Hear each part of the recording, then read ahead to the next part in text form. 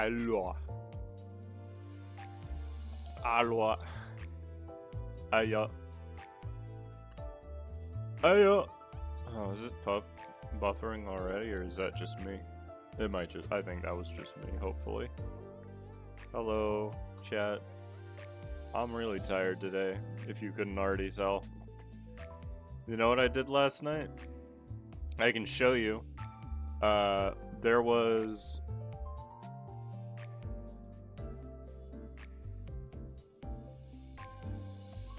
That was interesting. What did I do last night? Well, if I go to my achievements, you'll see that I'm missing one. I was up until 4 AM last night. I did extreme at 50 adversity. Off camera. Because I really just wanted to get it done. And it's not... I stand by it being the least entertaining thing in this game.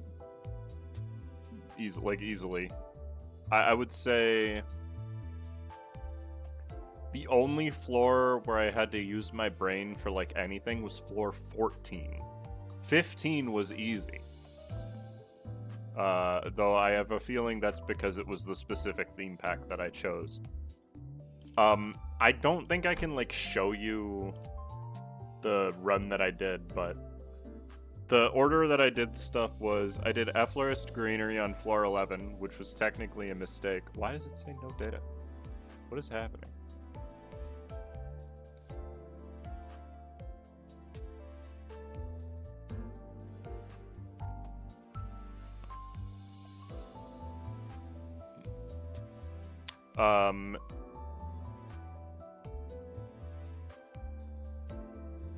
Oh, my brain is blanking. I did the clear the Blood Fiend one. And if I had picked that one floor later, I think it would have cost me the entire run. That floor is stupid. Floor 14, I did Masquerade Section 4. And that's the reason I had to use my brain for it. King and Binds was really easy. The other stuff, you actually have to, like, think. And also not have regret hit tails when clashing, because it will just lose. And then 15th floor I did Bridal of Infinity, because I hadn't picked it yet. And also it's very easy. Like, and by very easy, I would like to specify, Hurtley was rolling 20s. That's, like, really low in Mirror Dungeon Infinity. And it couldn't roll higher than that either. That was the cool thing. I think the only enemy in that entire lineup that rolls decently high at all is Ida.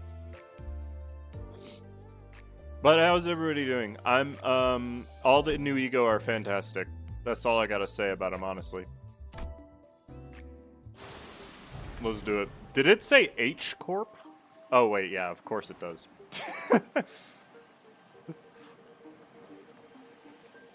Look, my brain ain't working today. I'm just gonna jump right into it. I'm getting a big sandwich later tonight. Okay. There's 14 stages.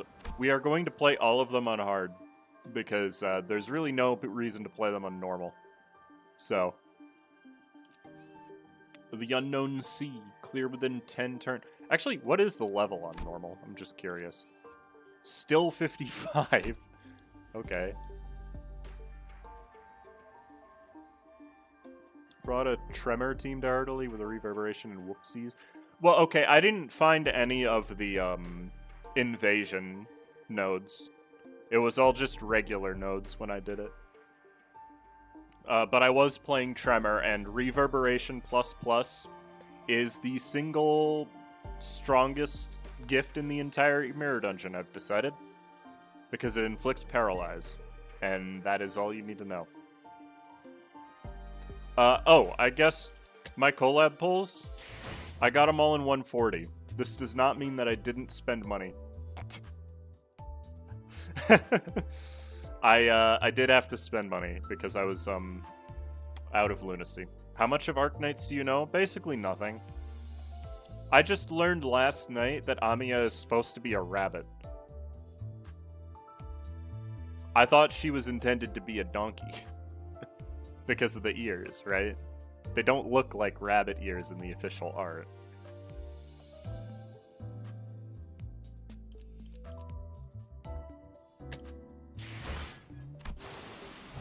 I don't have Ishmael's ego. I didn't play that much. I just did one run. So we'll get that eventually. But all of the ego are insanely strong, but they are still ego, so it's up to you whether or not you want them. Alright, the Unknown Sea. Clear within 10 turns. Oh, we're just starting with combat. Okay. Okay? That's fine, I guess. Yeah. This team should be able to handle it.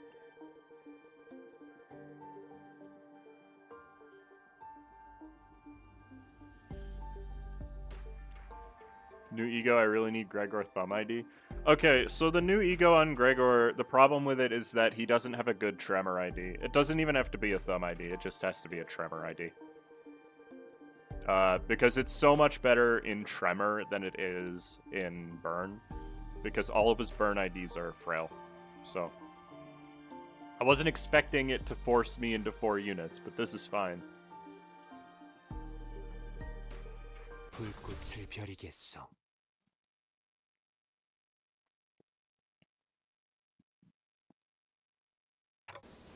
I was exploring a lobotomy corporation branch when my consciousness sinks into the depths.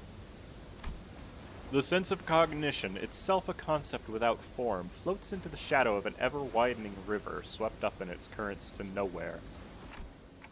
When we ran into an abnormality, but Saud had told us that Hungyun's lobotomy corp branch should be free of any abnormalities.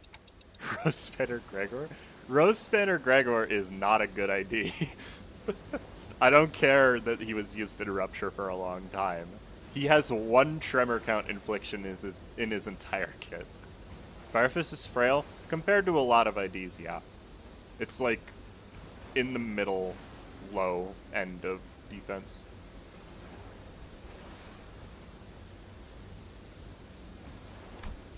The abnormality, which had appeared out of nowhere, was more otherworldly than any we'd encountered so far in our journey, and deep blue. It was fathomlessly blue, and seemed to have a pull that endlessly drew us into itself. Just as I was about to recall this abnormality, a myriad of sceneries and a flood of incalculable thoughts crashed into my mind like wild waves before ebbing away from its shores. I was already lost and adrift somewhere within my own consciousness when I realized this. Just how long am I going to be adrift? The sensation of my own consciousness floating away is quite the unfamiliar one. I floated about in that strange state for a while. An unfamiliar voice seizes my aimlessly drifting consciousness. Are you Dante? The fog of my vision clears as the voice breaks through the waves, and a concerned expression comes into view. Yes, I am. Ah, what a relief. Gregor, I think Dante has come too. So who are... I was about to ask further questions to this stranger with particularly long animal-like ears, but I felt the drowsiness coursing back with the terrifying memories of the dream, rendering me unable to speak. I have to get a hold of myself. After an indeterminate amount of time had passed, I barely managed to wake myself from slumber to get a grasp of my surroundings, only to find myself surrounded by more unfamiliarities. There was that stranger from earlier, sitting atop a rock and silently taking in the sights, a young girl who probably saved my life. Wait, so were those animal ears after all? Okay, that's not important right now. I have to prioritize figuring out just where in the world I ended up in. So where? We're standing by the Iberian coastline. How are you feeling? A little out of it, but I'm okay otherwise. Iberia, huh? Yes, we're in Iberia. Well, given that we're next to an ocean, maybe I drifted all the way to U-Corp's Great Lake? Iberia was an unfamiliar name, but that was all I had to go on, given that the city was still full of more unknowns than knowns to me. I radioed your colleagues when you briefly woke up earlier. They'll be here any minute. I see. Wait, my colleagues? You must have run into the sinners then. The fog of my mind immediately cleared as soon as I realized that the sinners were all nowhere to be seen. When you have a flaming clock head, bunny ears are nothing. You know, it should be like that, yeah?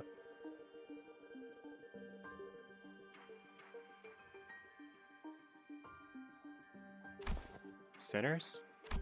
I think so. I ran into them earlier. They were all looking all over the place for someone with a clock for their head. It was a pretty unique description, so I could tell right away that you were the person they were looking for. So this clock head does come in handy. So why can she understand what we're saying?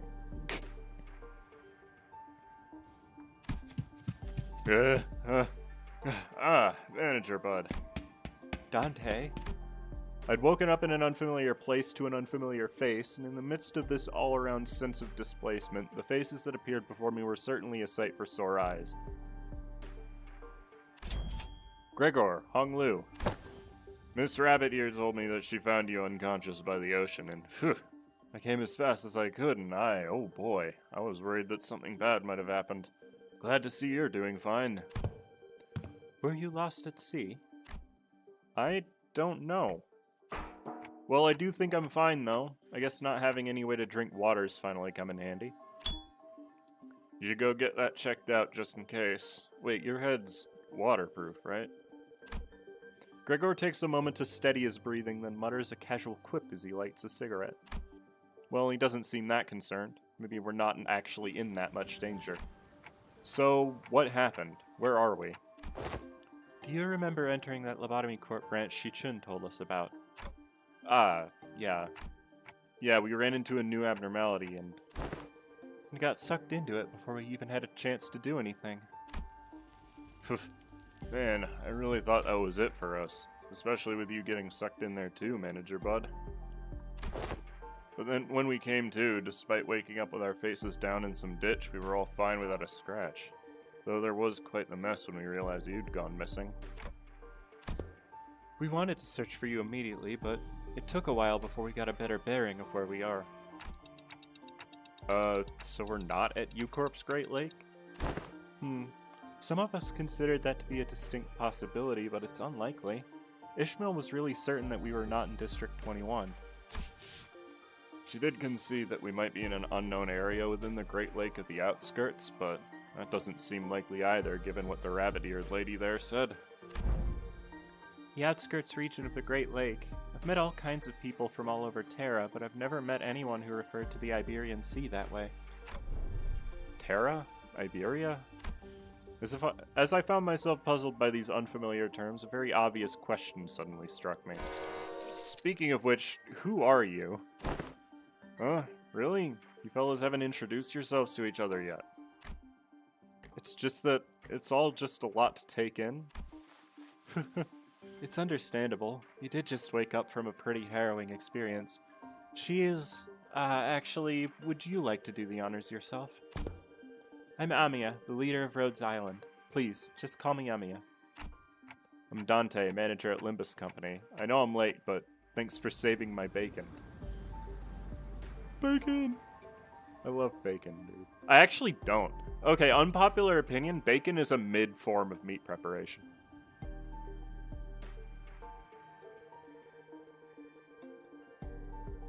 Unless it's, like, insanely crispy, there's no reason for you to need bacon with a meal.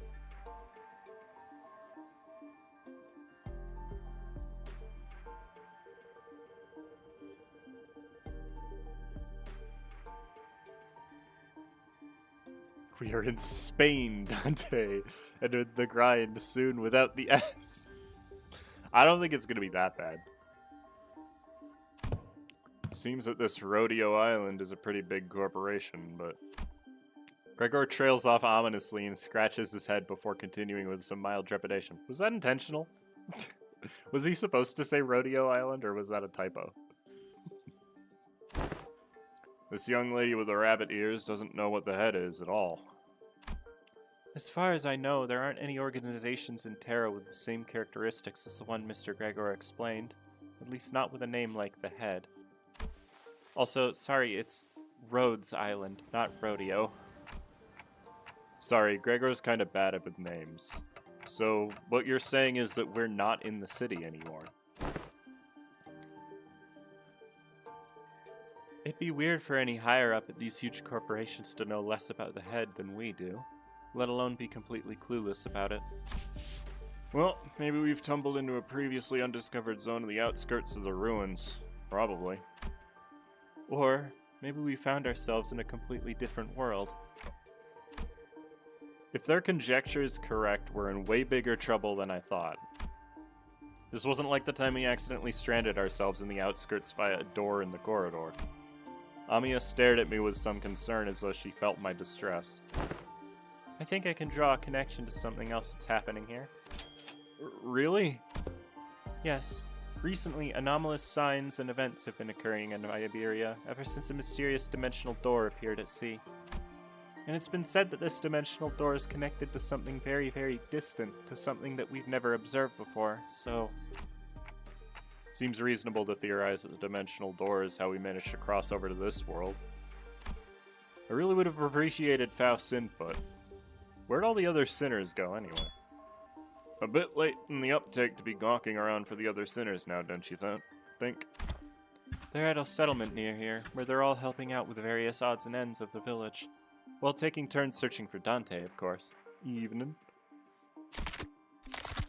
You know, I never really thought about how difficult it would be to search for someone when we're like fish out of water, too. Man, barely even got a wink of sleep yesterday. Same! Wait! Gregor is actually my spirit animal. Like... Everyone's gotta be really tired then. So it's just you two out here for now? No, Ishmael and Yisang are the other half of the search party. We just happen to be the last group in the rotation. They must be searching elsewhere to find you, Manager Bud. We got the news early thanks to Amiya's comms gear, but the other team didn't. Yeah, we got lucky. The other team, well, we don't have any way to get in touch with them, so they'll probably continue their search until their shift is done. Oh, are we talking about that village you mentioned earlier? Uh-huh. Right, you've not been there yet, huh? I guess it's a bit off the beaten path. Well, we're going to have to rendezvous with the other sinners anyway, so let's head to the village for now. Something seemed to pique Amiya's interest as she fell into a contemplative silence before carefully speaking up. I would like to accompany you there. Sure, I don't see why not. You helped us find Manager Bud, and more importantly, you seem to know a lot more about this place than we do. If we're at the ocean, is Dawn okay? No, vampires can't cross running water. She doesn't need to worry about it. Haha, I don't actually know Iberia that well either, but I should be able to be of some help. They've closed their borders and have practically locked out any foreign influences from affecting them, but I did get a briefing before the mission. Closed borders, huh? And how did you get in, Miss Amiya? We followed Dr. Kaltzit's directions and illegally crossed the country border. Illegally? Oh, does that mean you crossed the border without obtaining any permission, Amiya?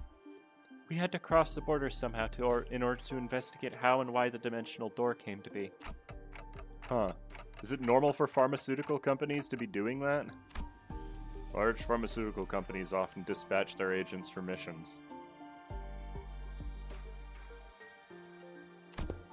Yes, Rhodes Island is, in its essence, a pharmaceutical company researching treatments for people infected with oropathy. Oropathy? I don't know how to pronounce that. But we also work to prevent and assist in the management of various situations that can occur in high-risk areas. High-risk areas, huh? Wait, what about your companions? I doubt you came all the way here on your own. That's, we were forced to split up due to certain forces that were in pursuit. Wait, stop! Amiya's ears twitched as she came to a stop and began scanning the surrounding area. Then...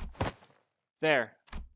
As we stood about confused, Amiya, noticing something, pointed toward the seashore hidden behind large and cragged rock formations.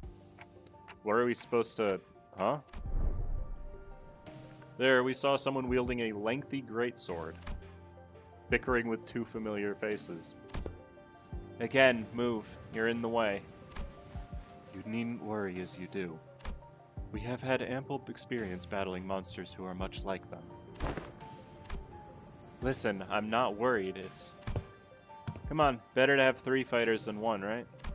Besides, you're the first person we ran into out here, so we've got a load of questions to ask.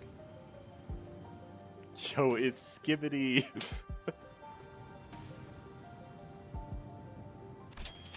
You sang, Ishmael. Dante, you are unharmed. And here I was getting ready for a 3 days long search.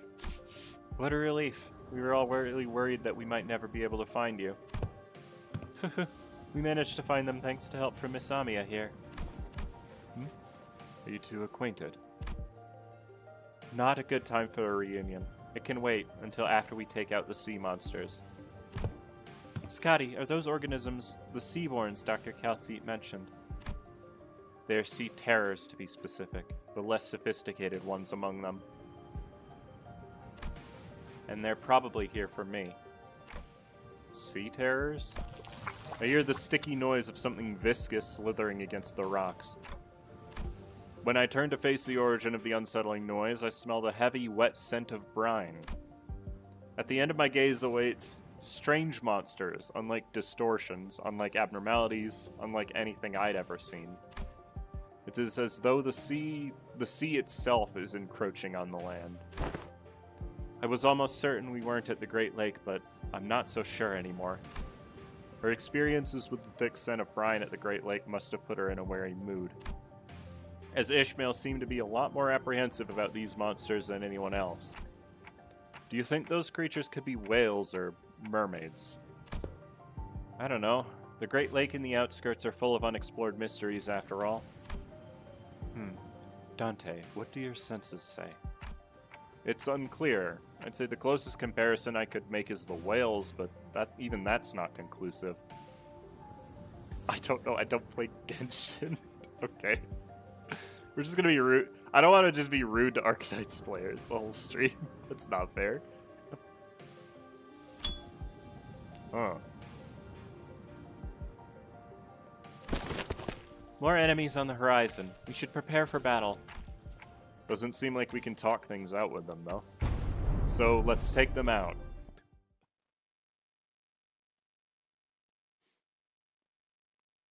These things are annoying in Arknights.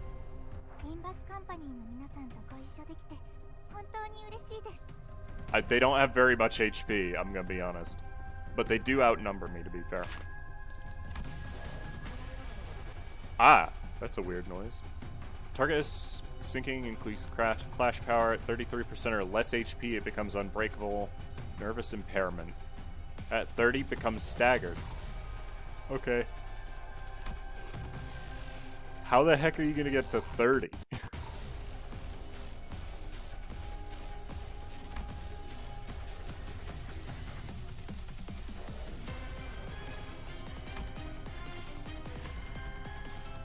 They inflict more sinking if you don't have any. When on top of Nethersea Brand, gain Clash Power plus Do. What? Fixed damage equal to 5% HP and gain 3 Nervous Impairment.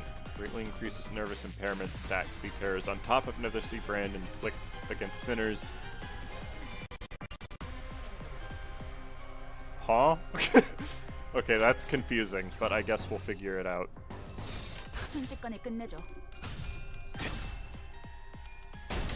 Why are they weak to everything but Wrath and Lust? They don't want you using Gregor. Or Burn, clearly.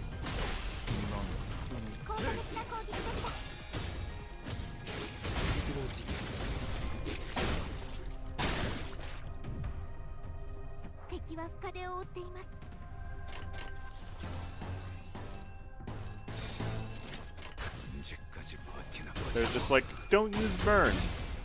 I'm gonna use Burn anyways, because I like the team. Nervous Impairment is a debuff on Arknights that staggers you for 10 seconds and deals 1,000 true damage. Okay. That's a lot of damage.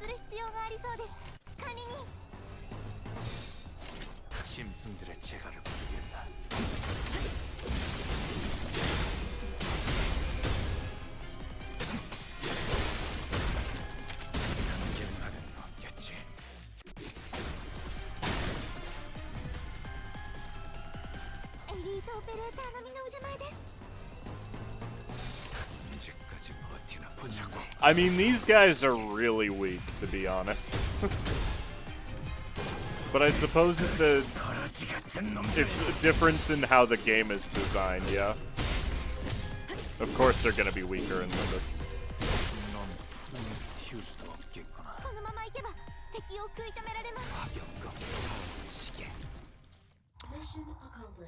Whoa.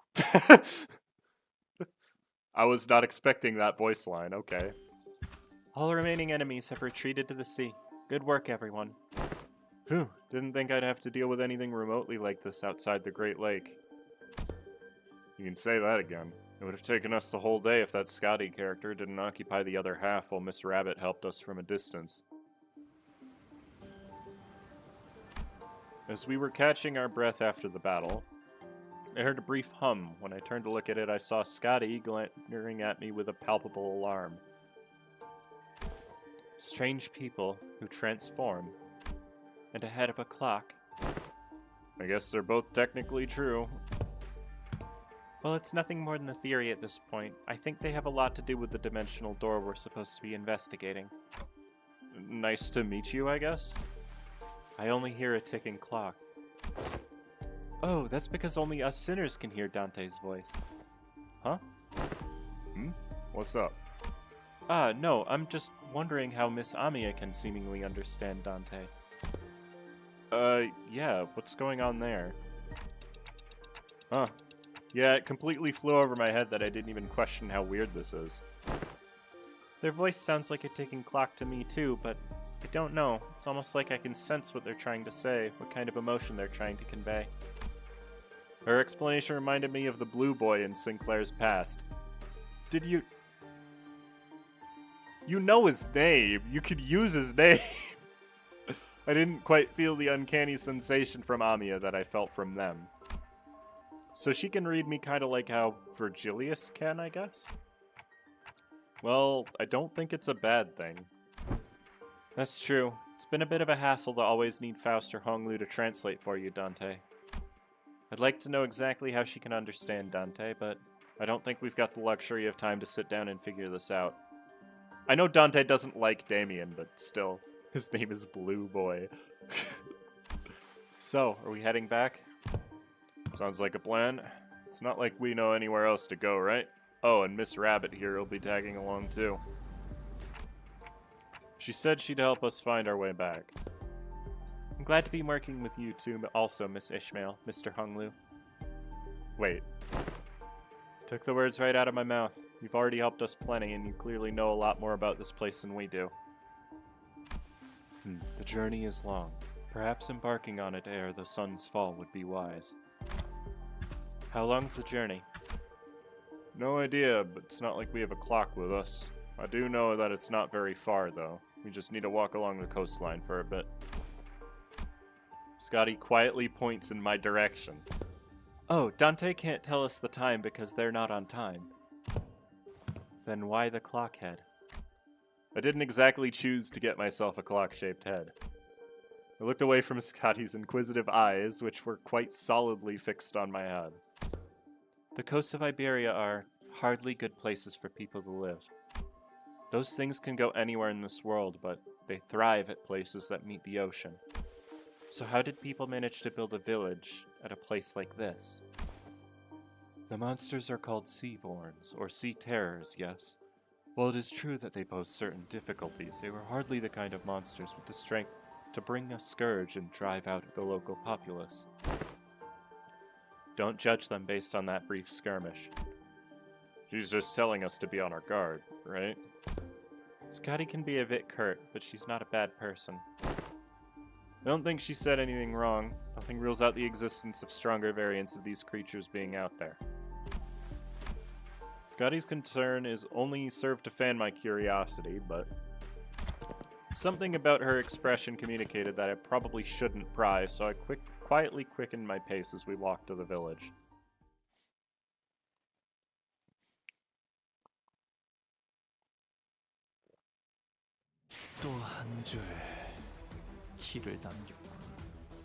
Okay, what grind? Because, that's a lot of currency. And I'm just realizing 32% is not that high when I only had 4 units. She is very blunt, like the ego, ha ha ha. Okay, you need to calm down, Riki. Village of the Dead Lighthouse. So the only abnormality I can think of that would have been able to send us through somewhere and is also blue is the bluish star. So, like, maybe it's that, but I kind of doubt it. If you play hard, you collect normal rewards too. Yeah, I knew that. Somebody told me that beforehand. This hardly looks like a village. It's more like the ruins of one, isn't it? It doesn't seem like they've done any proper upkeep to the place. Not in a while, at least. They're really here, living together. The strange buildings tell the stories of former prosperity from a bygone era. Our steps leave no footprints on the wet, muddy ground. On it, I see a rotting sign marked with the name Ferro Muerto. Everywhere I look in this village, I see evidence of a long, silent abandonment. We don't see these kinds of abandoned-looking ruins often in the city either. Well, yeah, there's always someone or something out there waiting to capitalize on that free real estate, be it a syndicate or a corporation, and fix it up. Better than this, at least. Star Luminary? But that's not, doesn't strike me as an abnormality that would pull you into itself. So, where are the sinners? Ah, there's a clearing down there where... We were entrapped betwixt a twain of great ships, narrowing winds against our sail. Oh. And that is when young Ishmael boomed her command most resonant. Say no more. I didn't even have to try to search for them, the unmistakably sonorous and familiar voice echoing triumphantly between the empty buildings. That's Don Quixote's voice when she's sharing her adventurous tales. There she was, standing atop a low podium like an actor on stage, regaling a group of people in rags with tales of our adventures like a traveling thespian. Answers, ye dogs, oarsmen! 'Tis the moment I, Ishmael, the first mate of vessel Mephistopheles, shall never... Ah! Stop. Hold on. Just what do you think you're doing? Young Ishmael, unhead my mouth, for I was just about to regale them with the most fantastic tale of our adventures at the Great Lake. Manager Esquire! Verily thou hast returned with Manager Esquire safely in tow. What? They found a clockhead? A burning clock for a head? When I was a child, I heard a story about a legendary sarcas with a flaming head. Why would someone like that visit our humble village? Well, their exterior may carry elements that inspire fear in some. There is no cause for alarm. Yeah, they might look like that, but they're Dante, our manager, and the rest are... Oh, hello. I'm sorry, who are you two? They're two very nice people who helped us find Dante. This is Miss Amia, leader of Rhodes Island. And this is Miss Scotty, their operator. They'll be coming with us for a little while. With us? We believe the dimensional door, which we at Rhodes Island are investigating, has something to do why you suddenly woke up here in Iberia.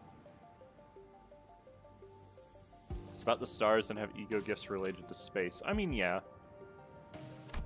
As Amia was bringing the sinners up to speed... The villagers, who were staring at us curiously, approached us. Did our conversation manage to convince them that we're not a threat? I sure hope so. You are friends of our saviors. Saviors? Verily, 'tis quite the grand tale, yet that is indeed the word by which we addressed. To be more precise, the saviors they are referring only to Faust and Otis. Faust gave me a light nod when we made eye contact, but I could tell that her lips were drawing a very, very subtle smiling arc. So I'm guessing something did happen. They were quite mistrustful upon our initial arrival. What business do outsiders have here? What if they're from the Inquisition? Oh no, what do we do? After all we went through to get here. Calm yourselves, everyone. None of them are carrying what appears to be their scriptures or lamps. Let's first try to see who they are. Man, I don't think they're gonna trust us anytime soon. They're all old curmudgeons. Let's STNC, then PTSD. You can't do that, Ryoshu. We can't pillage their storage depots. It looks like they already have it hard enough as it is. I don't think STNC is a good way to get started either. Should we just help elsewhere? Let's just look at how thin their arms are. I don't think they're in any shape to help us out. Perhaps we could inquire as to our whereabouts ere we are to decide our lodging. While the landscape is certainly reminiscent of U-Corps. But I don't recall seeing or learning about any place that looks like this, though I can't say I've been to every corner of U-Corp. I ask again, what business do outsiders have here? Their fingers are tightening around the grips of their weapons. Prolonged silence will most likely turn this into a hostile encounter. We can't have that. Hi, we're from Limbus Company. We're Fixers of Justice! Yeah, that. Fixers of Oi, don't you know when to keep it down? Fixers. That over there is a ship blueprint, isn't it? Are you looking to repair a vessel by any chance? All these construction materials seem to suggest it so. Chief. This does not concern you. It's not something a mere outsider can understand. Curious. I've never seen an energy source like this before. Have you run the tests to rule out any stability issues? It seems the power to heat exchanger via some method comparable to the utilization of fusion energy. Have you any thoughts on this, Miss Faust? The general design structure is somewhat old-fashioned, but there certainly are inspired parts to this design, particularly with the usage of the core energy source. While its stability would need to be further studied, this technology seems to be incredibly energy efficient. You identified all that merely by glancing at this blueprint. You must be the village chief, then. If so, I have a proposition for you. In return for assisting in their ship repair, we were promised a ride on their vessel.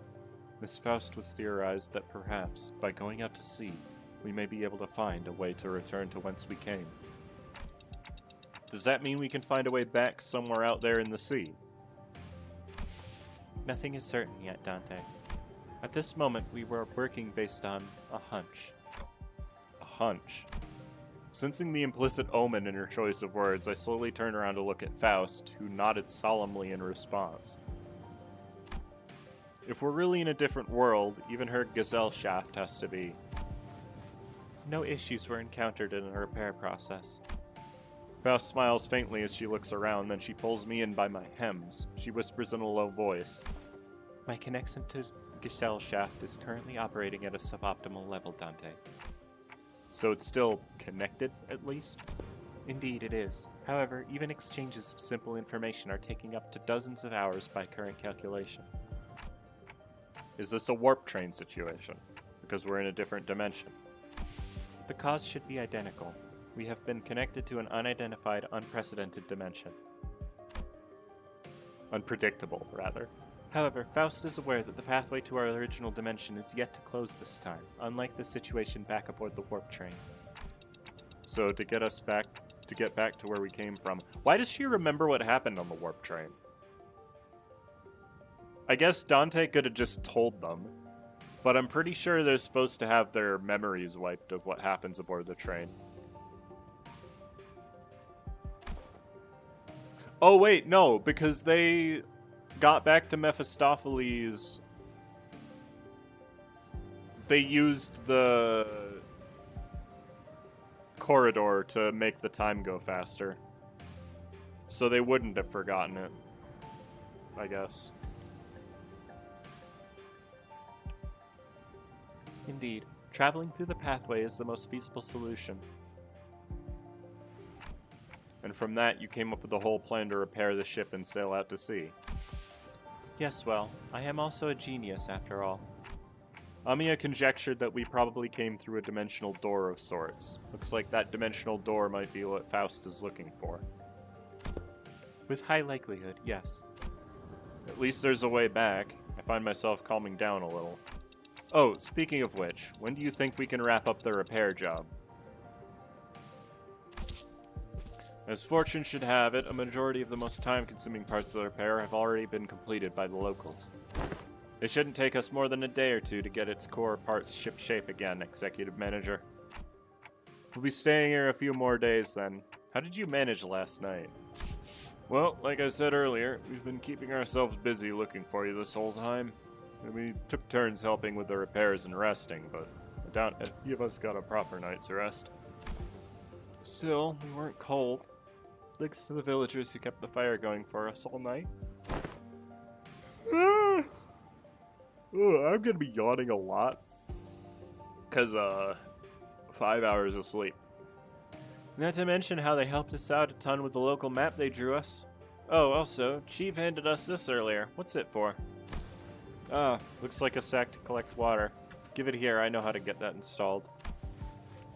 It must be to repay Miss Faust and Miss Otis's efforts at repairing their ship, yet the service they provide is certainly quite generous, even when taking the transactional nature into account. They're really giving us the best treatment they can, huh? As for food, we managed to fill ourselves with some cookies and bread Rodia keeps in her pockets. Didn't want to eat into their food supply when they're already pretty tight, you know? She carries enough cookies and bread for 12 people? They did offer us some nosh, those dried fish things, but we refused. I ain't about taking food from the needy. No need to concern yourselves so much with our hospitality. You have done more than enough to earn your keep. I turned around to look at the source of that low rumbling voice and saw an old man in an outfit that seemed to distinguish itself amongst the other villagers. There you are, Chief. Is there a place for us to stay the night? We do have places to shelter from the misty humidity at the very least. There's an empty building there, so feel free to occupy it for the night. Oh, are you sure? I mean, I don't mind sleeping in the streets myself. Hey, speak for yourself. I've been looking forward to sleeping with a roof over my head since, like, yesterday. You'll catch cold sleeping in the elements in this environment, which is fine by me for the rest of you, but we cannot afford to have the executive manager or our honored guests suffer that fate. Honored guests? I heard what happened from the four who left in search of the executive manager. First, I would like to begin by imparting my infinite gratitude to you for finding and rescuing the executive manager. I hear that you are a leader at a pharmaceutical company. This acquaintance shall certainly come in handy in case our stay becomes significantly prolonged, haha. I'm just surprised by her boldness to say something so materialistic when they're standing right there. Can I stay in your village too, Chief? The village chief took a brief glance at the hems by her right wrist, then nodded. Welcome to Ferro Muerto. You are welcome to stay for as long as you want. And please, do let me know if you find yourselves without food. Our food supply may be tight indeed, but we have enough to share with those who helped repair the vessel. My bunny CEO is so cute. She doesn't look like a bunny. I don't... Man. Oh, you better not go back on your word later. I wonder what kind of local delicacies await. Dried fish like they were eating earlier, maybe? Hey, Chief. What is it? Just how are you surviving out here by the sea? Perhaps the question of how we are surviving may be somewhat misdirected. For we are only pursuing every possible avenue because we must survive. The chief responds to Scotty's perceived hostility with a hearty smile, after leaving some firewood for the night you left. I'm going.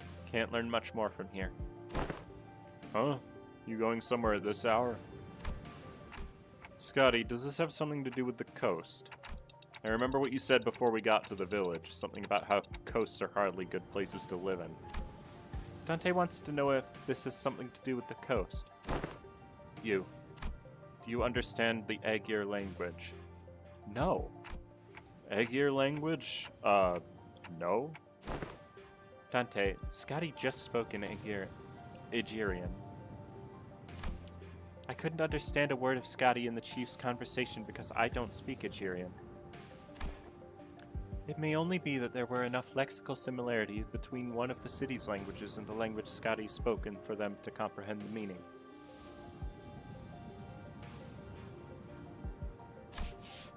Weird coincidence. Anyway, I have some things to look into. Something you're all too slow to see. You still have to tell us about it later. Please remember you're not on a solo mission, Scotty. This is a team effort from Rhodes Island. Will do. Scotty nodded lightly before leaping off into the night out of our sights. I'm kinda worried. She's not the best with people, but she's also pretty thoughtful. She'll be okay. Should we head inside? The sun's starting to set already. Oh, yeah, we can probably just pick an unlit building and stay the night there, right? Trying our best to ignore the mood that was starting to turn awkward, we made our way into a nearby unoccupied building. First, this is just Russian with funny things added into it, thanks to Chaka. What the heck? What does that mean? Don't worry, the Arknights community is already ahead of you. She's nicknamed Donkey in both Chinese and English. No, I know. It's just, she doesn't look like a rabbit is all. Terra? That just means earth in Latin. I think it's Latin? It might not be Latin. It might just be... I don't know what other language it would be. We walked past a few narrow buildings and remnants of narrow buildings before we came across a hall large enough to house all 15 or so of us. Okay, now we're ready. With the curtains on the window removed, the smoke has an exit. Well, I thought we were all doomed to shudder ourselves to sleep with the soaking wet firewood and all. I had no idea that'd work. I know who Tachanka is.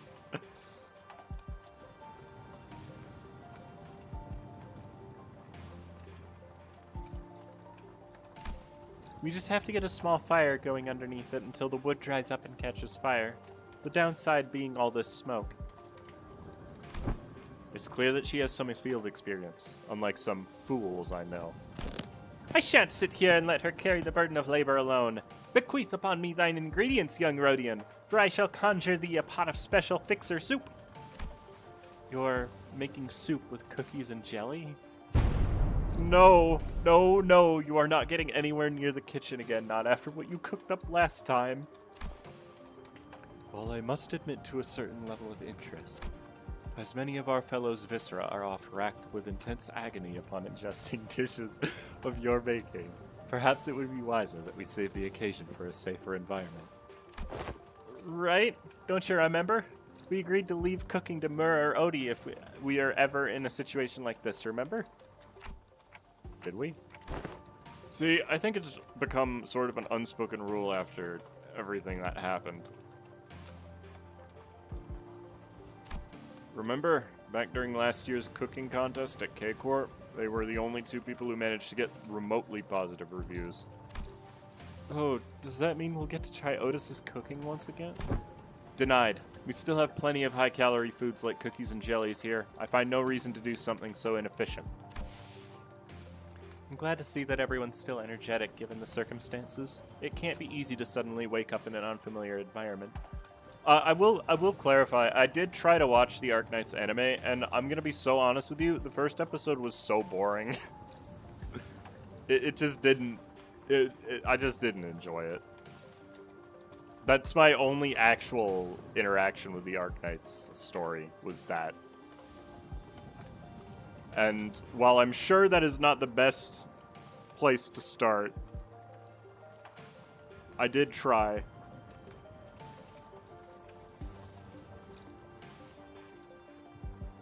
I went up to the nearest Iberian and I went, "Do you lay eggs?" Okay. Well, we're all quite used to getting thrown into unfamiliar places. Speaking of which, did you manage to reach your colleague, Zamia?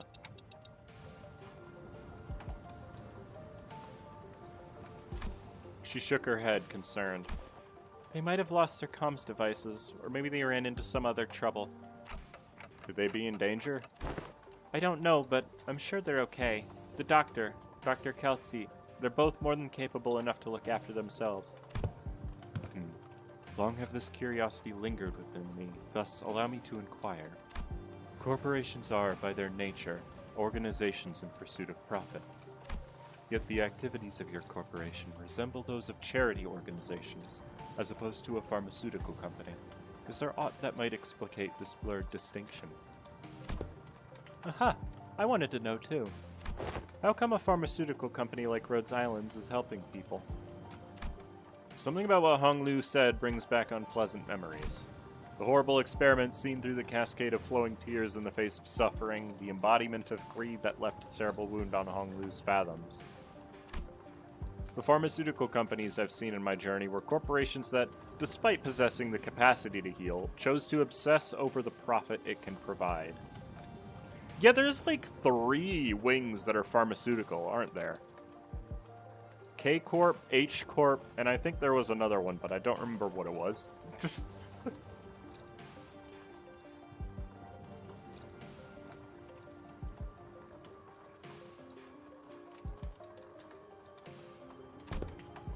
There are many in Terra who are suffering from a disease. The disease crystallizes you. It spreads deeper and deeper into the infected's internal organs, eventually culminating in their death. It's called oropathy. M-Corp? M-Corp was like the Moonstone help prevent you from going insane rock. We don't know their actual thing yet, I don't think. Like American healthcare. True. Amiya showed me the back of her right hand, dotted by what appeared to be obsidian crystallizations. Its appearance reminded me of the bio-treatments from the back streets. There was something more to it, something more restless, more sinister.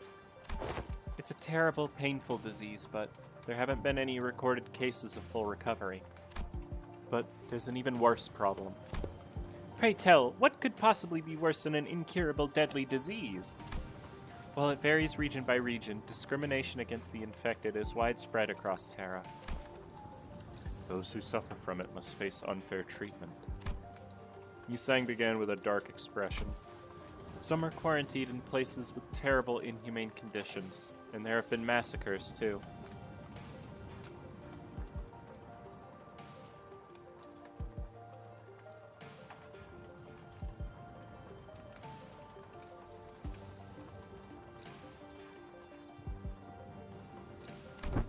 I don't mean to be callous, but is this oropathy highly contagious? No. There have not been any recorded cases of infection by contact as long as the subjects are alive. But when the infected dies, the crystal growths on their body decay and turn to dust, scattering, which is what spreads the plague. Then, barring environments like active battlefields where casualties are to be expected, staying within close proximity of the infected in daily life seems to pose hardly any risk. So what's the problem then?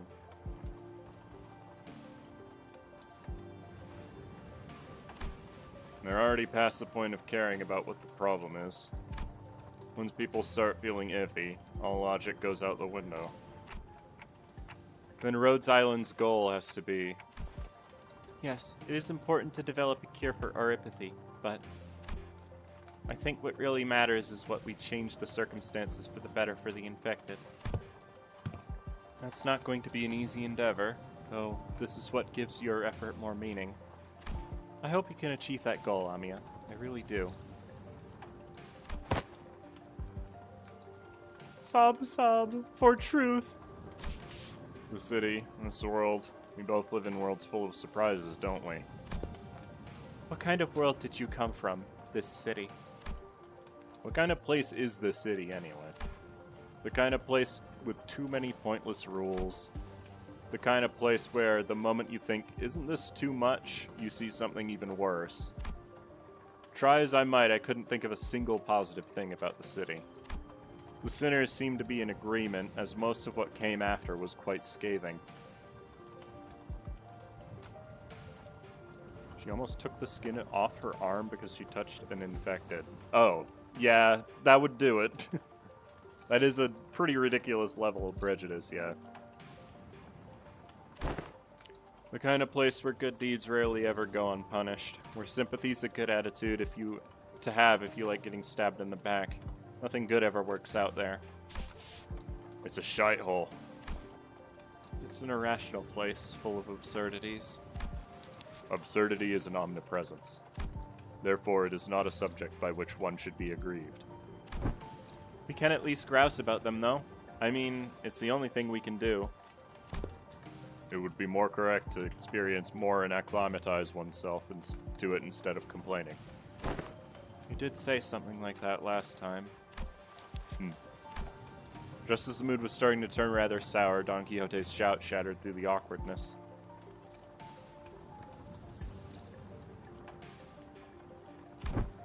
Verily, nary a day goeth by untarnished by villains and their fell deeds. Yet worry thee not, for where evil riseth, so doth fixers of justice to...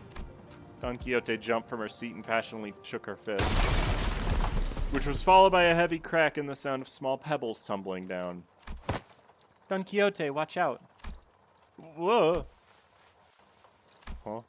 And from behind the wall she accidentally broke down. An unfamiliar visage of a villager appeared and stared back at Don Quixote. It appeared that she was eating something out of a can while reading a book. Huh? How farest thou? Fairest thy foot. You gotta apologize first. Last seemed a tad too hyper today. Apologies, for I hardly expected the wall to crumble with such ease. Art thou unhurt? Any injuries? Two? Pray tell, to what? Forget the apology, I just want to know what happens next. The Fixers of Justice rose up to do what? Oh! Oh, hast thou come to hear the tale of Fixers? I don't know about coming to us, given how Miss Don Quixote was the one who punched the wall down. Ahem. Oh, is it too late an hour? I don't mind waiting till morning if you want to sleep. Nay, not at all. 'Tis quite early an hour for tales, in fact. Prithee, seat thyself here. You ungovernable fool. Calm down. We don't even know who she is. And don't you forget to share those Fixer tales over there in the corner to not disturb our sleep. Thou makest a request most untenable. These tales deserve to be announced to the world with great gusto from the center. Yeah, that's the best way to hear these kinds of stories. But we should probably introduce ourselves to each other first. Name's Mayers. I'm... how should I put this? Ah, did you meet the village chief earlier during the day? He's my Gramps. Oh, that nice guy. So he had a granddaughter.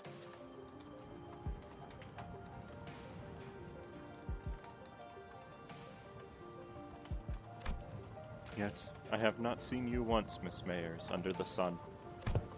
Oh my, you're right. I thought the village was completely dried of any young blood. Like Rhodes said, while we didn't see Mayers out there wasn't anyone else in the village we could comfortably call young.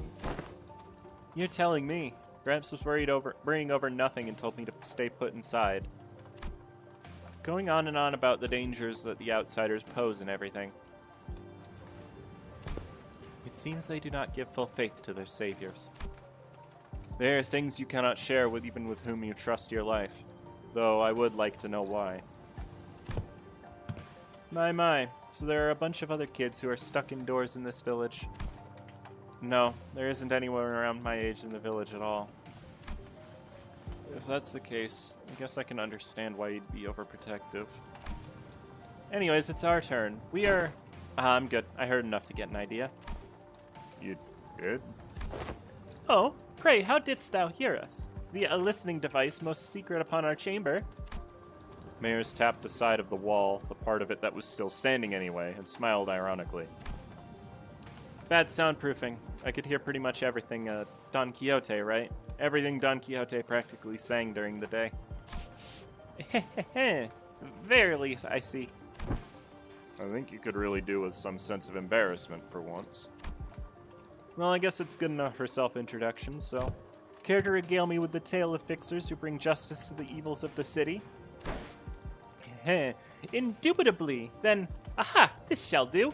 I shall regale thee with the tale in which the legendary fixer, the Archmagnificence herself, the Red Mist, hath... I suppose that killed any hope for a good night's skip. But, don't you usually pass out within a minute of your back hitting the hay, no matter how noisy things are? What? Do you take me for some kind of hibernating bear or something? Look, even I have enough trouble sleeping when there's noise all over. I'd say bear in hibernation is a pretty apt descriptor. All that grumbling and moaning, he dozed off before any of us did.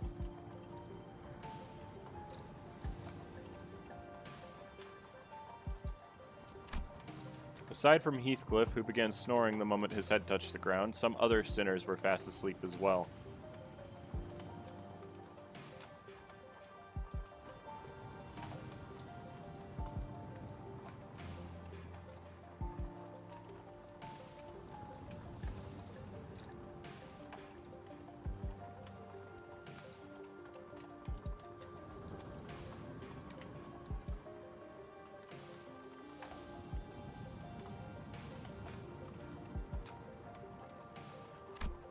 Merceau had entered sleep in his usual steadfast adherence to the routine, while Faust laid claim to one of the few available cloth sheets as soon as the close of business for the day was confirmed.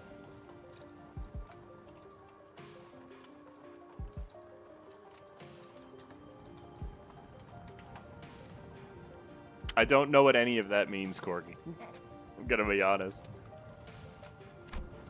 The sinners, who had spent the entire last night searching for me in this unfamiliar land, slowly began to fall asleep as well. Meanwhile, the Fixer of the Zwei Association's first section. Though the night was no longer young, Don Quixote was still vigorously sharing the tales of adventures without even a single sign of fatigue. She's not determined to do this until sunrise, is she? Oh, I guess it's okay since Mayer seems to be having fun. As I continued to watch the pair with some mild concern, Amiya, not yet asleep, approached me. Oh, the enemies function the same in Arknights. Okay, fair enough. This city Miss Don Quixote speaks of seems to be teeming with fixers of justice and exhilarating tales of adventure. Did you actually experience all of them yourselves?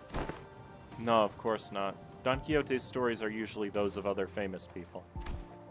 But she's telling it with such vigor that it almost sounds like she was there herself.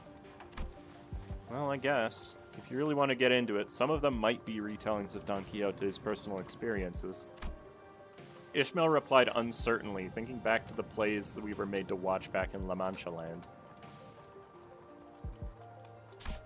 Well, I think all those stories, even though they're only partially true, just go to show what a ridiculous place it can be. We wouldn't need fixers of justice to begin with if we really lived in a just world, right? A really good place to live would be quiet and peaceful without having someone to force it. Haha, that's true. I hope there'll come a day when Rhodes Island can be a normal pharmaceutical company in the future.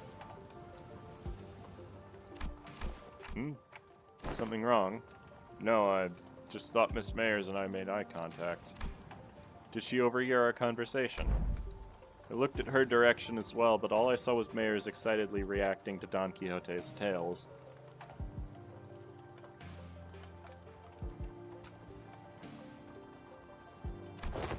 Whoa, what happened to them? Thus spake Lady Otis boldly before the soldiers who stood in our path. Thou presumest to stand in our path, servants of a master most unworthy. I, Otis, shall educate ye in how manner maketh. Don Quixote was now retelling the stories of Limbus Company's adventures in Hongyan, and Otis, who could no longer stand Don Quixote's unintentional alterations of the story, jumped to her feet and shouted, "Damn it, what kind of nonsense are you feeding her? I never said anything like that." Ahem, fairly certain aspects of this retelling may have been exaggerated. Hahaha, that's tales of adventure for you. Things are bound to get a bit dry when a story is told too realistically and as is, right? You know nothing, not even anything resembling a proper record or a book remained once the profound silence swept through this village. So I've always had a craving for these kinds of stories. But Iberia doesn't stop Iberians from emigrating, contrary to their tight immigration control. Have you ever thought about leaving this place?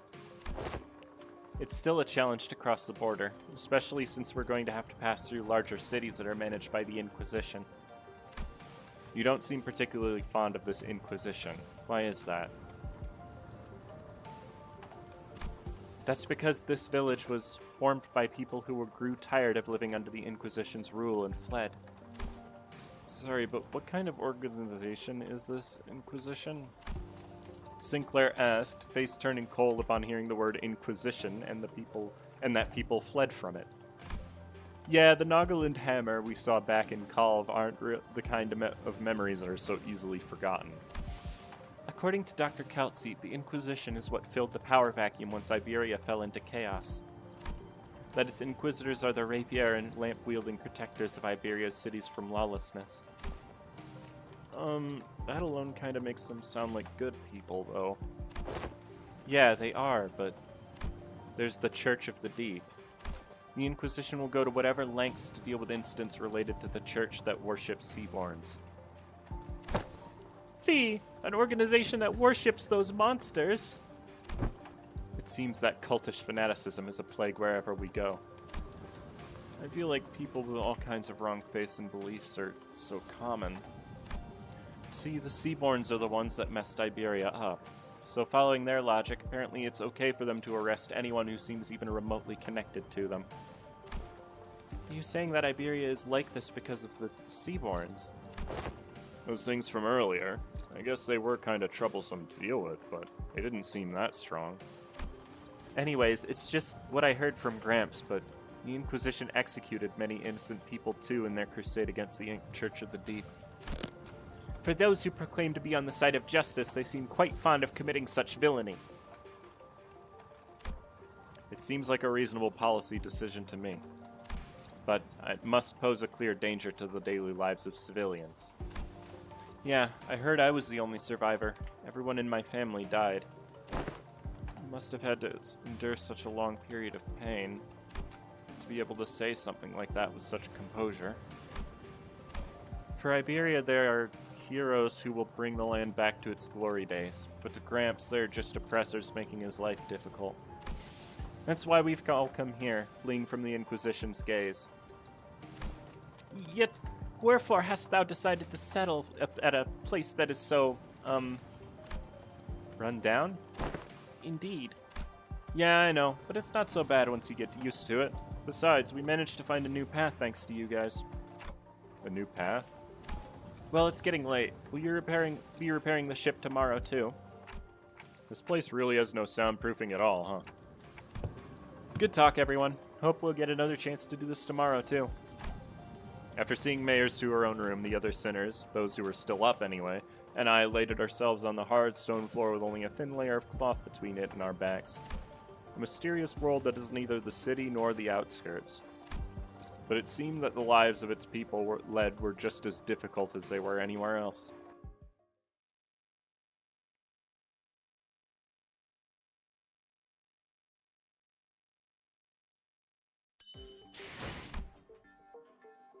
Vessel massas. This is another thing. I don't know if this is... I think it's Spanish. But it could also be Portuguese. I don't know what these words mean.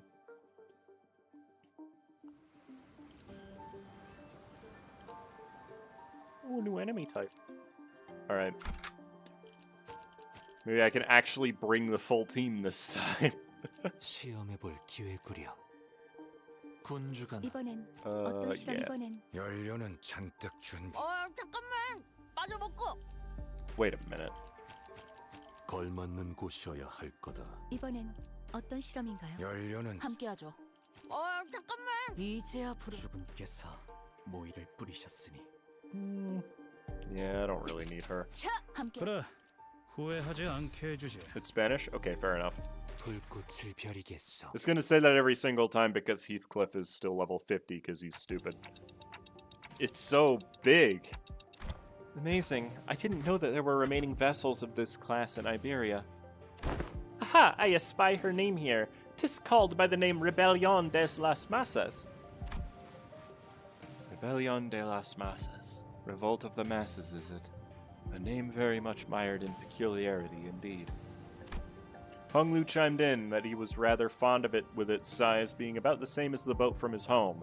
Well, Ishmael quickly jumped in to correct us that its size alone wasn't anything special at the Great Lake, but...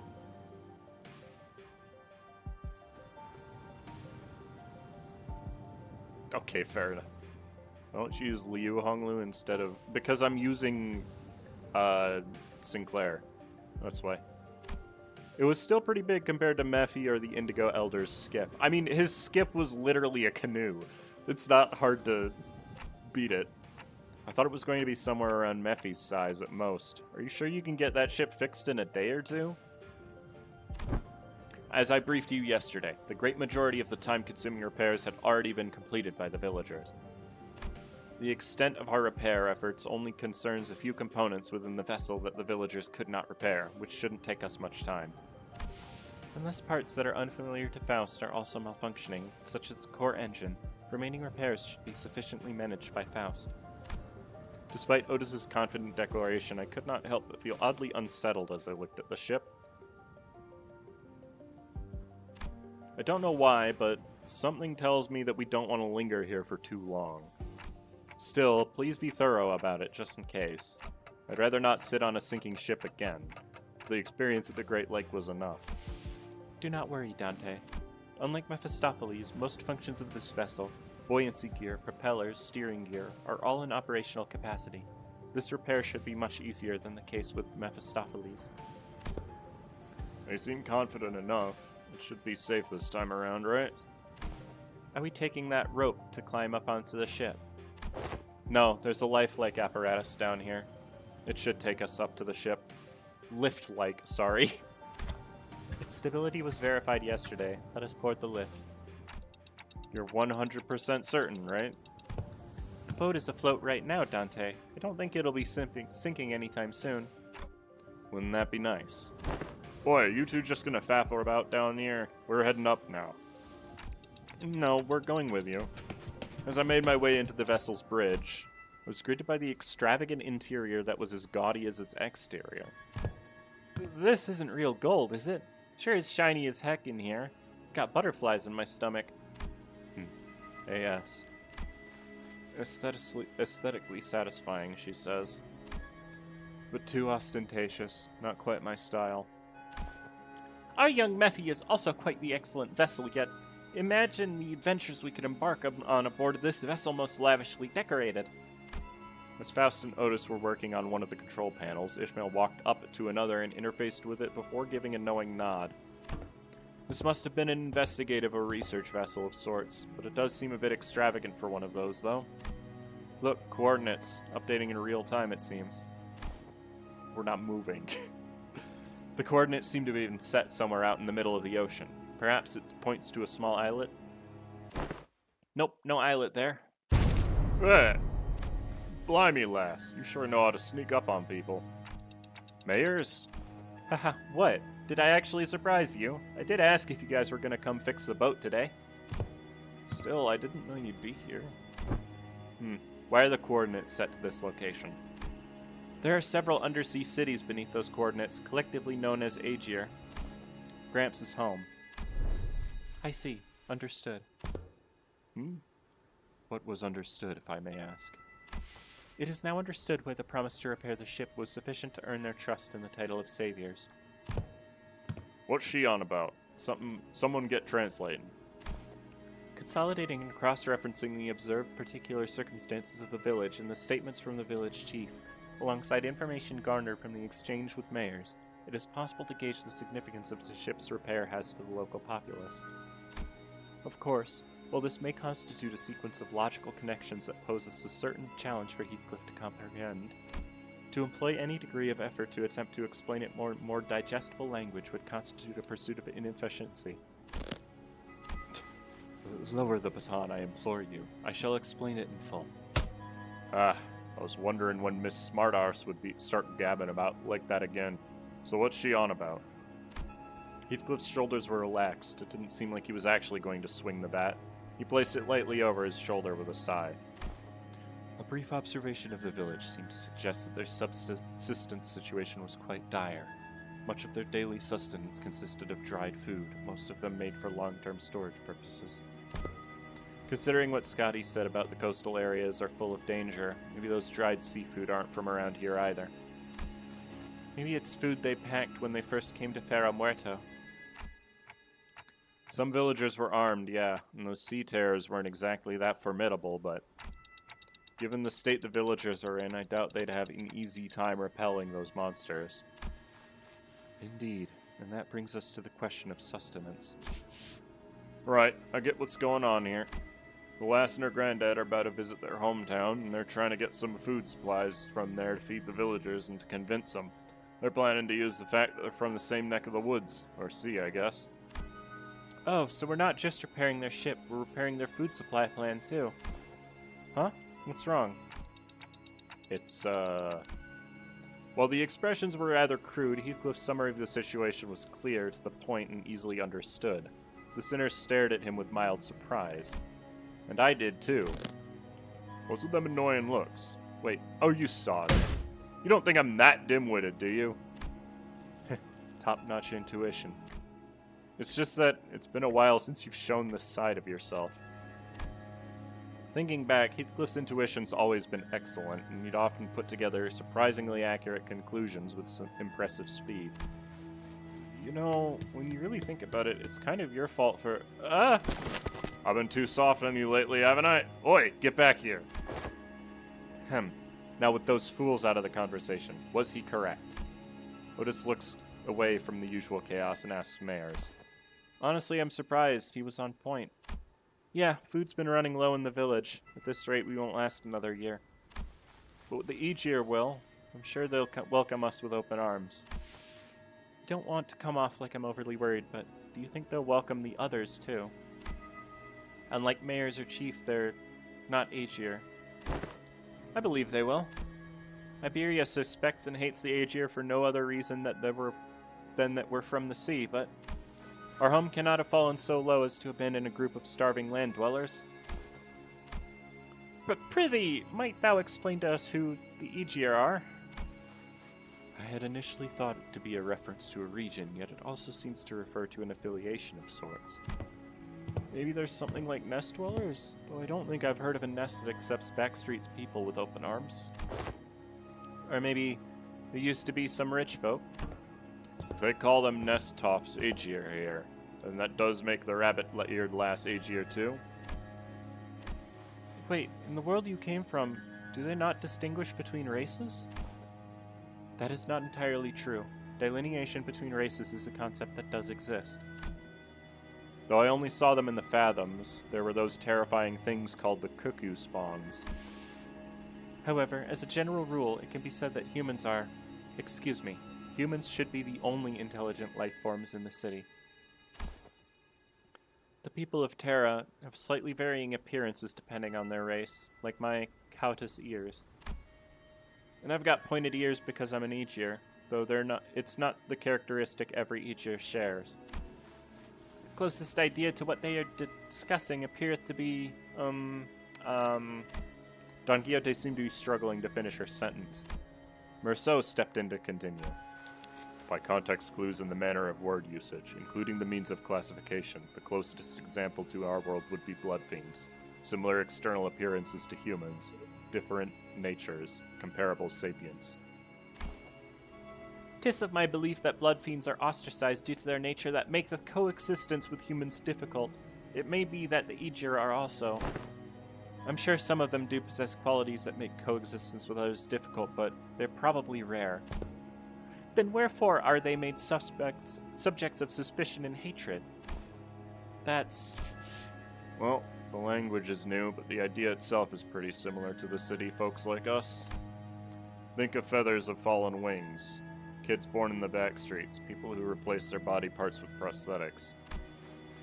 The form differs, yet in its essence we find the thread. Something about how we keep finding these similarities in the ways of our lives despite finding ourselves in a distant world with different rules, races, and humans felt oddly discomforting. The point is, you guys are doing us a real solid by fixing up the ship. Let's move on from these gloomy conversations, okay? I want to show you the cooler parts of this ship. This way.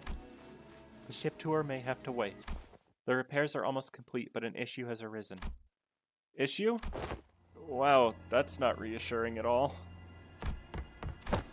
Multiple life forms identified ahead, assumed to be a sea terror horde. The ship's radar system seemed to suggest that the vessel is surrounded. They're the same monsters from yesterday. Executive Manager, please order us to prepare for battle. Damn it. Are they the sea terrors you encountered? They look a bit different, but yeah, probably.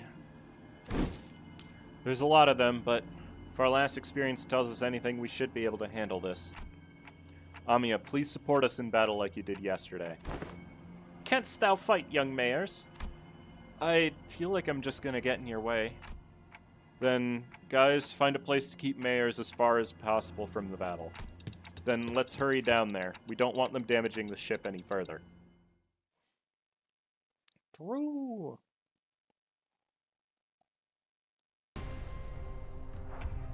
The dogs! Wait a minute.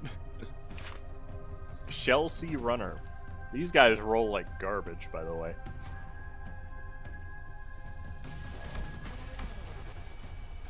These guys are weaker than the other ones.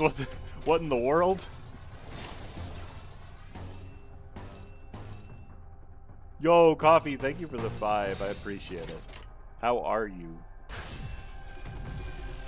Hopefully it's going well.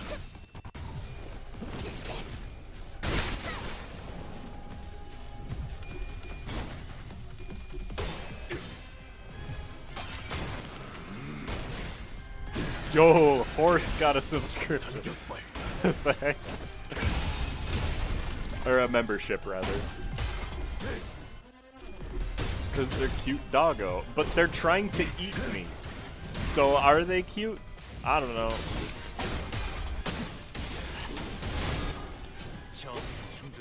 Dog-type enemies. Oh, that's just a thing that exists. Okay, fair enough. Yeet. She leaves. Hooray. Yippee! Oh, this is actually so perfect. Wait. I think I got the single best skill lineup for Honglu in this fight. That's 2 Bloodflame Massacres this turn.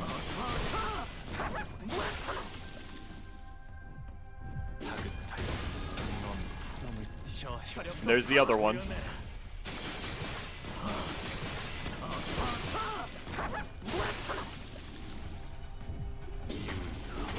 Hold on. Honglu is still attacking.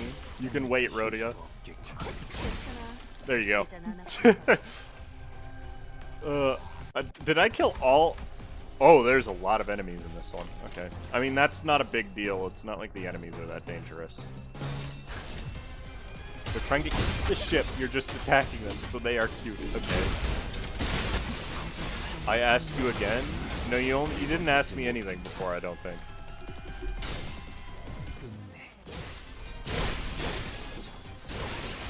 Oh, you're referring to Honglu. I get it.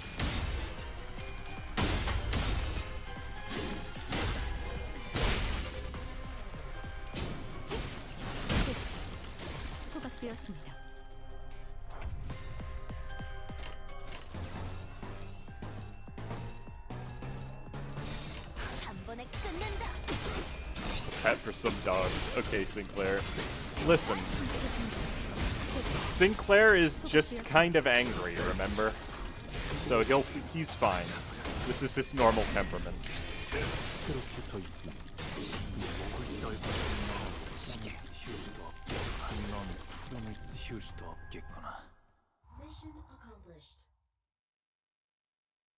Did I kill 20? I didn't feel like I killed that many.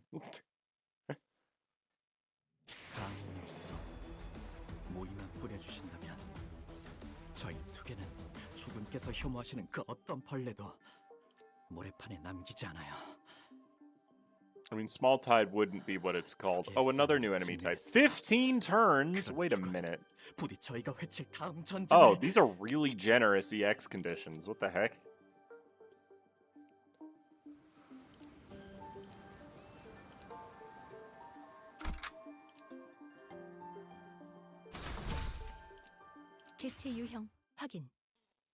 Yeah, the music's really good. Oh, hello. Oh, you have 500 health. What? Basin Sea Reaper. You resist almost everything. That's rude. You. This is a scary skill. This one, not as much. When in standby state, does not use attack skills until taking damage. And this unit takes damage while in standby state and or combat ready state. Okay.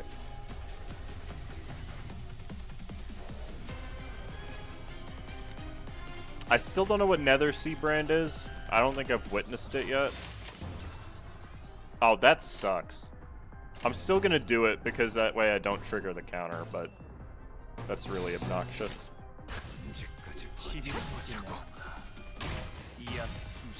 Bro, flowers. The funny enemy? That's never a good sign.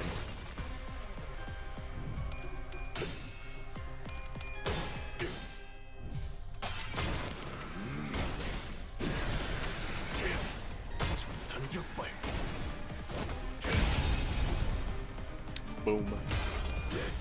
Yeah, last night's extreme run, Merceau basically did everything. Second place was the new Ryoshu, actually. She was the other unit that got 6 skill 3s aside from Merceau and Ishmael. So.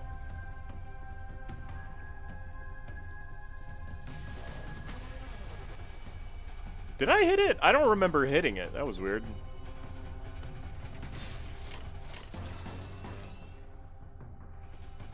Okay, we're just not going to be able to switch anyone out this fight, it looks like.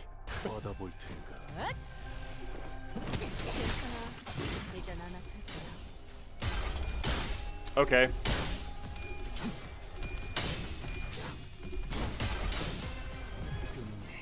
Okay, thanks Yisang. The flower is here. I don't know, it's like not... It has some high rolling skills and a lot of HP, but it really doesn't seem that dangerous. It's inflicting a lot of that effect, but that's all it's doing. And there still haven't been 2 of them, so, you know. There we go. Finally.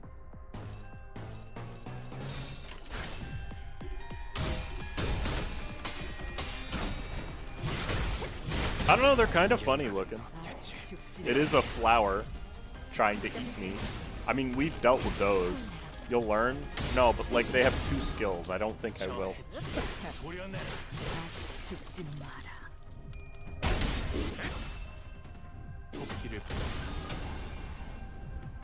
Helps that the small ones are weak to almost everything as well.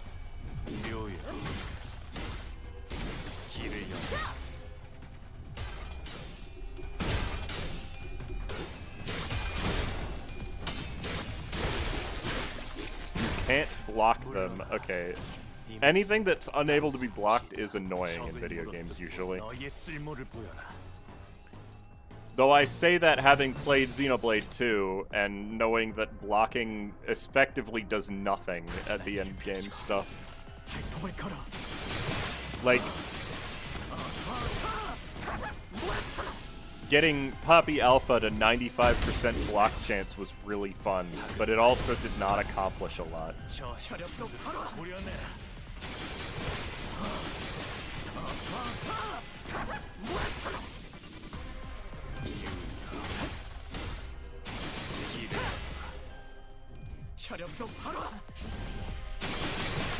Did I use this 3 times? I guess I did, because I used Honglu's skill 3. Wow.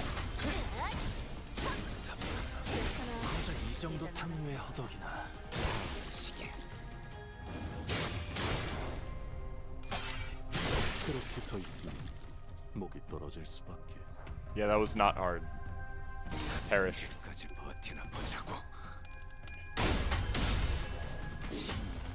I'm noticing that Honglu isn't struggling to keep his poise up, which was like everyone's big issue with this ID. I wonder why that is. Redia punches it. Whatever works, I guess. The remaining entities have all returned to sea. Is everyone okay? It was just like our last skirmish.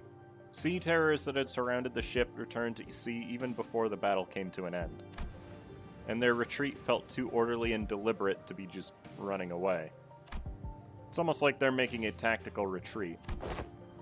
We're doing peachy, but what about the ship? Fao, is the ship okay?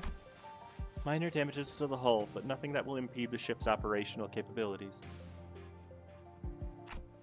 Ooh.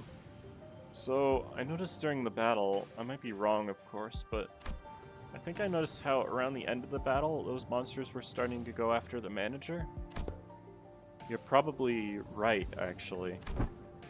I noticed too, at some point during our battle, those monsters realized that it's the manager who's commanding the rest of us. I sense the very same. Their movements were fluid and adaptive, as though they were learning our behavior. Why does the Church of the Deep worship monsters like them? That ain't much of a question, innit? They must have all gone mental. I'm sure they have many reasons, but Seaborns are beings of infinite potential, so much so that there's no superlative big enough to properly convey the scale. As organisms, they can endlessly evolve and adapt. Every time they encounter a new environment or a new element, they transform themselves into other Seaborns. Maybe that's their draw. The fascination may be an attitude most befitting a researcher, yet the transformation of fascination into idolatry is, if I may be frank, not entirely positive. I find them pretty uncomfortable. They just remind me of whales. Then can they adapt and learn a language and communicate with us? What? Going by everything we heard, I think they sound really smart. Mayers' eyes went round at Honglu's suggestion. She brought her hands to her mouth, surprised. It sure was something. I heard that there was a Seaborn who could talk. If non-humans speak the language of humans, regardless of its testament to their intelligence, I can only think of two possibilities as to why they would. One, to communicate with humans. The other, to deceive humans. Use a sea terror and a trash crab, because that sounds funny. I mean, it might be an interesting fight, though trash crabs do have a tendency to just attack their allies sometimes. More often than not, it's the latter.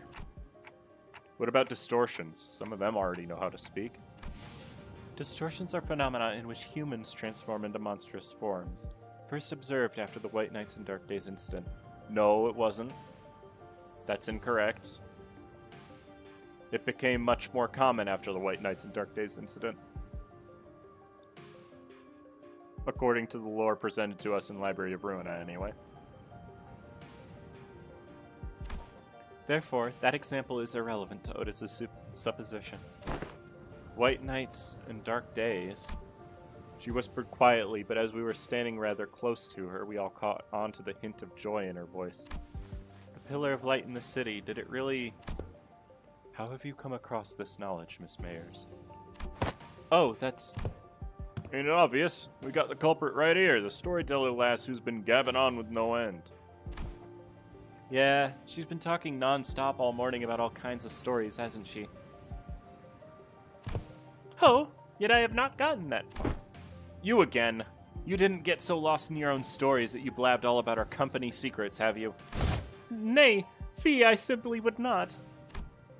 As Don Quixote was subject to yet another round of scolding, Amiya stared out toward the sea, wary that sea terrors might start crawling to the surface once again before turning toward us.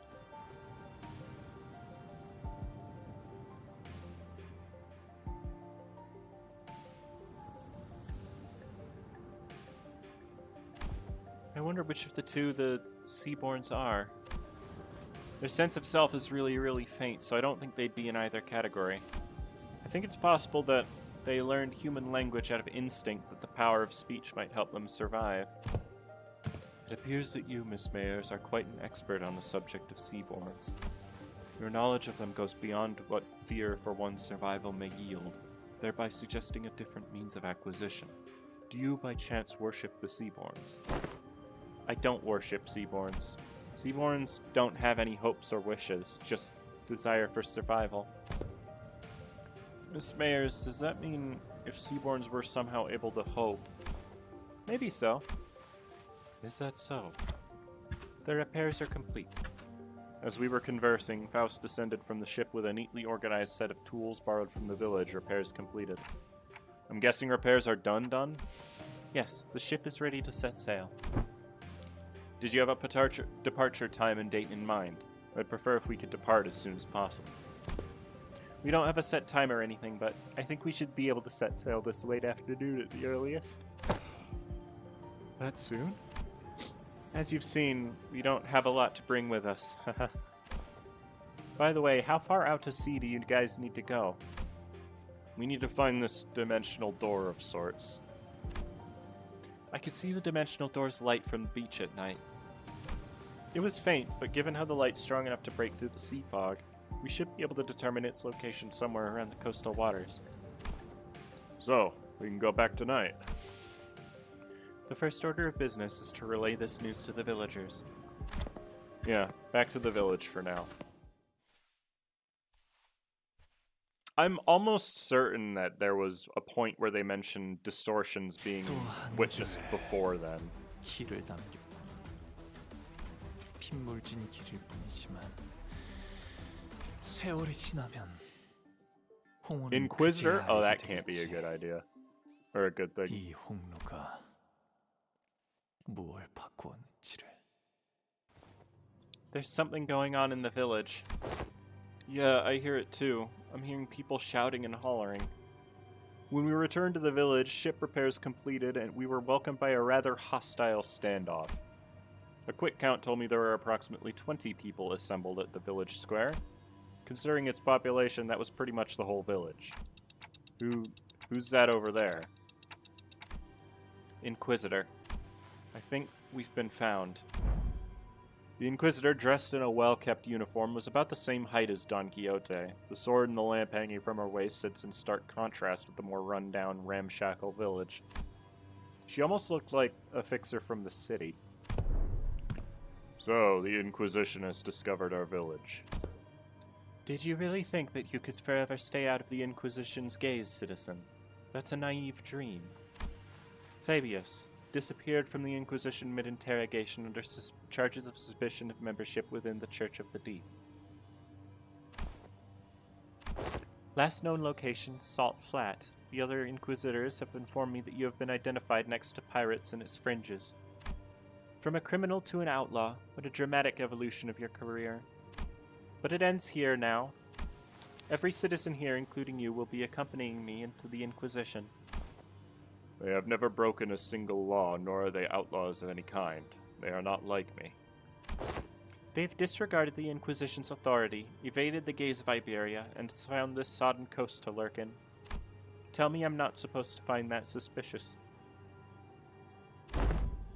What are you talking about?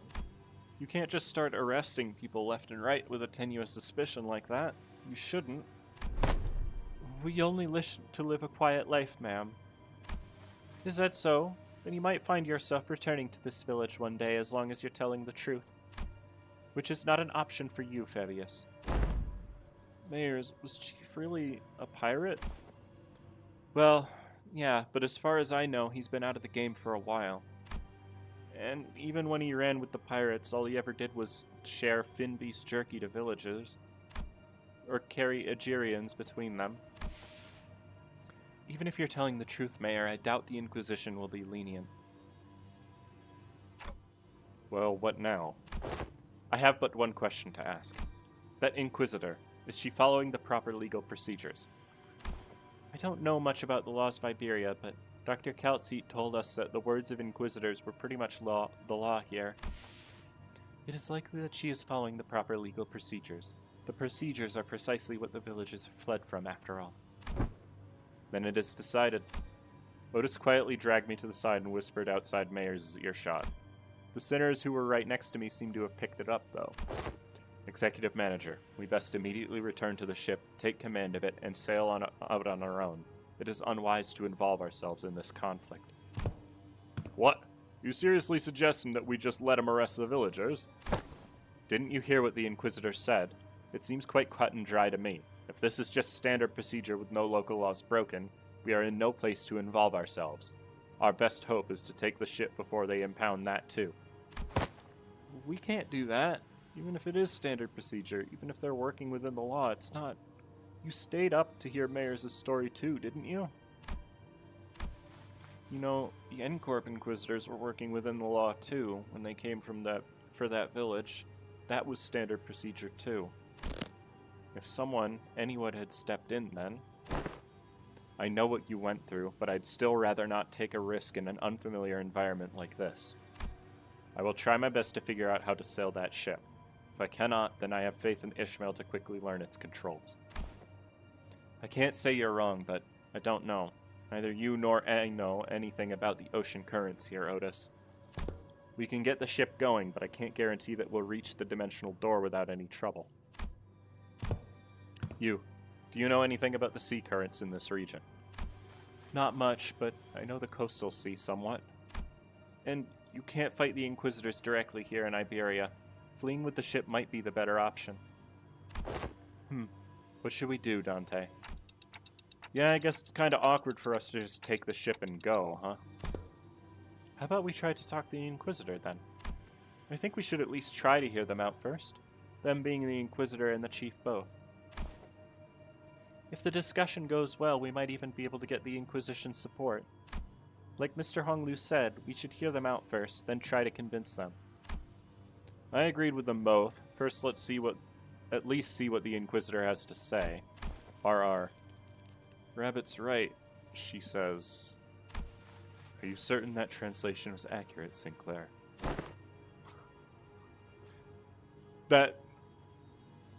Right? There's no way Ryoshi would choose anything other than violence, right? Okay, I thought the rabbit was the part that they were offended by for some reason. I don't know why that was. It's idiots. It's because the other options are pointless. The Inquisitor's seen us. We're already under suspicion. She will doubtless try to stop us if we flee now. So talk first, lower her guard, then attack. Pretty sure that's not what Amiya meant. Well, if she's already onto us, then we shouldn't give her any excuse to attack us by running away. I was wondering what you were doing there, lurking in the background. A clock-shaped head? You from the Columbian Union? They're wearing a clock for a head due to reasons, but they have nothing to do with the Columbian Union. What's the Columbian Union? Tick-tock, which language are they speaking? Regardless of whether you're from Colombia or not, you're clearly not from Iberia, let alone this village. You're not wrong, but I think there's been a bit of a misunderstanding. I'm quite certain that you don't know enough about these villagers to stand between them and an Inquisitor. How long have you been staying here? 2 days? Buddy, don't just tell her that. 2 days? Alright, enough of this chicanery. Get out of my way, outsider. The attempt appears to have been made on quite the unstable ground. Please lend us your ear for a moment, Inquisitor. I am Amiya, leader of Rhodes Island. Yes, I am aware of Iberia's closed border situation. I felt hope swelling within me as Amiya began with confidence, unlike Sinclair. Alas, it was short-lived. Thanks to the Inquisitor's quick retort, I couldn't help but place my palm against my forehead as the exchange that followed. Oh, so not only are we dealing with outsiders of dubious origin, we have illegal entry as well. We had to, because this issue demands urgency and... I've been briefed. Brazenly crossed the border, didn't you? I don't know how urgent that issue could be, but I doubt it's anything more significant than the situation at hand for Iberia and its Inquisition. The High Inquisition is handling the Rhodes Island issue. Stay put and await the consequences while he and that chatty med doctor of yours talk it out. Do know that your treatment may depend on her negotiation skills.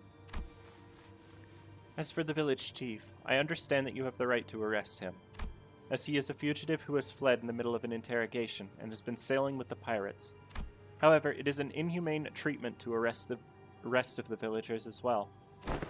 Inhumane? This decision is well within the rights bestowed upon the Inquisition. They have lived for years right next to that highly suspicious Aegir.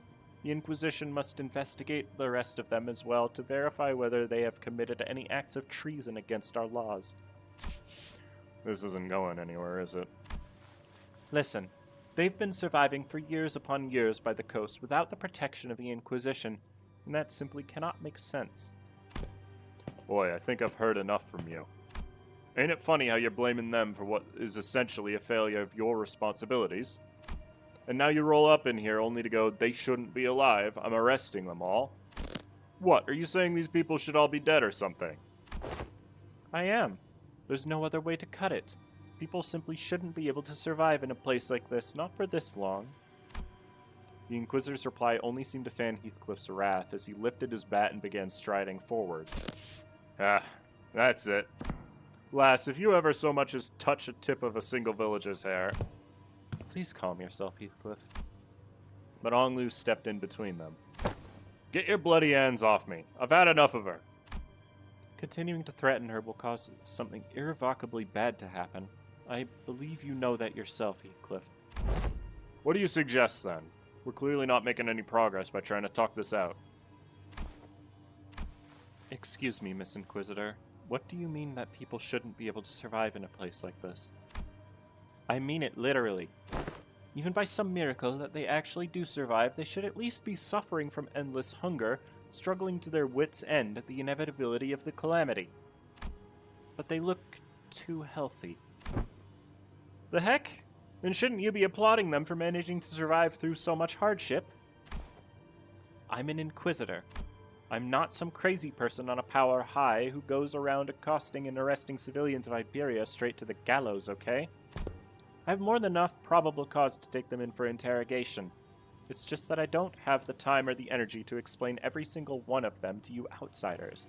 I promised them a fair judgment, whichever way that may be, after a proper investigation. So atop it with this obstruction of justice. The Inquisitor brandished her rapier threateningly, her voice shaking with frustration. Dante, without the full picture of the circumstances, Faust advises against further antagonization of a local political authority. I agree with Faust. I get the feeling that she isn't the kind of heartless Inquisitor that goes around indiscriminately executing innocents like Miss Mayers told us about earlier. I don't think she's anything like the Inquisitors of Encorp we saw back at Calv. They were right. We didn't have the full picture of the circumstances. Getting in the way of an Inquisitor, who was clearly a rather significant political entity in the area, was most likely a bad idea. It isn't the Inquisitor's job to answer your questions. Continue to obstruct me, then, as the standoff was showing no signs of ending. Miss Mayers, I can answer your questions, so for now let's do as the Inquisitor says. Mayers, who had been hiding behind us ever since we returned to the village, suddenly stepped forward. Yet, what of thy grandfather and the villagers? It's all right. I'm sure this is happening only because the Inquisitor doesn't know. What do you mean you'll answer the questions? About the profound silence. Mayers' response to Otis was but a single concept. I didn't quite grasp its significance, but it seemed to surprise the Inquisitor.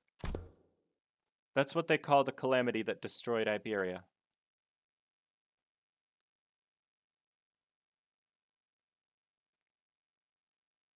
Huh? Okay, I don't know anything about this, clearly. Spinning clock? That's me!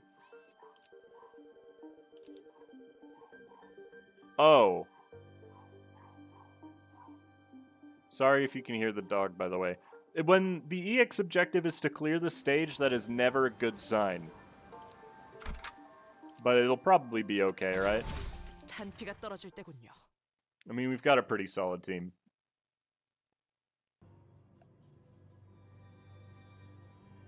You? Decades ago, a great wave ravaged through Iberia. It wasn't long before the Seaborns carried by the waves diminished Iberia's brilliant civilization to this. The waves. The profound silence then must have reduced the village to its current state as well. Is there any reason it's called the profound silence? It doesn't seem to be the most appropriate moniker for a calamity like that. It's because the sea went dead silent before the waves came. The silence then claimed ships out at sea, then the cities of Iberia, then the Iberians. No one could say a word in face of the ineffable calamity. I mean, I do know that waves typically are preceded by calm water, because it's like a... not a vibration, it's like an inversion of the water, almost. What? Just what are you? No average Iberian citizen should be privy to any of the information you're sharing. And the Church of the Deep is really capitalizing on the pandemonium that followed the profound silence. They pretend to be Aegir from the sea, delude the citizenry of Iberia, and are sowing chaos in our lands. So that's why they're arresting the Aegir left and right. I can see the thought process, but... huh. So it's understandable why the Inquisitor would want to arrest us. Dante. This isn't good. Sharing that seems to have been some kind of a taboo-like thing for the Inquisition. The Inquisitor wordlessly stares at Mayers. Her eyes were filled with traces of anger and confusion, but she's afraid. There was fear in the face of a threat. Not the fear of the terrified, no. It's the fear of someone who's suddenly confronted with something they must destroy. The High Inquisitor once told me that, should I come across an Aegir who knows too much, there is a sliver of chance they may be of assistance to Iberia. Cease! Thou art threatening the innocent with thy brandishing of thy firearm. But most are seduced by the allure of the sea. Thus they are, with little doubt, our foes. I've got a bad feeling about this. Get out of my way, outsider. Final warning. Run. Quick on the uptake as always, Rhodia slung Mayers over her shoulder and ran past the villagers, while the sinners scattered in all directions to distract the Inquisitor. The Inquisitor draws her firearm, and in the midst of all that action, Don Quixote rushed toward the Inquisitor without a moment's hesitation. Don Quixote? Thou shalt go no further. I, a fixer of justice, shan't abide by as thou persecute them. Forsooth, 'tis a battle delayed, not avoided. This clash is inevitable. In that moment of crisis, seconds before this could irrevocably make us a new enemy. Is it pronounced monitor or monster? I don't remember. Or I guess I don't know. I would assume monitor.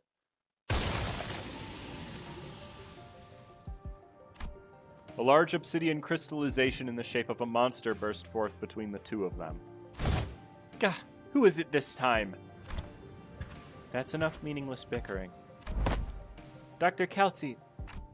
Do you know her? Monitor. Monster. Okay, I got two different answers there. Yes, she's Dr. Calci, Rhodes Island's medical department's... Ah, Dr. Calci, behind you. Shoot first, talk later, is it? The negotiations are over.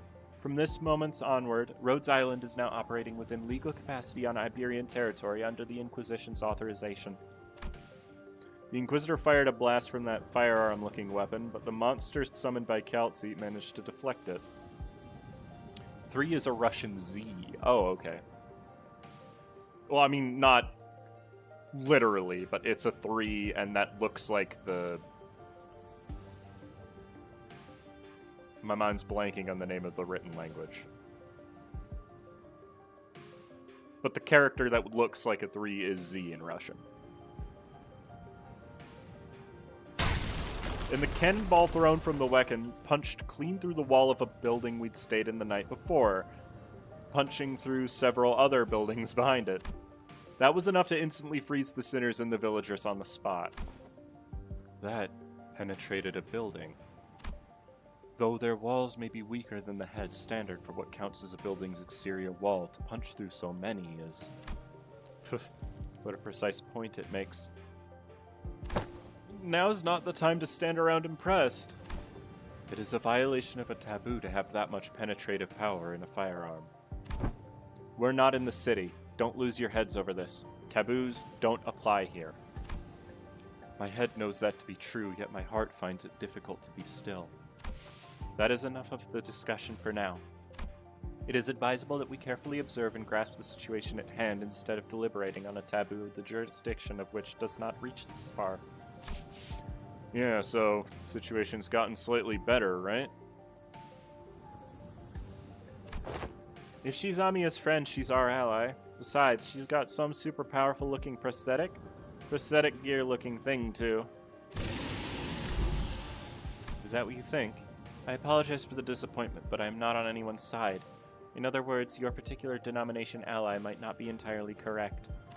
However, if I must define my allegiance, then let me inform you that the closest label would be that I am Inquisitor Irene's ally. Dr. Kelsey, Amia, outsiders. As much as you would like to deny it, the Inquisitor's suspicions are true. While it could be said that the process by which she reached the conclusion was unfair, the conclusion itself is, without a doubt, correct. So they're actually connected to the Church of the Deep? That is one way to put it. To be more precise, they aren't connected to the Church of the Deep, they are the Church of the Deep. Perhaps the village itself is a dilapidated church of their congregation. Our village a church? Just look at our buildings, where would we even congregate? Your thoughts, Faust? There are not many resources by which we may analyze the decision. However, the fact that Amia's colleagues have made the same argument as the Inquisitor brings the accused's defense into question. Yet I can hardly believe that young Mayers is lying to us. Hold on. You've been chatting plenty with that Inquisition or whatever. How do we know you aren't aligned with them the whole time? I see you really are all entirely in the dark.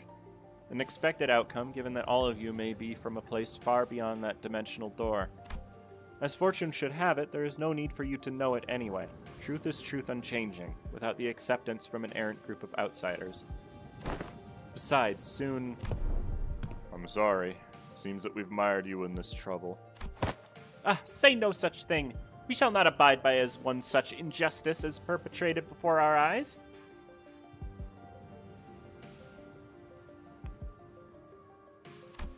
The village has already been identified by the Inquisition, and the Inquisition has even brought an ally. It seems quite unlikely that words shall resolve this conflict. But we promise you we will take responsibility for what is done. We have benefited far too much from your warmth and kindness not to do so. A village chief with a benevolent look pulls a dagger from his cloth, and I immediately knew what Kaltseat was about to say. Take responsibility? You don't have to go that Blimey. We are now departing for the sea, and as we cannot bring ourselves to leave you here, I must ask that you join us for this journey. Become our bloodkin. What are you doing? Stop! The unanticipated, or perhaps I was simply in denial of this rising dread, ambush did not end there. Damn it, the Inquisitor was right. Nope. The villagers suddenly began shanking the sinners with weapons they had concealed in their clothes. And it seemed that they were coming for me as well. Ah! Amia, on your left. Amia materialized a black ribbon-like apparition, parrying away the dagger flying in my direction. But another villager rushed in, taking advantage of the opening. The charging villagers' back made a visceral, crunchy noise. Someone flung them away. Didn't mean to be this late. Scotty, let me catch you up to speed. I know the situation. This fishy smell was what I went to investigate earlier. What about the sinners? Unlike Amia and I, who managed to survive the initial ambush, the sinners weren't doing so well. At least we had a silver lining in that the Inquisitor and Kaltseat's quick understanding of the situation and the subsequent retaliation led the villagers away from the sinners. How? I didn't notice any hostility or aggression. What an odd thing to say.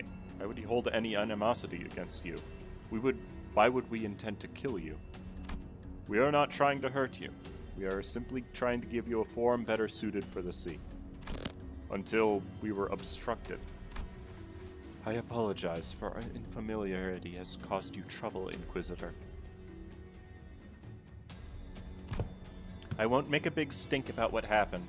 What's truly unforgivable is that the heretics tried to take advantage of the ignorance of outsiders to flee the Inquisition. And even if you are outsiders, any lives lost on Iberian soil are my responsibility. It's my fault. I'm sorry it came to this.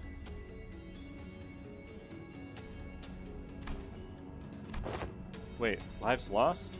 We're still alive, you know. We can shake off a stab wound like... This is most unfortunate, outsider. Huh? What? Your friends are either going to die or turn into seaborns. The daggers that stabbed them were laced with the flesh of sea terrors.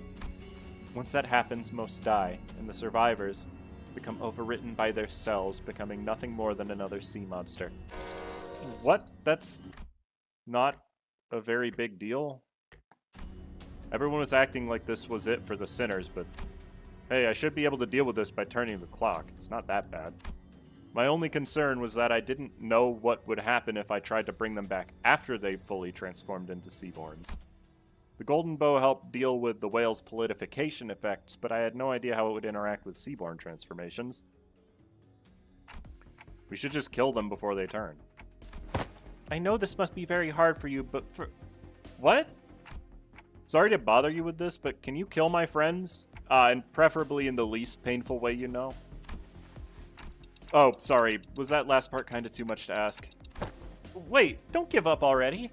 If we bring them back to Rhodes Island, we should be able to do something to help them. How should I explain this? Guys, can you... Dante, I know what you mean, but I just can't right now. My strength has rapidly deteriorated since the ambush. It's kind of tingly, too. So maybe they use some kind of paralytic cocktail? Just trust me on this one. I can assure you that I'm not just giving up on them. But... Amiya, can you understand the outsider's speech? Yes, it's just that they're making a pretty difficult request. They want me to kill all of their friends before they turn into seaborns. Okay. What? And before we even knew it, Scotty had already decapitated the sinners, none of whom resisted. Amiya seemed to have been taken aback by how fast Scotty jumped into action. What are you doing? Scotty? Don't let this spook you, this is just how we roll. The clock turns, the decapitated heads creep toward the headless torsos, connecting with the threads of blood. The sensation is that of reversal. It feels as though the sinners and I are severed from the rest of the world, rewinding in isolation. Just literally, okay. Is this rewinding us going back in time, or are we defying the concept itself? This pain is multifold worse than the sensation of the straightforward decapitation. The pain is in the heart. As the current of death reverses, I sense a deep, crushing isolation. Their wounds are disappearing. Resurrection, metempsychosis, or time reversal. Puzzling. I have no knowledge with which to interpret this technology. The cost seems to be that the pain is transferred to the one who rewinds. But that seems too small a price for such great power, though the discussion of whether this can be categorized as power should be explored later. I couldn't stop shaking. All of my limbs were trembling from the icy solitude. Still, I took a moment to collect myself and ordered the sinners. I don't know what they were thinking, but we should be able to find out once we take them down. You dare deceive the executive manager and try to take their life? Prepare thyself, for thou shalt now pay the price for making a mockery of justice. Yeah, we can't just let this slide, you know. How unfortunate. I had high hopes that all of you would become fine bloodkins.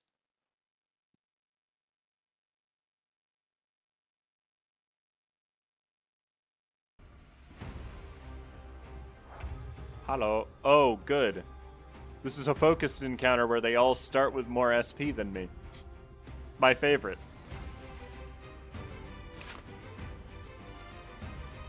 Let's see. Queen power +2 on unopposed attack. Okay. Sea Terror Assimilation. Gain 1 its turn start, gain 1 offense level down, and 1 defense level down per stack. If an allied center has 5, it escapes. When an allied center has a defense skill equipped while it has this effect, they escape. Okay. Cool. So don't let that hit you, basically. On hit with an unopposed attack, inflict nervous impairment. Okay, who cares? If this unit did not take damage, gain 2 haste next turn. What about you? Gain 50 shield. If this unit has remaining shield, gain attack power up. So I have to kind of destroy his shield, huh? That's not a once per turn, so... Gain 5. Instead of offense level down and defense level down, gain offense level up and defense level up. Okay.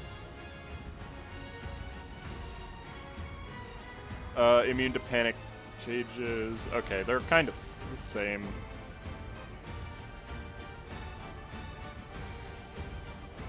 Is this PNG designed by you? No, it's designed by Kiwi. Okay, how do I want to do this? I guess I can just, like, start by getting Sinclair onto the field.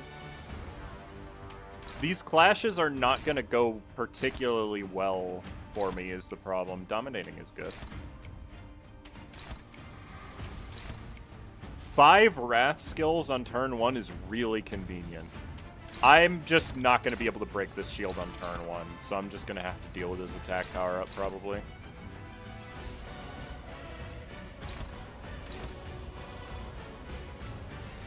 Ryoshu really wants to clash, so I guess. Here, I'll try. I don't think I'm breaking that shield no matter what I do, though. 대체업 진행하겠습니다. Cool. Good job.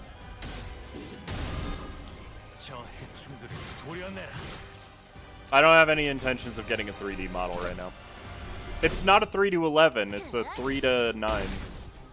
It only gains coin power if you don't clash with it. And I will, of course, clash with it. 5 Wrath really is convenient when nothing is blocking that Absolute Resonance. It's more so that I want to have 4 Wrath by the end of the first turn, if possible. Syncing works super well in this event. I have noticed that most enemies are weak to Gloom, yeah. Offset cancels the block they use? No, it was a combat start effect. It didn't matter if I attacked or not. It was always going to activate.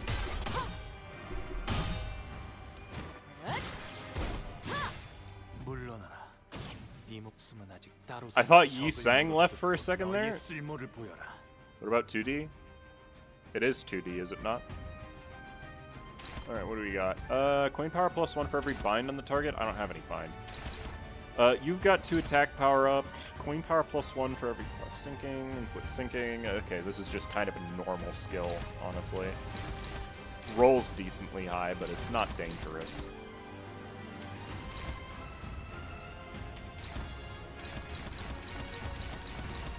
God, I love this Sinclair ID. It's so good. That'll work. Let's go... Who can clash with this, like, well? I guess this is favored. So... I mean, I'm gonna get neutral on most of these anyways. I'm not too bothered by it. That's a little annoying. Who are you targeting?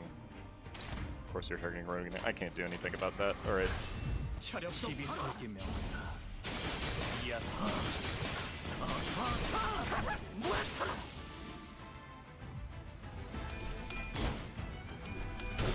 Good job, Rhodium.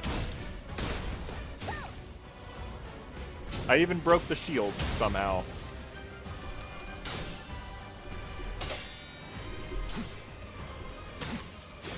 I will not be contacting anyone about models. I'm not interested.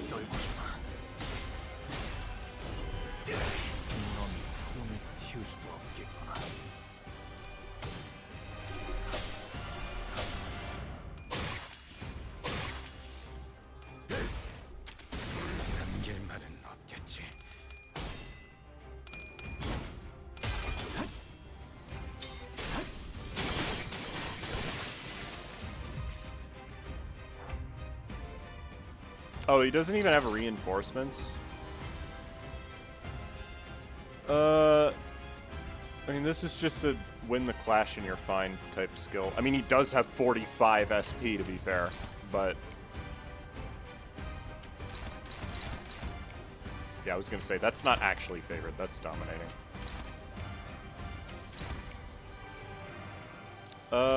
Let's try to get rid of the other two. Some of the others.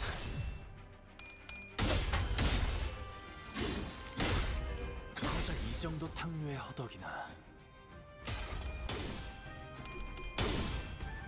Middle Mercer would have won that clash? So true. Actually. Middle Mercer is the GOAT. Let's be real.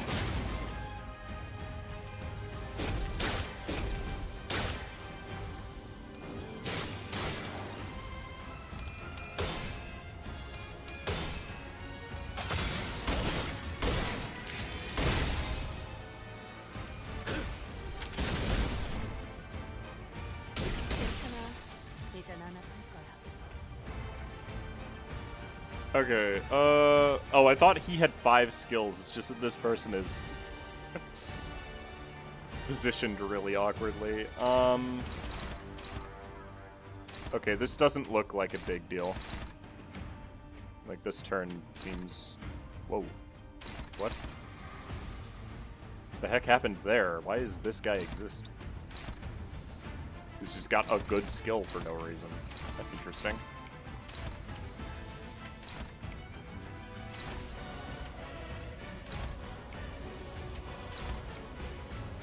That works. I don't know, I feel like I probably could have beaten this in 15 turns pretty easily.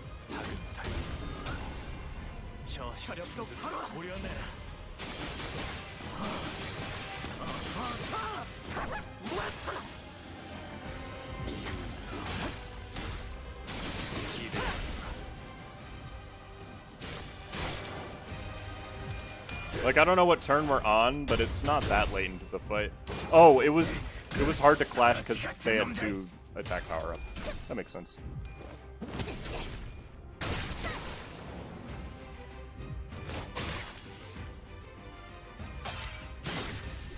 You love Dawn if she were in the cult of the Church of the Deep? No. I already don't like Dawn. You know?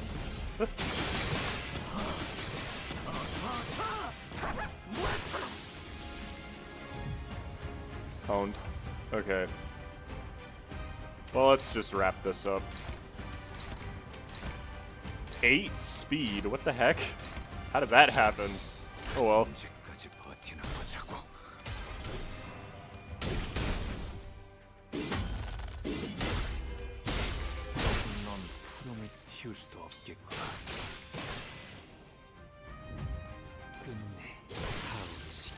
Yeah, that was really easy. WoW based. I don't like Don Quixote. I don't know why people do like her, honestly. She's just a goblin. Wait, I think they're heading to...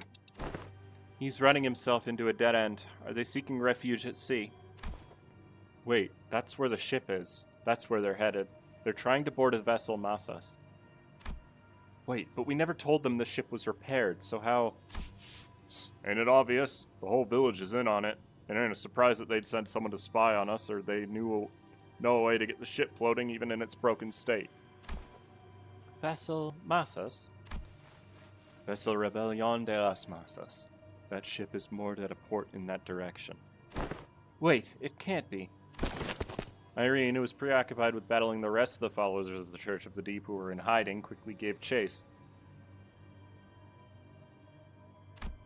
But Fabius and the villagers were already aboard the repaired ship, slowly departing the harbor with a horde of sea terrors between us and them.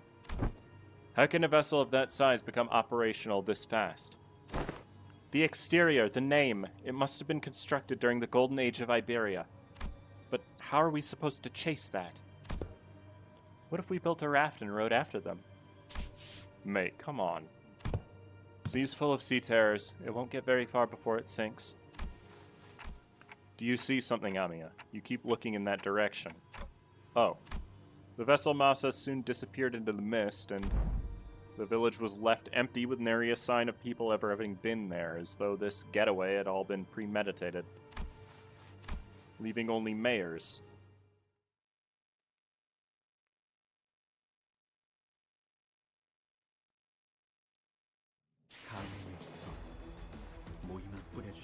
Yeah, this ID is so broken. It's actually ridiculously good. It does feel weird that playing Burn, the top 2 IDs are both Rupture IDs, though.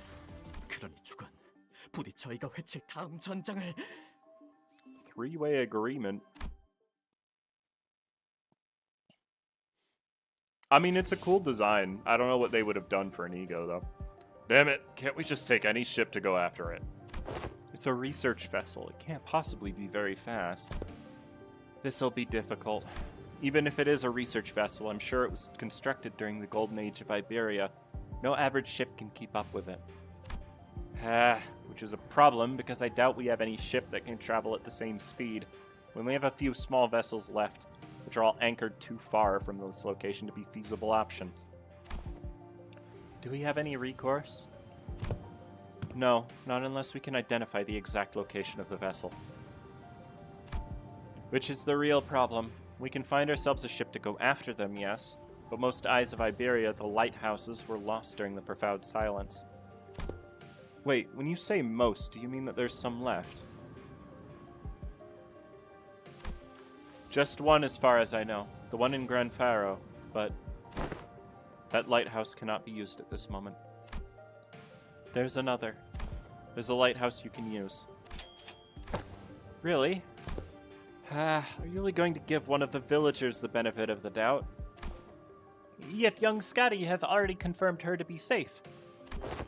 All I confirmed is whether she's a Seaborn or not. Can't know if she's a cultist. 'Tis true, yet... Once we saw that Mayers was left all on her own, we decided to have her accompany us at all times and keep her within Irene's eyeshot. We couldn't possibly blame her for what happened, given Scotty's confirmation that she doesn't have anything to do with those sea monsters. Besides, they'd all left her behind. But Irene still seemed to harbor a bit of suspicion. The problem with the Aegir is that she simply knows too much. Where could she possibly have gained access to all that information? See? She can't even answer that question. But let's think about it this way. What if we were to ask her what we don't know? The location of that lighthouse, for example. They're ticking rapidly. What did they say? Dante says that we should approach it differently and ask her what we don't know, like the location of the lighthouse. It seems like a reasonable suggestion to me. Or does the Inquisitor have an alternate solution to this conundrum? No, but... Fine, let's hear it. I won't interrogate you about how you have access to that. Even us Inquisitors don't know. At least not right now. Ferro Muerto, Dead Lighthouse. That's our village name. Somewhere a little ways off from the coastline, there's an intact Eye of Iberia on the sea, though it was almost destroyed when the profound silence swept through.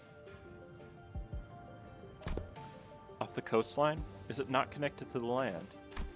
I think it used to be until it sank. We should be able to procure ourselves enough wooden material from the village to build a raft. Is it near enough for a raft to be a means of access? The weather's not great today, but it should do. It's not very far from the coast. Even you're going to trust the Aegir? I don't see why I shouldn't. I understand that Iberian mistrust of the Aegir is quite profound, yet such sentiment is hollow to the rest of us. Inquisitor Irene, what did you feel when you saw the Rhodes Island operator?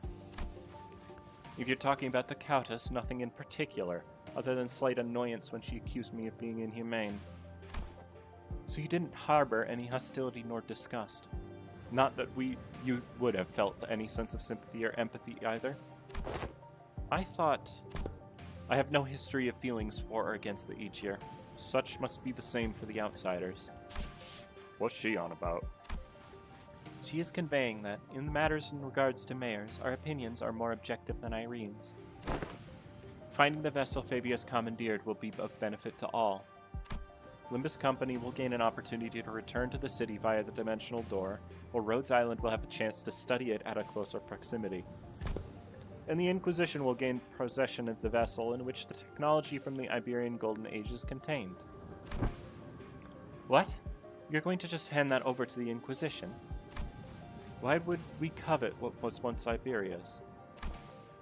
While there certainly are aspects to that vessel that draw interest, I already have a state-of-the-art masterpiece known as Mephistopheles. As long as that can be guaranteed, I see no reason to refuse. Irene eventually agreed to put her trust in Mayers. We are in luck, Executive Manager. It is quite fortunate that our interests aligned exactly with that of the first strangers we encountered in a strange land.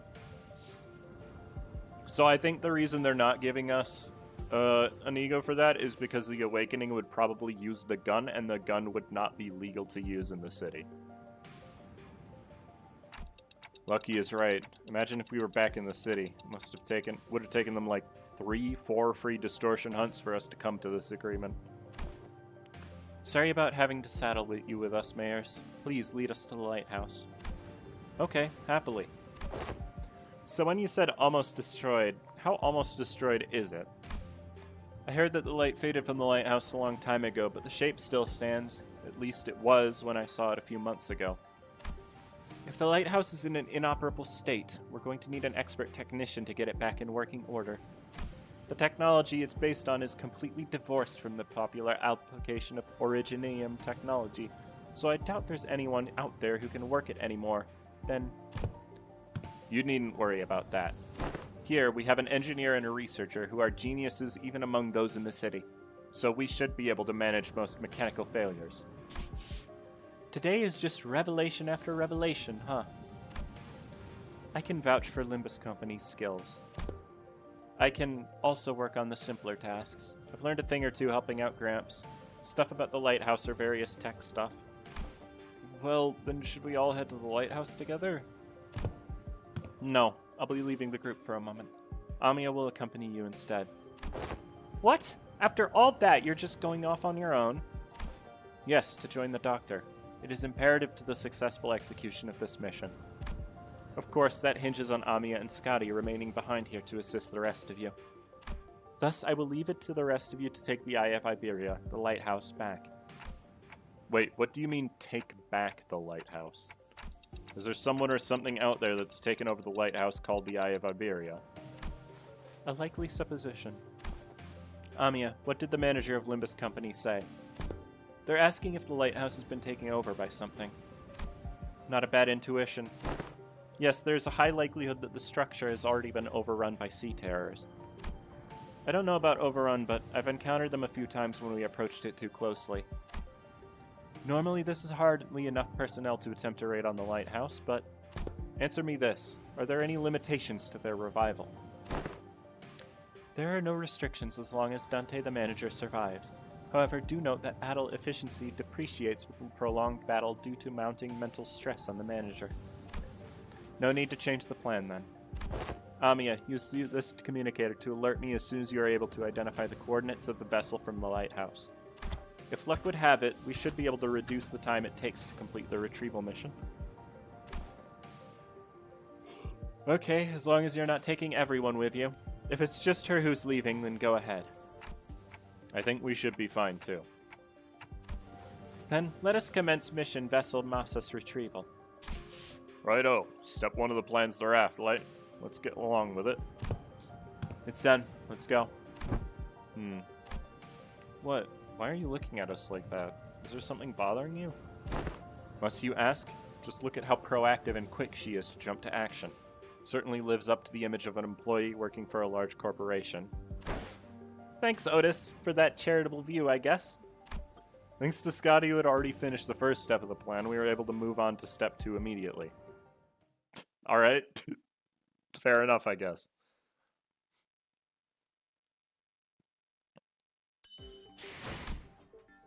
As soon as I complete another combat stage, I can get Ishmael's ego as well. Hey, wait a minute. I haven't encountered one of these, though. Why is it showing up?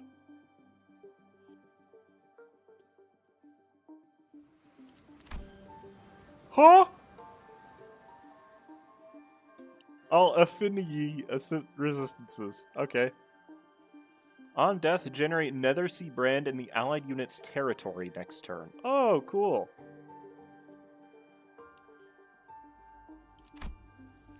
It is weak to, like, everything, but also it being... That's annoying.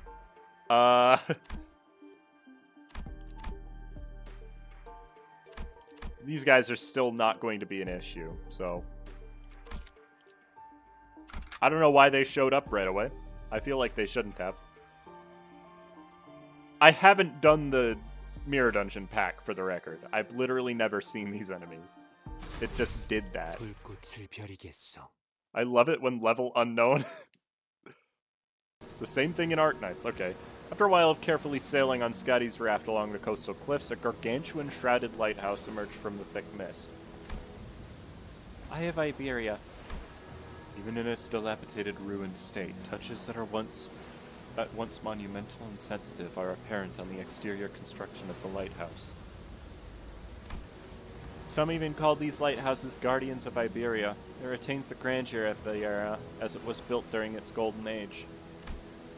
You really know everything, don't you? It is as she said, but now these lighthouses are nothing but graveyards of countless Inquisitors and soldiers of the Penal Battalion. No one who's attempted to retrieve a lighthouse has ever survived the expedition. Can you please not say scary stuff like that, Miss Irene? We are literally about to walk into one. Ugh, don't you ever quit chirping. What are you, a foul beast? Stop yapping in my ear. Why is this one such a coward unlike the rest of you outsiders? I'm not a coward, I'm just voicing my... She did just say some pretty concerning stuff. How long do you think the repairs will take? Its exterior is rather heavily damaged, however, from what is visible from the outside, its interior is still quite intact. They have a 90% chance to dodge. Okay.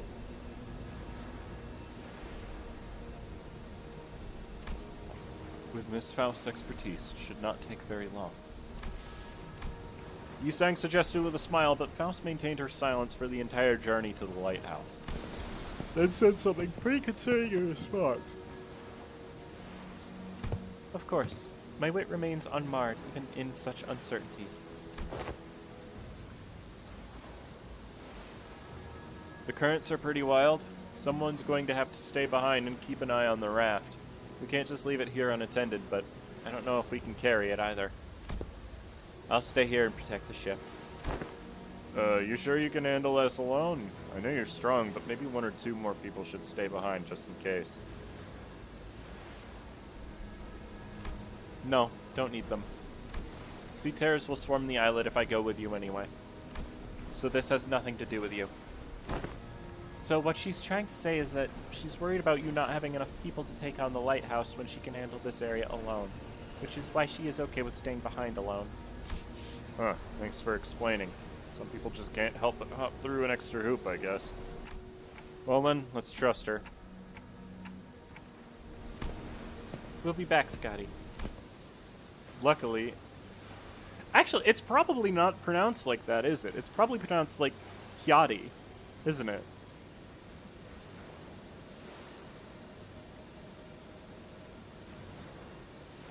Because the name strikes me as somewhat Scandinavian. So it'd be like Hyadi, not Scotty.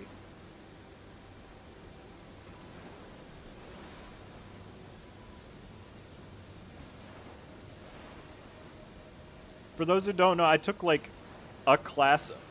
You are saying it right. Okay. What do you mean, like the H pronunciation or the non-H pronunciation is correct?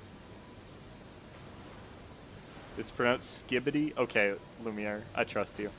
No, but I took like a class in Icelandic when I was in high school, and I've forgotten most of it. But one thing I do remember is the name for sea turtles, which is Hyunpadden, which is spelled SK at the beginning.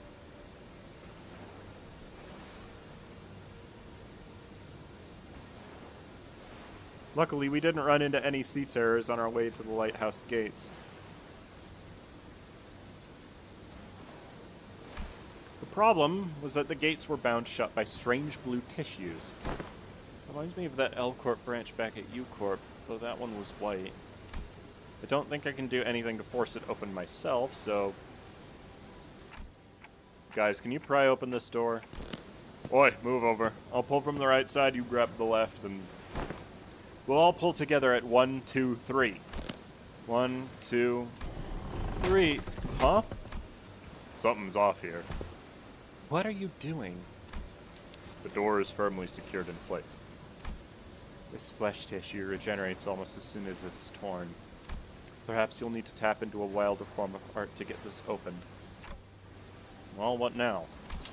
This strange flesh tissue growing on the gates is sea terror. It reacts to the lamp, but it's grown too much to be affected by it in any meaningful capacity. People are used to pronouncing it the wrong way. Okay, fair enough. Yadi might be able to open this door with her incredible strength, but should I go fetch her? But I think she's already fighting off the sea terrors from sinking the raft. So, we're all on our own. Maybe there's an identity card or ego I could use to get through this. So, which one? Huh? Just as I was pondering a familiar question, a faint black glow came into view and devoured my sight. It's no intuition or inspiration. It's different from those sudden flashes of realization. And it's not the star of that day that I think from time to time. It's not the horrible door that I see every time I turn the clock either. The formless and black space in which I am not permitted to see. A faint noise, a whisper cuts through it. And through that opening I see a light. I reach out to the opening and see Yadi, born from a very, very warm gaze. Yadi? The powerful imagery crashes onto me like the waves. Yadi, the staggering dancer wielding a blade. Yadi, who flaunts her flowing locks. And Yadi, the singer, humming in a low voice. Beyond the fringes of cognition, Yadi's existence has become engraved. The sinner who can wrestle and control this oceanic tidal power is... Dante, are you alright? I'm good, and I don't think we'll need to send for Yadi. Huh? What? Hey, Ishmael, I've never used this ego before, but I need you to trust me and accept it. What? An ego? I nod quietly. Well, it's not like we ever get to have a practice run with these ego. Whatever it is, seems to me our manager's found a solution. Her confusion is short-lived. She lets out a carefree laughter before stepping forward, boldly twirling her mace once. I mean, what's the worst that could happen? Get corroded? 한눈 팔지 마세요. 당신에게 파도는 반드시 밀려올 테니.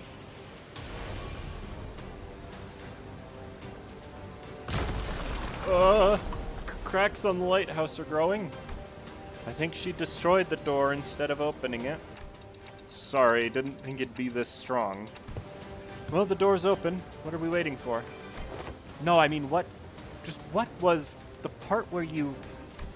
What, the part where I suddenly changed into a different outfit and equipped a different personality? Yes, that! Ahem! That is... This is most fascinating. That an ego could be drawn here in view of the mirror of Mephistopheles. I think I connected it to Amiya's subconscious mind. There was this strange, unfamiliar light, and I saw Amiya's emotions attached to her memories and experiences, so I just reached out to them.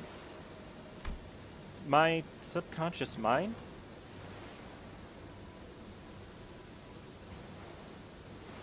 The whole idea of art makes the Seaborn confused. Ah, I see. So Ryoshi would really piss them off. I just had this feeling that it would work. Sorry about peering in without asking first. But I didn't see anything other than things about Hyadi. And all I needed were memories and emotions that can be used to understand the being that is Hyadi. It's okay. I also have experience when gaining power from others' memories and emotions to overcome difficult situations. Maybe that's how you were able to draw something from me as well, Dante. That is the most appropriate assumption, especially in a situation in which delving into its principles is impossible. So that's called ego? Verily, of course Limbus Company's ego is quite distinguished from the other kind of ego which are bloomed from within oneself. That is enough. No further information is to be divulged to outsiders. Yet it matters not whether young mayors and young Amiya learn of this. I agree with that fool this time. The Inquisitor used an artillery projectile that penetrates the outer wall, several of them in fact, of a building, and the head did not pursue her following that breach of taboo. This is clearly not the city. Ain't it better to let her talk her heart out than to hear her moan and whine about not being able to say anything? I am convinced. Do as you will, then. Faust's reply sounded almost sulking, but Don Quixote immediately began to expound upon the ego to Irene and Mayers anyway. But everyone was too busy to pay attention to her, as the wet, slithering noise from a distance had put everyone on edge. Can we do that later? We've got some cleaning up to do. So there were more sea terrors past the door. I think any sea terrors from the sea are all converging around Hyadi, which means our only roadblocks are sea terrors all lingering around the lighthouse. Let's go. Let's take this lighthouse back. Student Yi sang on his way to confuse a whole bunch of sea monsters, much to Kim's horror and agony. Oh, it's just on the field immediately. Cool. I mean, I already know what all this does because it let me read it before. Oh, this is a focus encounter. Okay, then I can just ignore this guy on turn 1.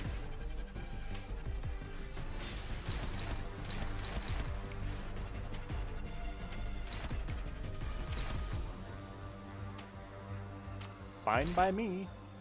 I should probably use my bonus attack on this guy as well, because I want to get him off the field because his passive is awful. Or its passive is awful. I mean, either way, it's true. 저 해충들을 보여내라. 아직 죽지 마라.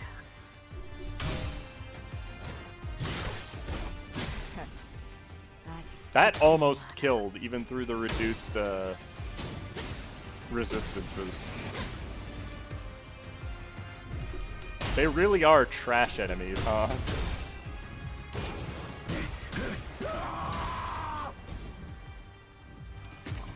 Ow. 괜히 저항하지 말고 받아들여. 그게 덜 아플걸?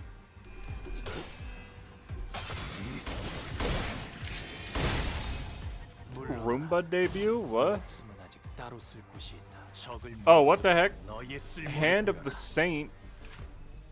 I didn't even see this thing. So unit's speed is fixed to 1, spawns in an inactive state that in battles that Nethersea Brand may appear. When Nethersea Brand appears on the battlefield, this unit becomes active and damageable. When this unit's HP drops to 1 from damage, trigger Hand of the Saint and remove all Nethersea Brand from the battlefield. When this effect triggers, Hand of the Saint becomes inactive for the next turn.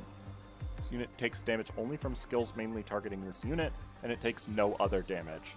When it becomes inactive, it removes all effects from self and heals back to full HP. So that activates when I kill this guy, right? Yeah. So once this guy dies, I need to focus on the... Oh my god, there's a lot of enemies in this fight. I still have to kill it. Like, it's the one causing the problems right now. So...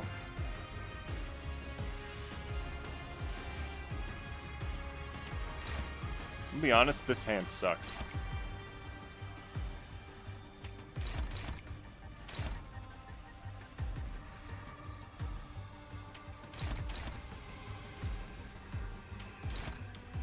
Where do I want to put... I guess I can put this here.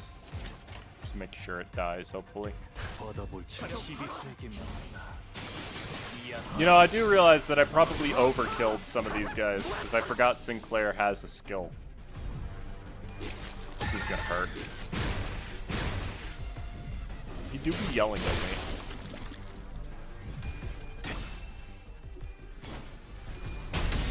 Yeah, it is a 25 enemy focused encounter. That is a little insane. Please kill this thing. God dang it. I mean, this will, at least, but I would have liked for the other one too.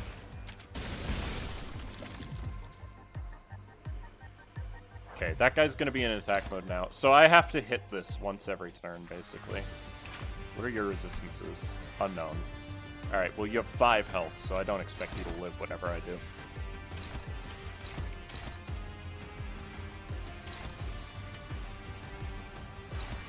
I gotta let one of these hit me. It's gonna be this one in the back.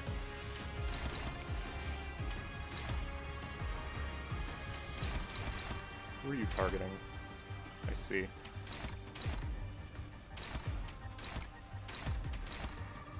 Oh, what the heck? Oh, because they have +1 coin power because of the thing. Right. Actually, I'd do this. It's more likely to win. This is one of the elite encounters in Mirror Dungeon Pack. I mean, that makes sense. It's either that or Fabius, right? Don't kill Roomba or we will be sad. I don't think an attack exists that can't kill the Roomba. You would be surprised sometimes. To be fair, it can't take damage unless it is the main target, so there's that.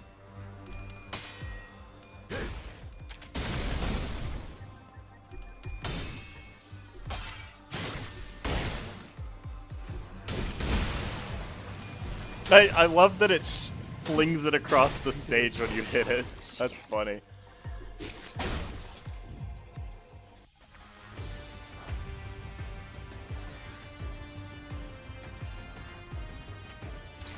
Is this last turn of Blood Flame?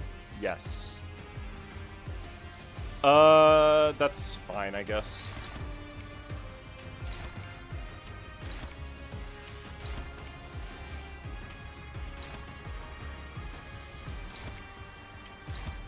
Ooh. Maybe do this here. You can't kill the Roomba. The Roomba has shed this mortal coil. I thought you were gonna make a Pokemon joke. I thought you were gonna say it uses Shed Tail. I don't know why my brain jumped to that, but 괜히 저항하지 말고 받아들여. 그게 덜 아플까?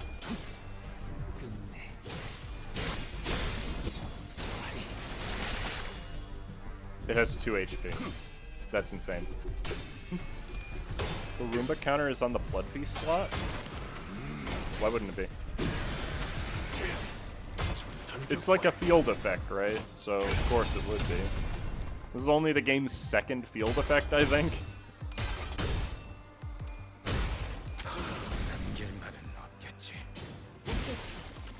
소각되었습니다. Okay, don't know when the thing comes back. Hopefully never. I need you to counter because I need to have Blood Flame, so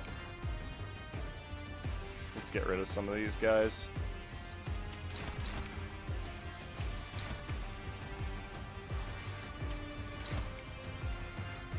Actually, just do that. You're not being targeted yet, really?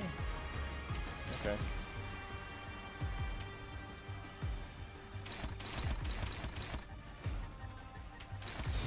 Make sure it dies. Details on the event are nice, but still it's really funny to use a magical girl to blast off some Lovecraftian horrors. You could do that in the vanilla game anyway.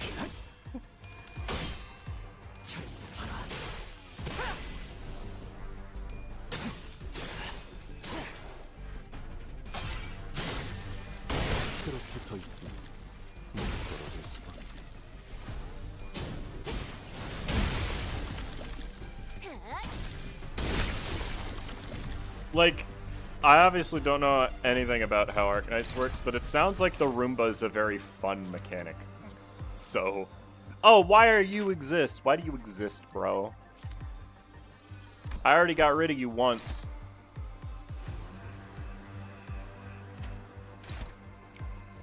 Now you're here to cause me issues again. So annoying.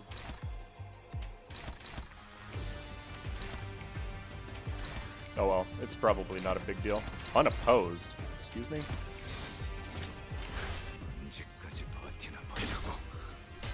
I should probably reload Gregor after this turn. Interesting how this is the first enemy without a death sprite. They just fade away into smoke. Oh really? I did not notice this.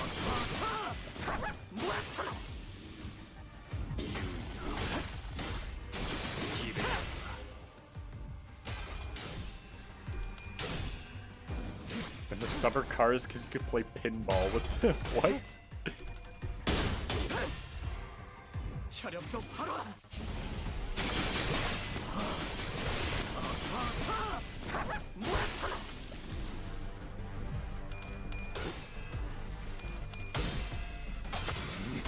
The Roomba could defeat the last boss of that event because of how broken it was. Man, it's just a Roomba. 단계만은 없겠지.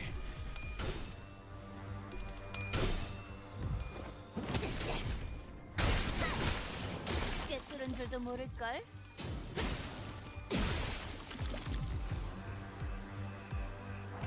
Okay, I think we're basically in the clear at this point. Though I'm noticing I have a lot of this effect. So that's fine. Okay, make sure that guy dies, please. I don't know if I can necessarily kill all of them. If this one dies to Hong Lu's attack, then I can. But 널 혼자 이 정도 타임에 하더라도 넌 okay, good. 튀울 수도 없겠구나. 그렇게 서 있으면 목이 떨어질 수. Nah, I wasn't killing that. Wait, what? I didn't realize I attacked that guy 3 times. Oh well. That wasn't too bad.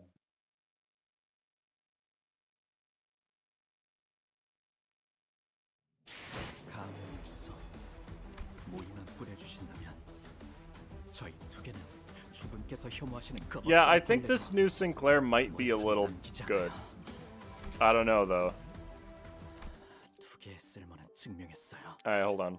그러니 죽은 부디 저희가 회칠 다음 Before anything 전장에 else.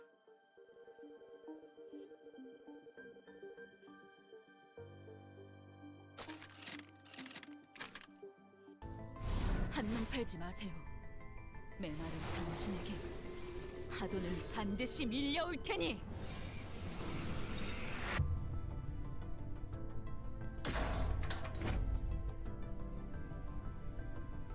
There she is. We got it.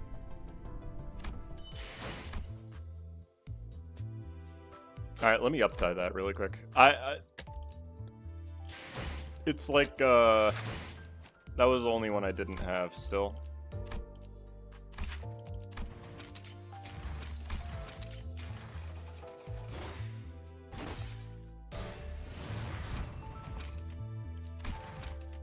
Angela, please. I know if I block, I trigger her mechanic. We've been over it.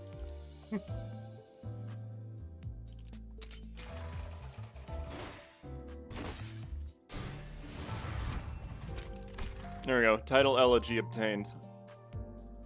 This ego is way too cheap, for the record. Only 6 for what it does is ridiculous. How many pulls did you spend to get all of them? 140. Realistically, I got fairly lucky with it. I don't like equipping this over Ardor Blossom Star, but it is the event ego, so I'll have it on. Also, let me add her.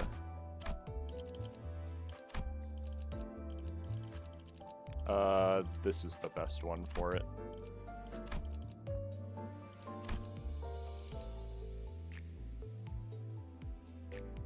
There we go. Now I've got all 4 of them up.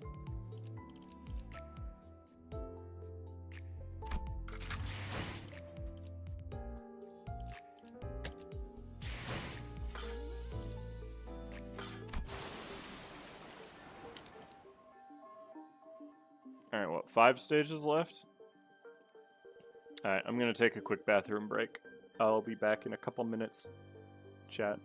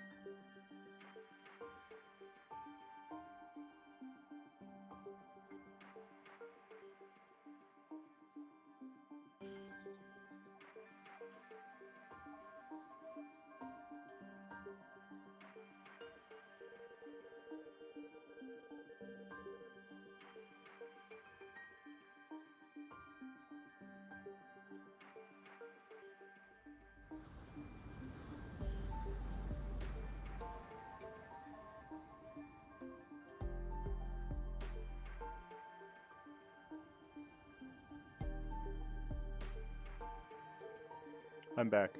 Honglu's is cheap. The problem with Honglu's is that it's like the average cost. It's like 7. It's cheap for what it does, but it isn't cheap for an ego in general. You know? Oh, why does it keep showing me new thing? I don't want to see the new thing. That has AoE. Those only have AoE. Oh, cool. Let me guess. It's weak to everything. Okay.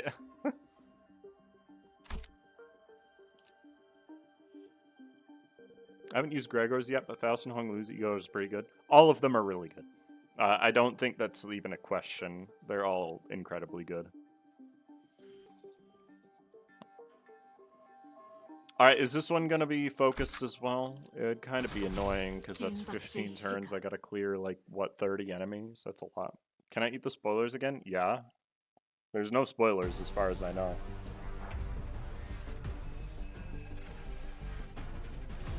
Do you know Faust has a rupture ID that perfectly feels fluid sac? I did, actually. It's LCE Faust. Or, no. LCR Faust. My bad. This is a terrible first skill, but I'm still going to use it because I kind of don't have much of a choice. I don't want to waste one of those, so I might as well use it.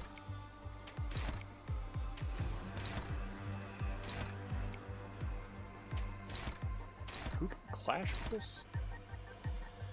Oh. He sang, duh. Let's try to get rid of the spewer if I can, because that thing looks really annoying. Command Meltdown is just an up-die 3 fluid sac that rolls a 30. No, it's not quite as direct as Fluid Sac. Fluid Sac is more great 3 tails. I mean, I guess I didn't clash, but whatever. I would say Command Meltdown is better for focused healing. Fluid Sac is better if you just want generalized healing.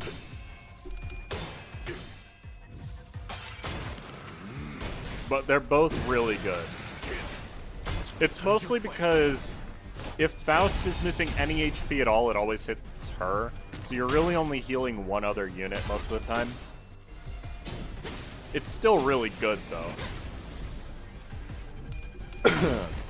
Sorry. I'm gonna clear my throat. I'm getting a big sandwich tonight, chat, and then I'm gonna start working on the review video. The Spear in Arknights has global range and attacks your 3 most recently placed operators when forced you to place tanks last. I mean, they just look annoying because all their attacks are AoE. I didn't think I attacked you, but sure. Oh, the extra attack from Honglu went after him. That's what happened. Okay, I gotta find somebody who can clash with that. Okay.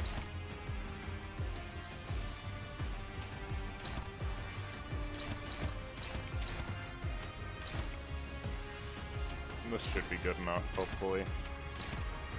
And then that's the one I haven't attacked. Get him, Ryoshu. 이 앞에 숨쉬는 자 누구 하나 살려보내지 마라. 이것밖에 몰라.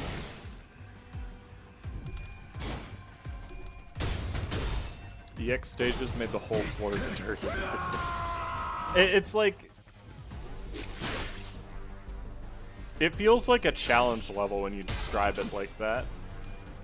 Like, usually there's these puddles of hazard that you don't want to stand in. But in the challenge level, the entire stage is the hazard. So you're standing in it. It's like, fighting in the poison swamps in Xenoblade 2. Because there's areas of that game where you're forced into the poison. So you have to kind of prepare for it. Because it will just kill you. It's awful. Hi, Sinclair. Oh, what good timing.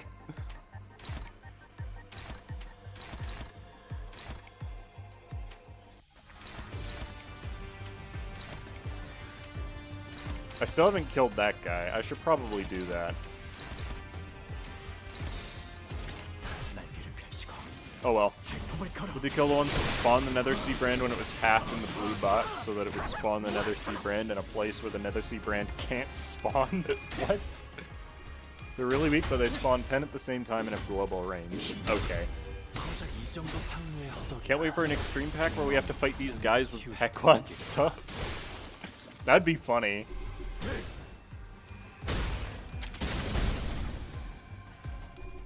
And honestly, I'm kind of deliberating, because I'm still wanting to work on that thing where I have the custom railway where you have to go through every enemy in the game in thematic battles, and now I'm just trying to think of where I would put all of these guys, because there's a lot of them.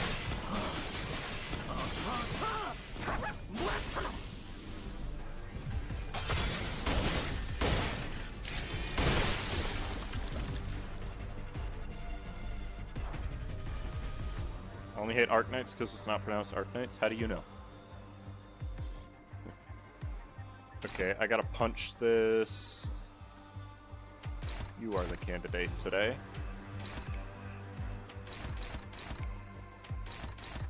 Just punch. And then... Yup. Oh, you're one of those. Ugh. That thing rolls really high suddenly. What in the world? I mean, I guess. I mean, it doesn't have SP. There's no way it gets all heads, right? Copium. I'm already targeting both of them. I guess I care more about this one.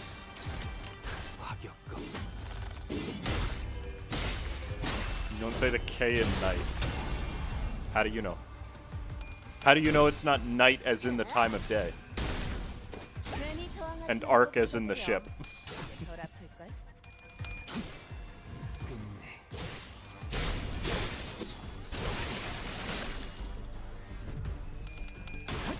You know, arc is a word. It's like... It has a pronunciation because of Poland. Okay. Fair enough.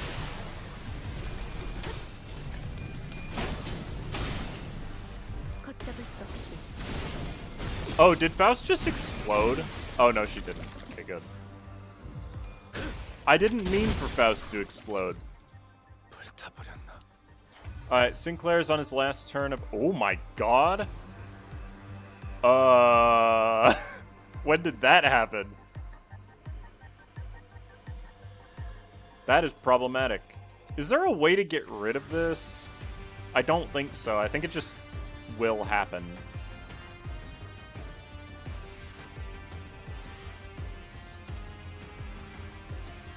What if I tell him to leave? Then it's not an issue, right?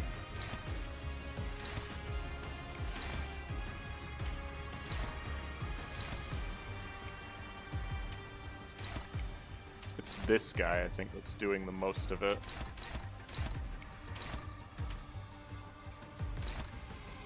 I don't think I have any dominating flashes against him either. You just punch him. The Bible is not a dictionary? That's true.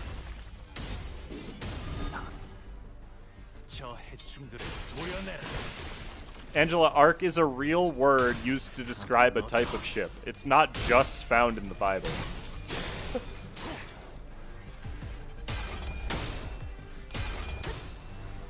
It's in the dictionary.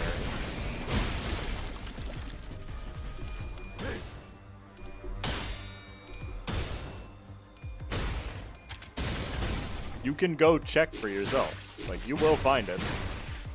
Okay, yeah, that guy is the guy that's inflicting all this stuff. How does it make it real? No, it makes it a real word. It makes it an officially recognized word. It's not the name of the ship. It is a word that is a synonym for ship.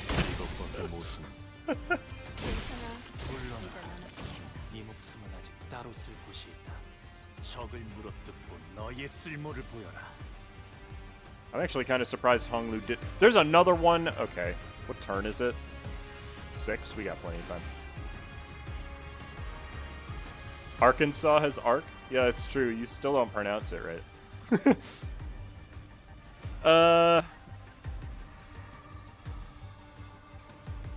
I haven't generated gloom yet. That's funny. How do I have enough gluttony to use? to use Command Meltdown here. I'll do it. I'm just curious as to how.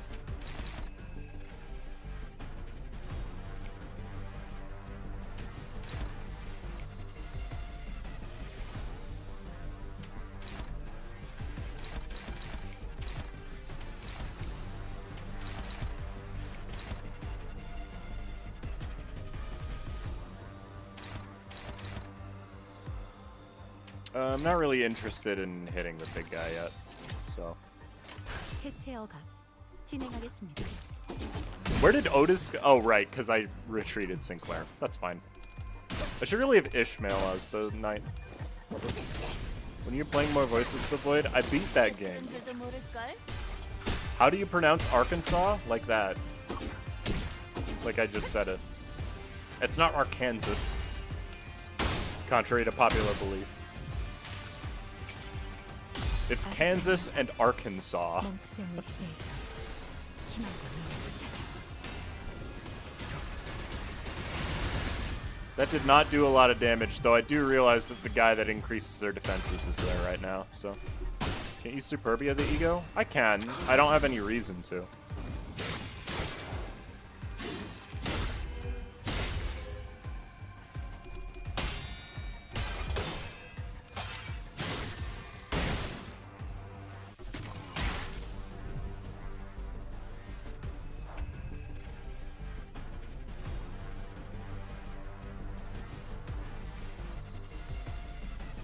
Trying to figure out how I want to go about this, because this is going to be probably cutting it a little close. These are the last enemies of the wave, of the fight.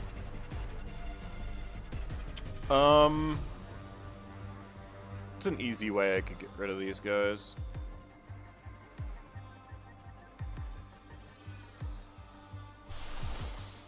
Crush bound past. Make sure it doesn't target that guy though.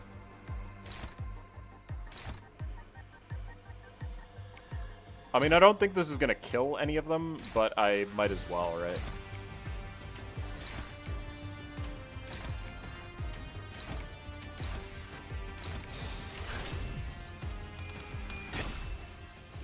It got an update? I'm sure it's gonna keep getting updates. Love the Faust Eagle because Kaltseed is a medic and sucks shit and only heals herself. Chaos Switch mod? I don't know how to do any of that. It's a fun idea, but also I don't stream on Twitch. 소각되었습니다. Crowd control works on YouTube, I just don't know how.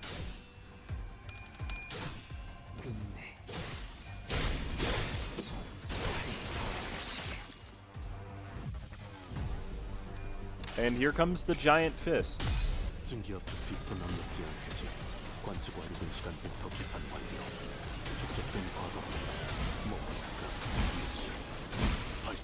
Oh, the last hit didn't even go through. Okay. I just killed them too fast, I guess. Alright. Let's jump this guy.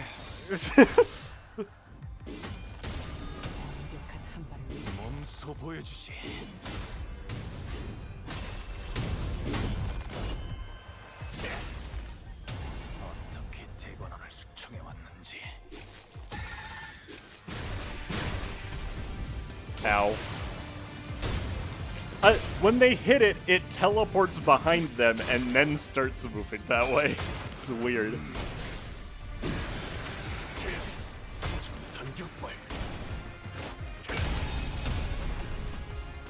Alright, we're done here.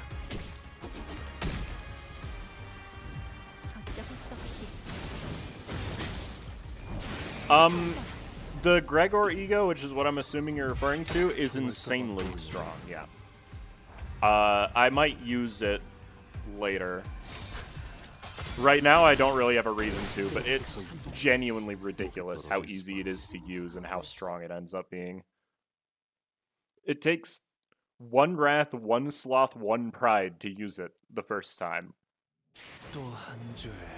Like, it's insane. I'm actually kind of surprised, but I guess I did swap several people out.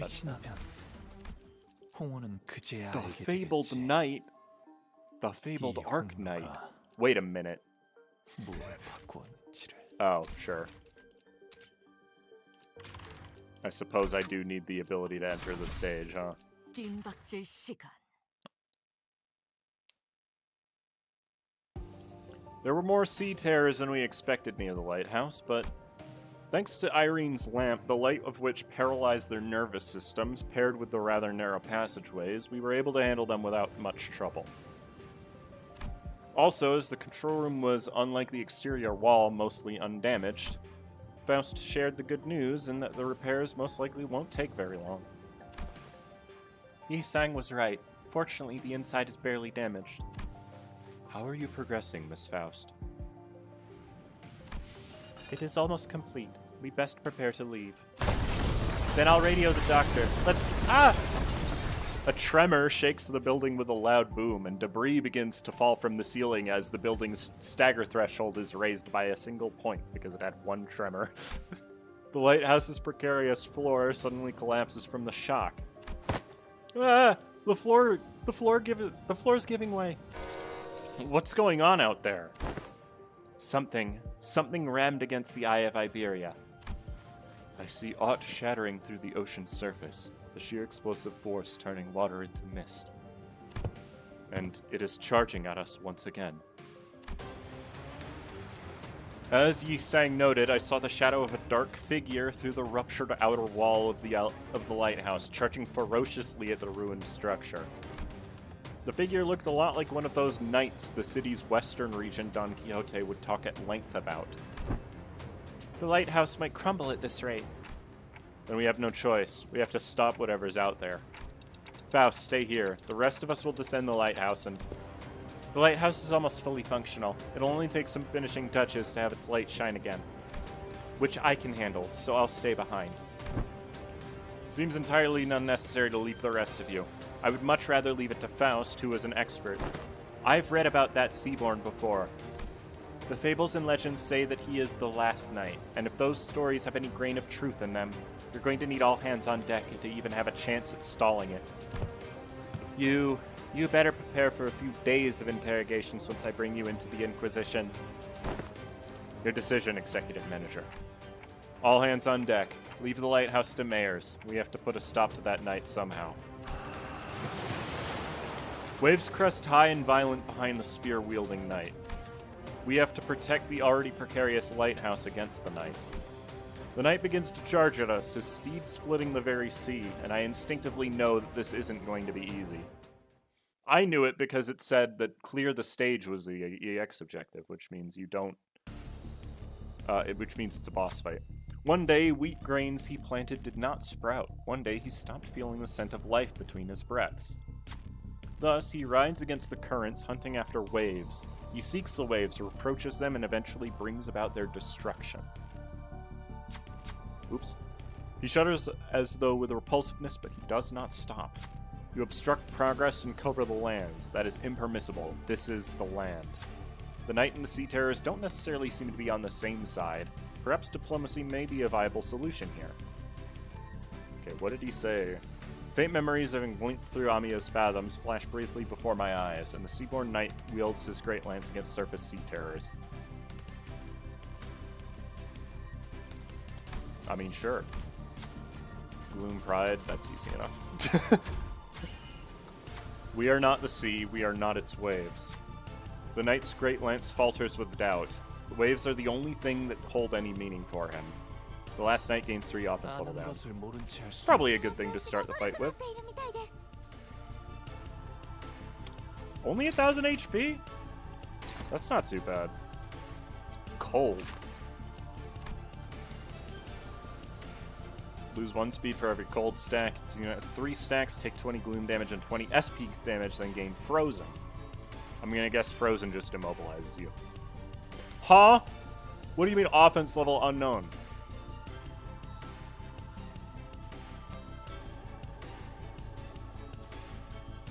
Looks like I should offset the defense skill, but I don't know how that works with clashable guards.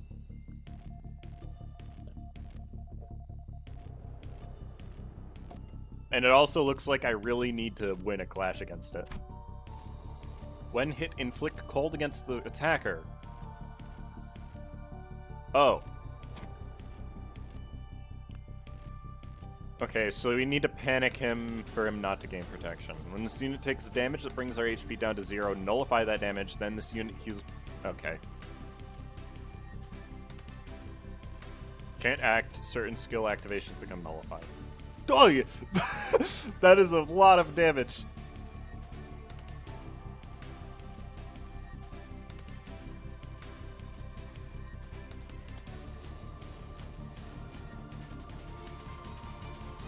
Misery and Calamity? Oh. Okay. That's very helpful information. Once per skill, though, so I get 3 turns, at the very least. I don't know how offsetting defense skills works, so... I'm just not gonna do it.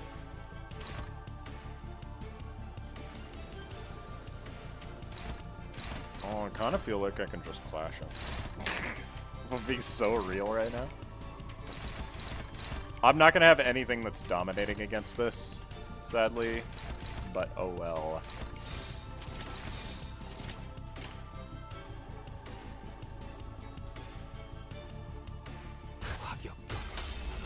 Oh, I don't know why the camera did that. Don't worry about it. Oh, actually, once per skill is, like, really bad for Honglu, because he can attack twice.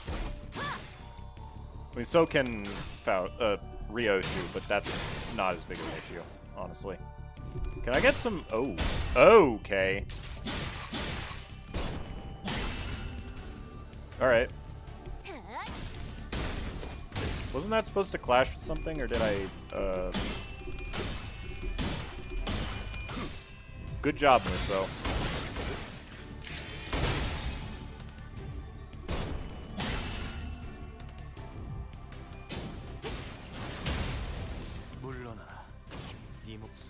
Hey, why didn't I clash with the guard?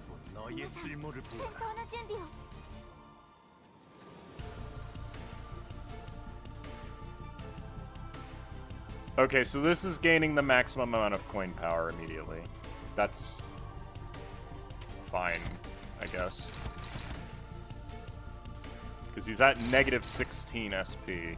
Let's clash with that last with Sinclair, because he's the most likely to win against it, and that way I can clash with the guard before then. Ew. These skills clash really high. Like... And you can't even clash with them. Great. I'm just gonna hope, I guess. He'll be at lower SP by the time we get there. Maybe I'll just get lucky. That did 8 damage. That protection value is gonna be a little annoying. But oh well.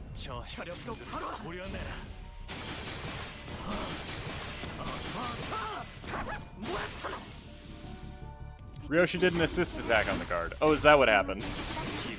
Is that why it was confusing to look at, I suppose? He just... That wasn't the one clashing with it, right? Rhodia... Like, come on. Don't do that. Of course, it's still got 1 guaranteed coin, which is annoying.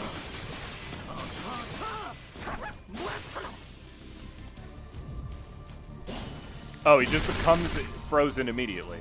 Okay. Hey, I did win it. Nice. What about the other one? Ow. Just give it a second. Nope. Got unlucky that time. That's fine, I guess. It might be worth using something to restore SP here. A sinner's relentless assault upon the knight begins to slow. Though we don't have anything in common with the knight, cold, cold loneliness rides his bellow, insidious under the faint light. Are we waves or rocks in his eyes? The sea wets our hems, giving us no time to answer the question.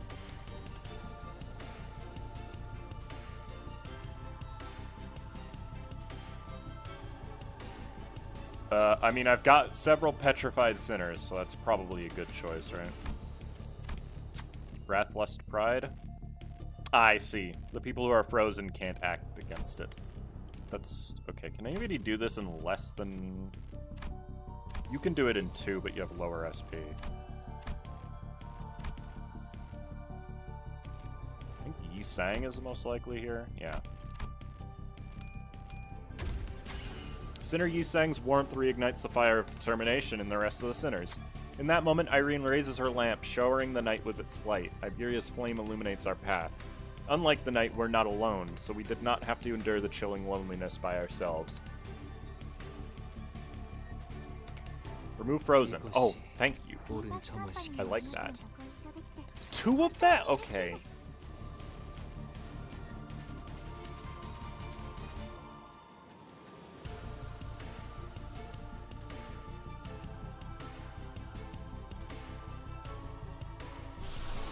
Here.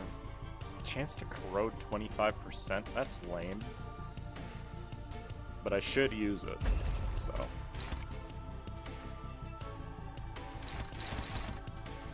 And his SP is at -32. It's not like these are unlikely clashes for me to win, so. Okay. I would really like Faust to be able to clash at all. That would be nice.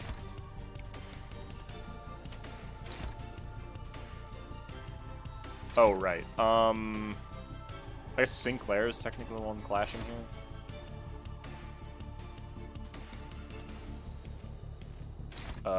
Let's see. It is clashing with Faust, actually. That... Honestly, I'm willing to take that risk.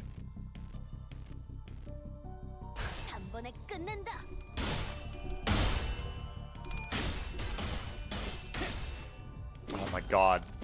That was way too close, man.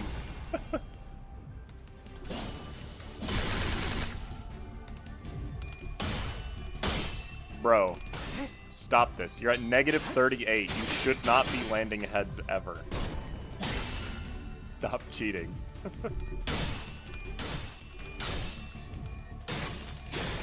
Now you're at -45. Oh. Sorry, Yi Sang. Oof, I guess.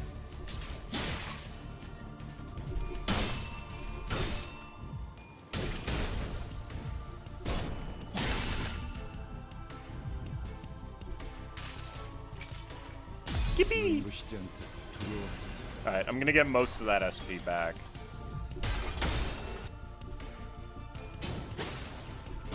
I might use a command meltdown eventually. Oh, I don't get a chance to stand against it this time? Alright. I guess.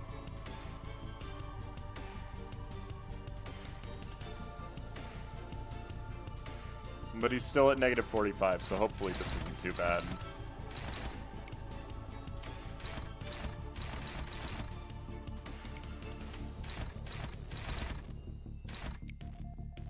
I was gonna say, these are not actually struggling.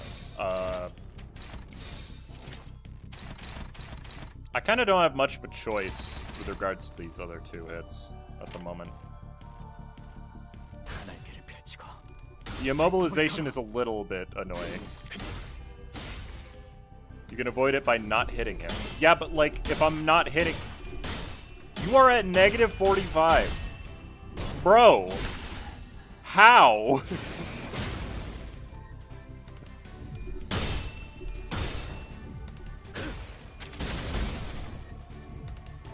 Bro is cheating, man.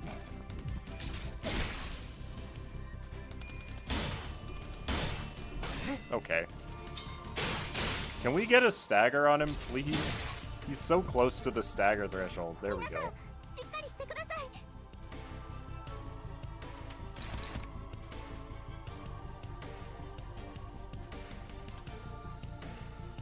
I need HP and SP right now. Can I do... I can't do both Lantern and the other.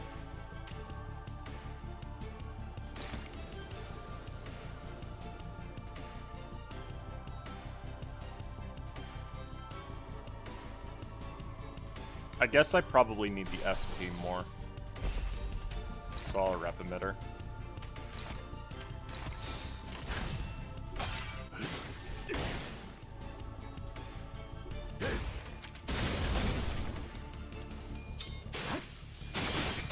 Oh, that still activates when he's frozen. Okay. Or when he's staggered. It's a little annoying, 모든 but oh well. 결과들은 파우스트가 알아. Faust does indeed know all outcomes, it's true. ドクターのように優れた式ですね。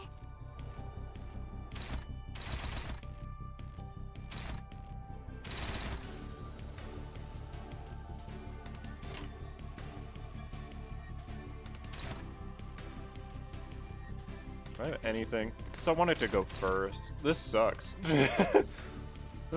Actually, I'm not doing well here.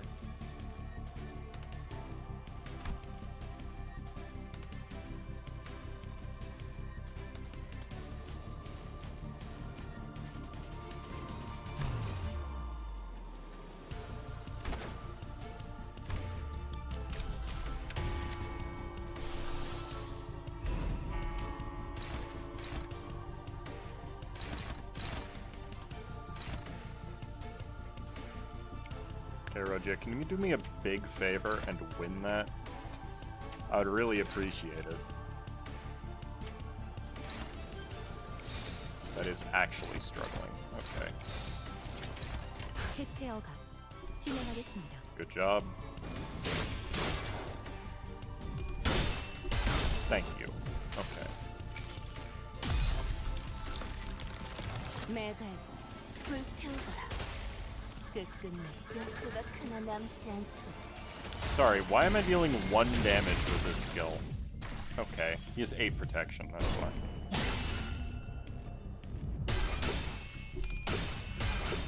Look, I was in desperate need of HP there, so... It's because the gloom damage from the freeze keeps happening.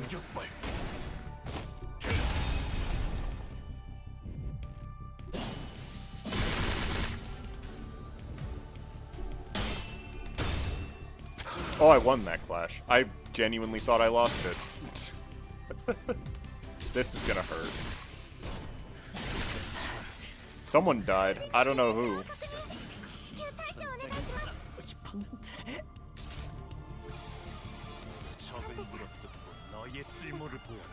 ただならぬ気配を感じます。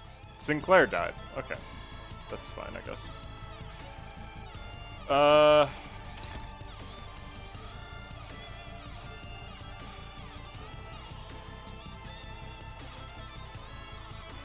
Well, this says unclashable, so... I assume this is like a scripted attack. What? Oh, because the... Right. Ignition still takes priority. Yeah, this is scripted. There's no way.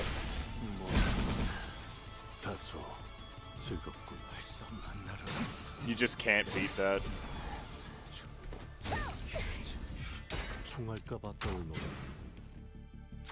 The knight rides upon the violently whinnying steed. Lance raised skyward, the knight races across the sea, splitting its waves. We won't succeed at this rate. Stall him, please, even for a second. Irene directs her hand cannon toward the knight. Her aim will undulates on the same frequency with the waves. We need but a moment to recover. Topple the waves. Go for his legs, not his lance.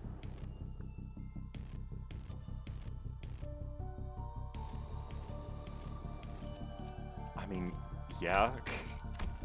Wrath, Lust, Pride. Thank you. Why?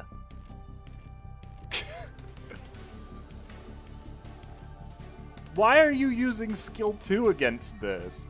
Okay, fine. Otis can do it. I wanted to read that. Okay. Dense shadow pools under the lone knight. Susurrus of teeming flesh sliding against flesh can be heard from beneath. Aren't they gathered to defeat the knight? They must have first gathered there, believing him to be one of them, until they came to a realization that the knight is a traitor to the Great Will. The knight leaps off from the surface, but the sea rises violently in response to drag him back down. The waves crest high, gnawing upon the knight, crashing him back down to the water's surface. But he leaps once again, and the cresting waves as his stepping stones. He belongs not to the sea. He stands tall against the Great Will, his head held high in eternal defiance. The unremittent knight rides across the watery mountains and charges at us. Susurrus is like a noise word. I've used it in mod making. I used it in my mod for Ruina, but I cut the fight that it was in. I used the word susurrate for a skill. Why are you like this? Use your good skill, Honglu. Come on. Whatever. Sinner Honglu brings the knight's charge to a stop. Then the waves begin to crash in. Once, twice, thrice, but unlike the knight in the back streets, these waves don't stop coming. He was always challenging the waves, and is fated to do so for eternity. The waves will always shake the sea until the day of the knight's sinking. Struggle deactivated. The last knight gains the knight's corpus. Okay, that just means body. Take 80% more damage. Oh, so it just counteracts the protection. Got it. I still don't get to know what the skill does for a roll. Oh, it's 7 plus 3. Okay.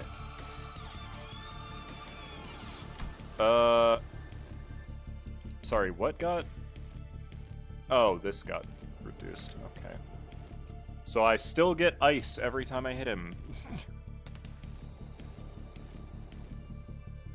Why does Faust have 0 burn? What happened? Why did her statuses all go away for no reason? Oh, he's at 45 SP randomly. Cool. Coin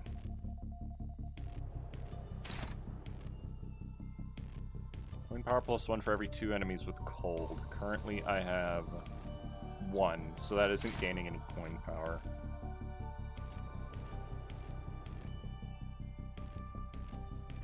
So I kind of have to use an ego against it, it looks like.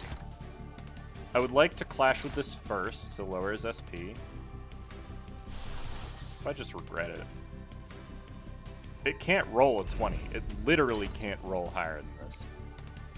So that should be good enough. I don't think this is actually neutral yet.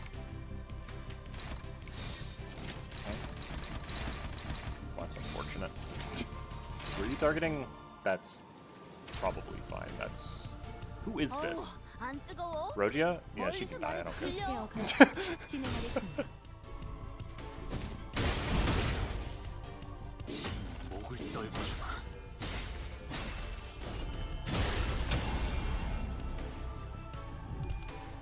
Are you kidding me, man?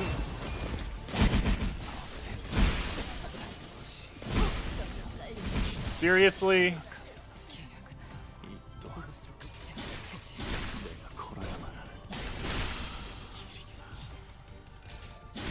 Like, what's the point? Can I even win from this position now?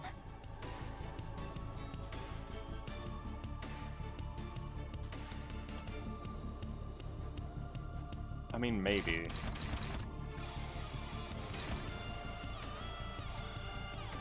That was stupid. Also, hi, Heathcliff. How are you doing?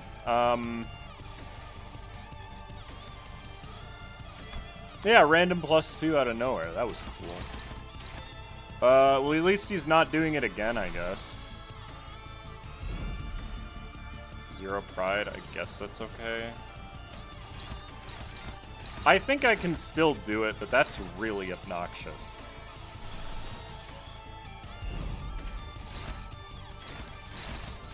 Oh, cool, I can't redirect any of this. Sure. Heathcliff kind of has to use an ego to clash, so... I was actually able to get all of it that I cared about anyway. But, like, literally, I can't do anything about both, because Ishmael is 3 speed. That's fine.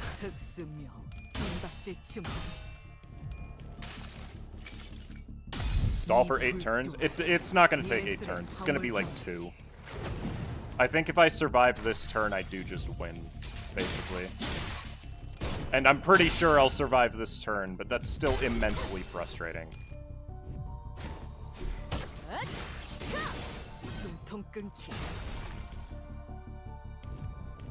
Oh, right. That mechanic still exists. I don't know, the freezing thing I don't really like. It happens a little too often.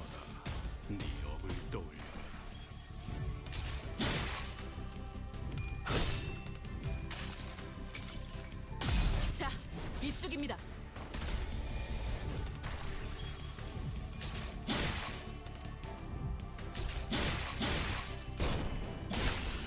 잠깐만 기다려라.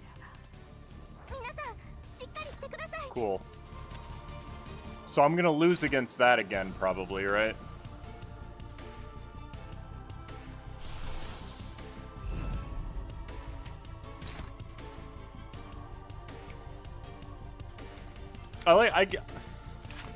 By the way, I like how I deal 80% more damage. I'm still having to hit through that much resistance, which is not reasonable.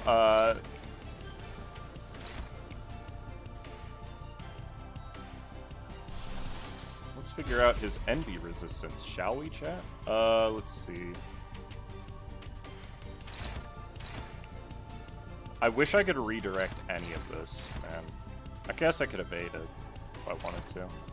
Oh, you know what? Hang on, I got a solution.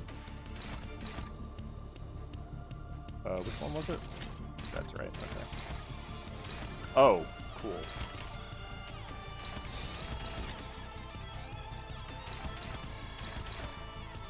Oh, because that's just a block, right? So that's fine. Well, if I get tails on Capote, I do just lose. And there's nothing I can really do about that, so...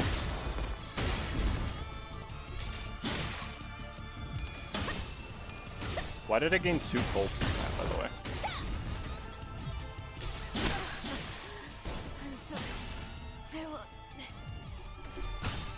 Never mind. That was not at risk of losing, actually, I'm noticing. He inflicts it on attack also? That's stupid. Like, genuinely, this is not a well-designed fight. I can't do anything about anything he's doing right now.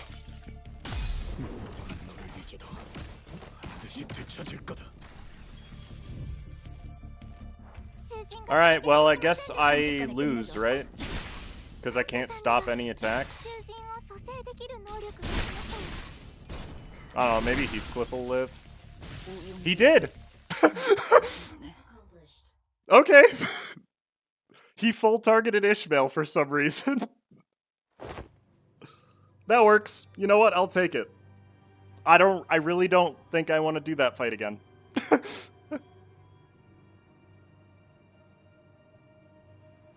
I'm out of rounds. The lamp's almost out too. We're holding him back for now, but we won't last much longer. That's my goat right there. He was never supposed to be on the battlefield. No BS, I can last. The Lighthouse, not so much. What difference does that make? Sinners were reeling from the battle against this enemy, who was more like a force of nature than human. Without giving us much time to breathe, the knight fixes the spear and begins charging at us again. It didn't take very long for the severity of the situation to dawn as I quickly began to rack my head with a desperate wish. What can I do? What can I do here? That's when, through the mist, the black space begins to envelop my vision once again. Wait, this is just like... And from the dark, light shines again.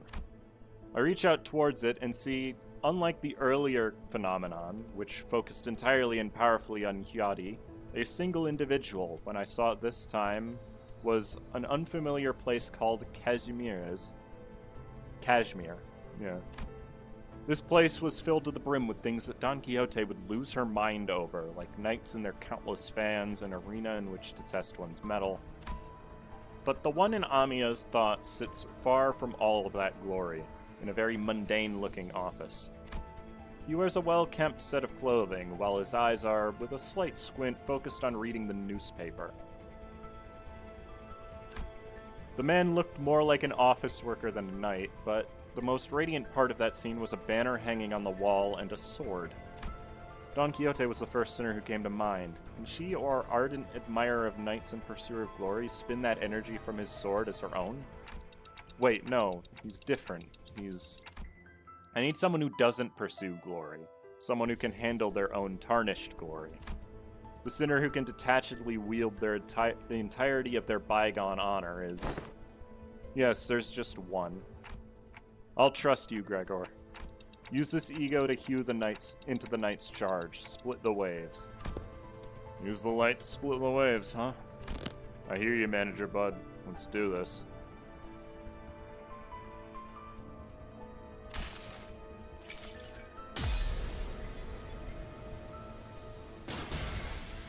이 검은, 이 명예는, 이 영광은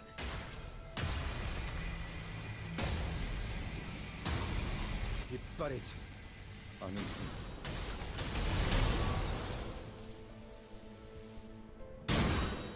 The incandescent golden blades of light surge forth, cleaving through the darkness of the sea. The knight withstands and parries each of those lights away, but he comes to a stop when the last of the golden radiance cuts across the sea and looks in our direction as if to admire it.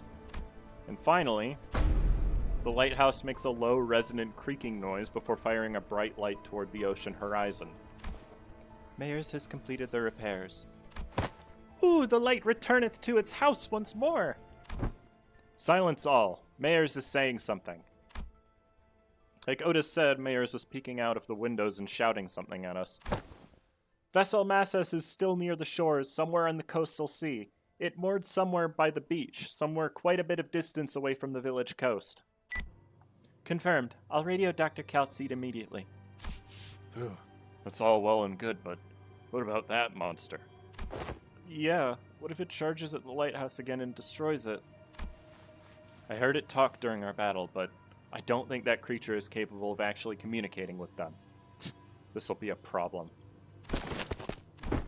Don Quixote, wait, don't get too close to it. It's too dangerous. But before we could stop her, Don Quixote was already approaching as close as she could to the Seaborn, her eyes twinkling. She takes a brief moment to admire the knight and his steed before asking in an energetic tone, "O mighty knight, what is the name of thy noble steed?" Rocinante. Wait, she can communicate with him? Ooh, 'tis quite the coincidence then. My noble steed is also named Rocinante.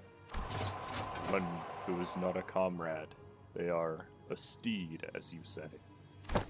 Forsooth, a steed most fine indeed. It hath served me well over countless adventures of mine, despite its appearance. Yet I must inquire thee, noble knight, wherefore dost thou strike this lighthouse so? The charm. It was not the waves. The waves are darker, more raucous. Perchance there was a tad inconvenient misunderstanding here, then. Good knight, I and mine compatriots are now embarking upon an adventure most important, yet with thy obstruction we are unable to do so. Prithee, wilt thou return to whence thou came? Dawn to Dawn Communication, thank you for the $5 coffee. I appreciate it. Don Quixote regarded the knight with a stance that was at once courteous and brave, and the knight and his steed Rocinante stared wordlessly back at Don Quixote. I wasn't sure if she managed to get through to the knight, or if the knight just lost interest, but they both departed the lighthouse, looking out to the far distance. So they really exist, Seaborns who hope for something other than just survival. Such powerful Seaborns lurk at sea. Are you alright, Donkey? You should be thankful that it somehow yielded a positive outcome. When are you going to fix that habit of rushing forward without thinking it through? Ahem, mine apologies. While Don Quixote returned to the knight with that bizarre conversation, Amiya raised her voice happily as though she just received good news. What? Dr. Kaltseed, is that true? What's going on? The doctors managed to infiltrate the vessel Massus. They're already done cleaning up the decks and are now waiting for the rest of us to arrive. But it's been hardly 10 minutes since the lighthouse came on. The doctor's an excellent strategist, and based on what Dr. Kaltseed told us, I think they already had some plans in motion before we activated the lighthouse. Dawn is a blood fiend that can be anywhere near water if her shoes aren't on, and if there's on is one that is submerged by the waves. I'm gonna be honest, that wasn't the only problem with that sentence, Coffee.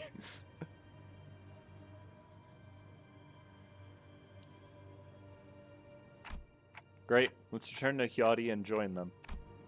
We returned to the raft and explained what had transpired. Hyadi listened to us before replying in the exact same manner as she did before. Someone's going to have to stay behind. I'll stay. Go find the vessel Massus. You're going to refuse again if we offer help, aren't you?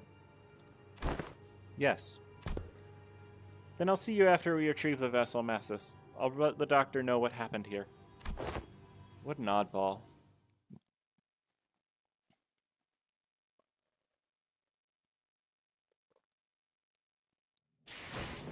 가문일성 모이만 뿌려주신다면 That's a lot of event currency. 주분께서 혐오하시는 그 어떤 Jeez, man. 모래판에 남기지 He had no business existing on the field, but he did win the fight for us. 않기에 쓸만한 증명이 So I guess I can't be mad at him. 그런 주건 부디 저희가 회칠 다음 전장을 Oh, this is another battle stage. Cool. Oh my god. Okay. Just clear stage. Alrighty. We're just having tough fight after tough fight, huh? 상태가 떨어질 때군요. This is the doctor, researcher at Rhodes Island. Nice to meet you. When I, after everything we went through, finally had a chance to meet the doctor of Rhodes Island, I realized that I had been building a vastly different image in my of them in my head based on the name alone. I was thinking they were going to be someone like Yi Sang, Faust, or Hohenheim from LCE. But the first impression of them was similar to what I felt when I met a K-Corp employee. The clock just ticked. And this is Dante, a manager at Limbus Company. That ticking just now was nice to meet you. Okay. Thanks for accompanying Amiya. Honestly, I was pretty worried when we were separated at the border. I should thank you and Amiya, actually. We would have been in a real pickle without her, so... It's a bit embarrassing to repeat that myself. Dante says they would have been in a real pickle without Miss Amiya. Sorry, Manager Bud can't talk human, so don't worry about it. We'll take over the translation. It is incorrect to state that a manager cannot talk human. A more accurate assessment would state that the manager is incapable of accessing sonic means of communication, which includes verbal communication.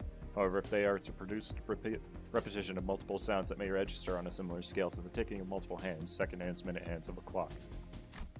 I don't know, something about the way Merceau puts it sounds worse. Don't worry, it is not a difficult task when only a single individual has to be translated. Doctor, let us move on to the next steps of the plan. Next steps? Thanks to Limbus Company's efforts, we obtained the exact coordinates of the vessel Massus and managed to recapture the decks with ease. However, Fabius, who is suspected to be a bishop of the deep, and his followers have barricaded themselves inside the bridge's control room. While it may seem as though they're hiding, I believe they're trying to bait us. As in, they are waiting for us to enter the bridge before summoning reinforcements from elsewhere to trap us in a pincer attack. Something like that. The elsewhere is most likely to be the sea, as their reinforcements are probably more sea terrors. Fabius is a seaborn, and the ocean will answer to the call of their kind. Limbus Company and Irene will head to the bridge and neutralize Fabius. Amiya and I will accompany you to provide support and identify the situation within the bridge. In the meantime, Caltseat and the other operators will remain on standby on the ship's exterior at the pre-designated locations. I'd like to avoid getting surrounded by sea terrors before we manage to take down the Church of the Deep within the bridge. I observed several entry points leading straight to the bridge while we were working on repairing the vessel. Your force doesn't seem numerous enough to close off all of them. It's true that there are many entry points here, but we don't need forces guarding every single one of them. Especially here. The hallway is narrow, long, and straight, so... Makes sense to me. How about here? Are you sure you're not overly focusing your forces to a single checkpoint? Let's see, but on closer look... Looks like Commanding Officer Otis is finally in her environment. Got any questions, Manager Bud? I have no idea what they're talking about, if I'm being honest. Really? I saw you commanding the Sinners earlier. You seem pretty adept at giving orders and making strategic decisions. Indeed. They seem quite adept at making on-the-spot strategic commands and identifying exploitable weaknesses in the patterns of their enemies. However, the Doctor and the Outsiders are operating on fundamentally different fields. No further elaboration is necessary. Agreed. That particular aspect of strategizing is not one of Manager Dante's obligations, and even if there is a chance for them to engage in such elements, it may be too early to do so. Is that so? It is. At least is what Faust has judged. What are they on about? I was about to ask that myself. I don't know. I have no idea. Having finished her discussion with the doctor over the plan, Otis returned wearing a grim look. Huh? Is there something wrong with the plan? No, there wasn't anything wrong with the plan. I expected a certain degree of competency, but they were impressive, far beyond my expectations. Really? That good, huh? Even when I think back to my days in the line of duty, I can't think of too many like them. Right, so they're dependable. Good enough for me. If your strategizing's done, let's get cracking. What of you, Miss Mayers? If it is too much to face what awaits, then you need not follow us. I decided to stay here anyway. The doctor's going to update you in real time on where the safe zones are, so please keep that communicator close to you. I will. Hey, if Gramps... Is there something you would like for us to do? No, it's nothing. If there's something you want to tell him, contact us through the communicator at any time. We're going to find a way to resolve this as peacefully as we can, but if the negotiations break down...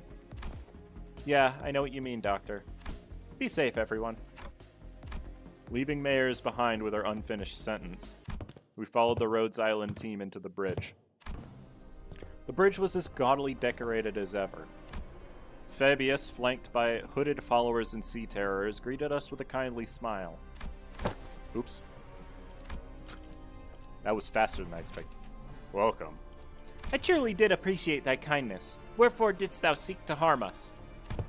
Your suspicions are certainly justified, but I implore you to think back. If you truly believe that we sought to harm you then, how would you explain that one peaceful night you had spent in Ferro Muerto? We had never wished you any harm. We did not then, and we do not now. Huh. Not even a day after you folks stabbed us in the back like cowards, and you want us to believe that? Our wish has always been the same.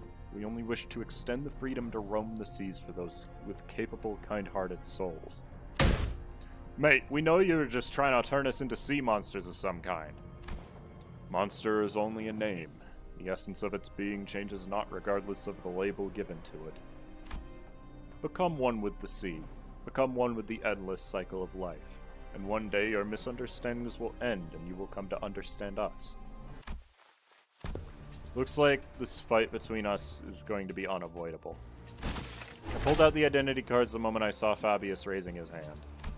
The doctor seemed to have finished preparations as well, as they and Amia stood opposite Fabius. Incoming! Get ready, everyone! Let's stop them here for good, no matter how long it takes. Their strategic formation prioritized reducing sacrifices to the absolute minimum. Their commands sought to protect, sought to defend, and their forces were quick to follow them. Rhodes Island's operation was certainly impressive, but that's not exactly our style. All I can do is put my faith in the sinners and push them onward. Our style is, trust me to bring you back no matter how many times they cut you down. Let's wipe them out.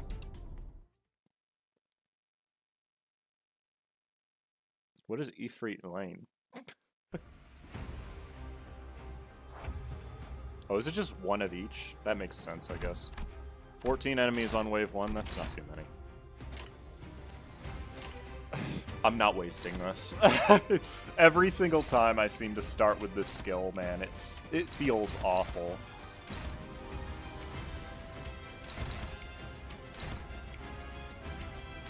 And there's nothing I can do about it either.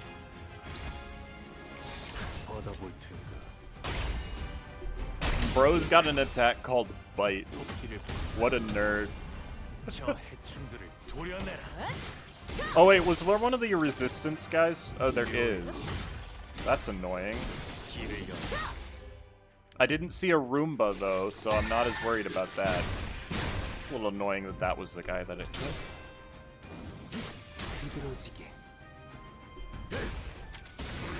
I'll take out that Russians in World War II strategy, but he has technically infinite troops. I wouldn't call it that. Ifrit is a caster that attacks all enemies in a straight line. Oh, okay. 숨통 끊기. So put him at the end of a hallway. Got it.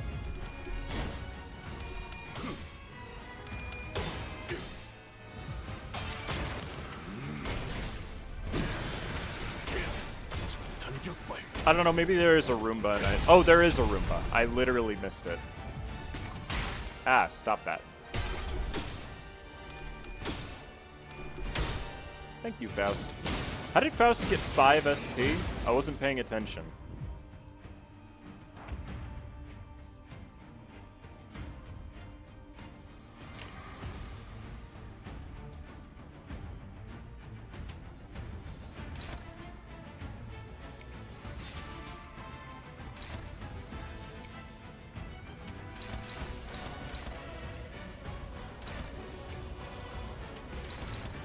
Unopposed? Why? I mean, I know why. It's because I can't redirect it, but still, it's annoying.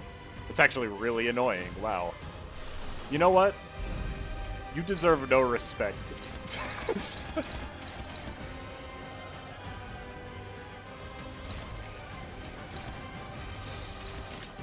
There we go. That'll work. 이 앞에 숨쉬는 자, 누구 하나 들여보내지 마라. And having regrets started this early is pretty good too, so. 저 해충들 도려내라. 아직 죽지 마라. I guess it's technically better to retreat on turn 2, because that way I can have Blink Step activate 구속구가 나의 능력을 저지하기엔 the additional hit, right? 덕없이 모자르지.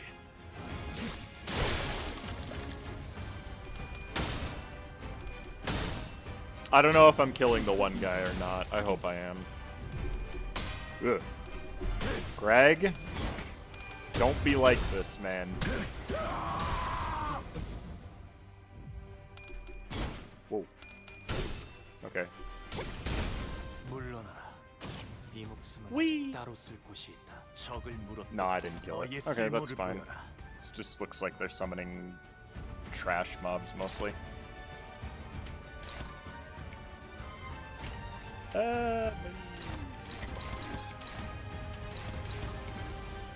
I don't think I'm gonna have a dominating hit here either way. Actually, no, you don't do that. You just hit somebody. Because I want SP on others. You already have a lot.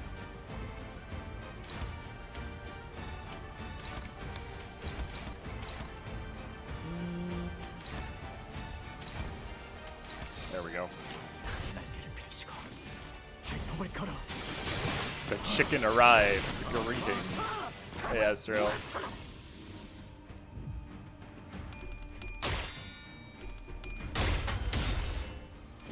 목을 떨고자 이 정도 탐내에 허덕거라.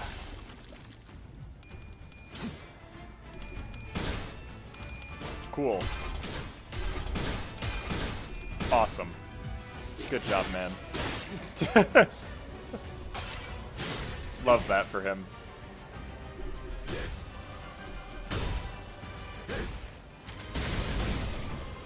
혈압도 바로.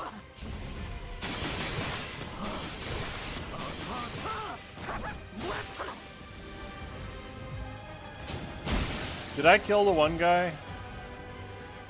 I did. Okay, good. They're all dogs. Except that guy. That guy's not. Let's see what this'll work. No.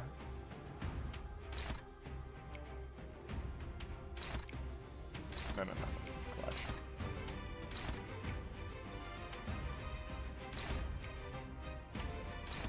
And then I guess you can just attack this guy because I want to get him off the field if I can. He's just really big.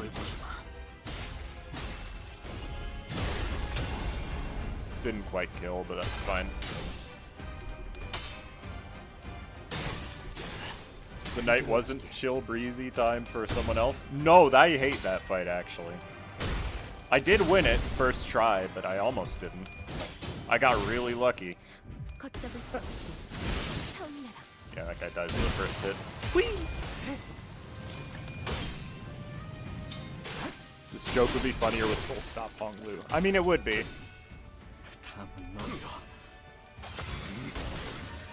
I mean, I knew the freeze mechanic worked. I just decided that I wasn't going to play around it because I didn't want to. You know, sometimes it just be like that. I don't have, like, a good clash for this, do I? It's annoying. Let's just assume that's good enough.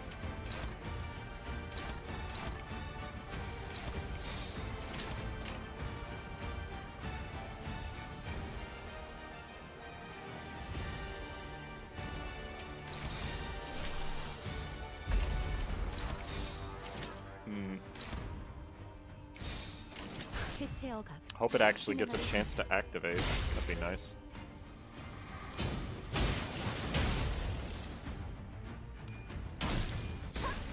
Okay, it will. That didn't even come close to killing. What the heck? Sometimes you ignore the mechanics as a treat. No, it's just almost no mechanics in this game actually require any brain power. And to be fair, I don't think that that mechanic requires very much brain power either. It's just... I don't know, dodge, I guess. Oh, what the heck? Why? That was weird. Anyways.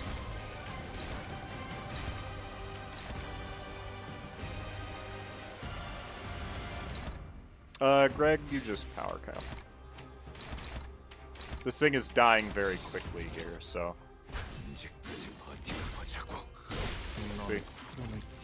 Alright. Well, there's the guy himself.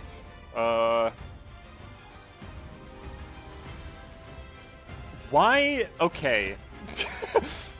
I get it. You want to use the mechanics, but man, is this a frustrating enemy to have here. I'm going to use Command Meltdown.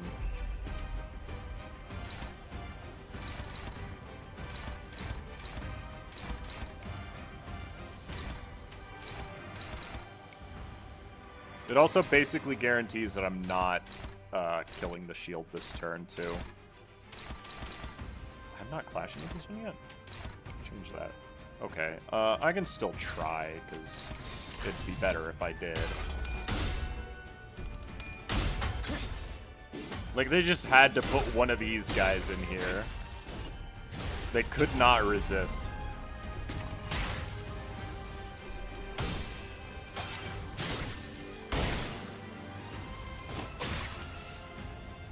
Do my collab mechanic bird. That is what he feels like. It's like, even with him improving all resistances by 50%, I'm still doing a good amount of damage, so...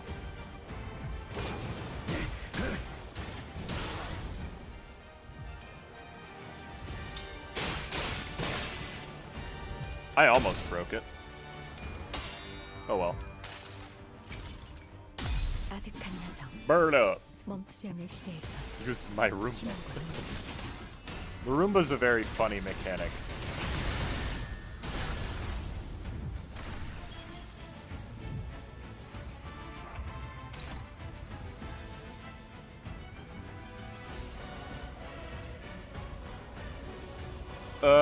Hold on, my brain just reset, it feels like.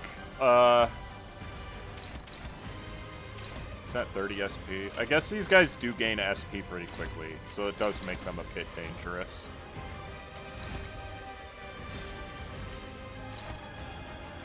Holy crap.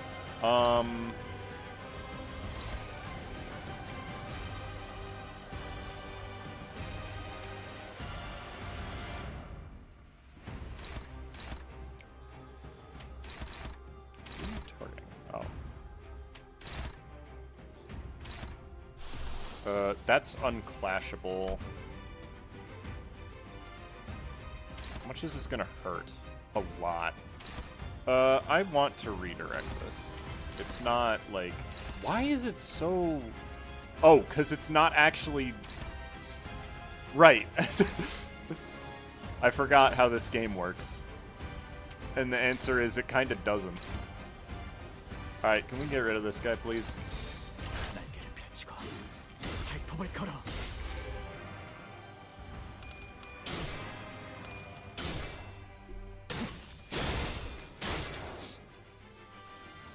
괜히 저항하지 말고 받아들여. 그게 덜 Thank you.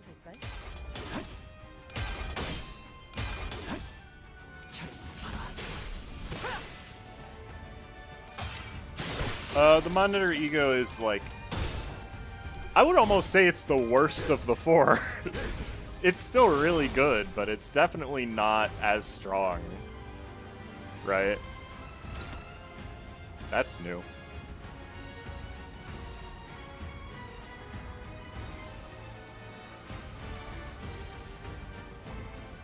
But you know what's funny about this? Oh, the dang... The stupid Roomba is taking an attack slot. That's awesome. I need to make this... target all of them if I can. There we go.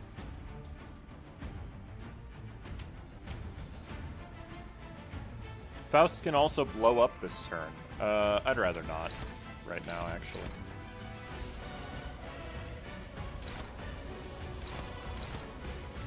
Okay, well, so much for that, I guess. Hopeless. Yeah, I don't believe you, actually.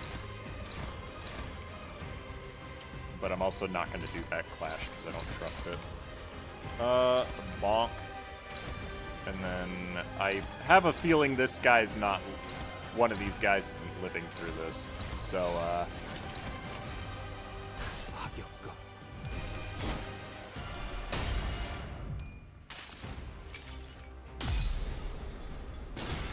이 검은 이 명예는 이 영광은 이빨이지. Two Tails is a little annoying. Yeah, something tells me that those people were not going to live through that. Anyways, I guess Gregor's... Nope, he's one short of being staggered. Awesome. I think we're doing okay.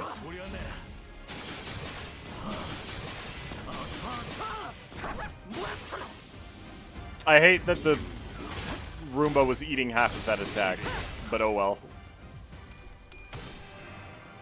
Collect my scabbards. Collect my men. They're in scabbards, by the way. Roomba. You know, now that I think about it, I think the Roomba was the reason everything was clashing so high on their end. What? There's reinforcements? I guess. I mean... Sure.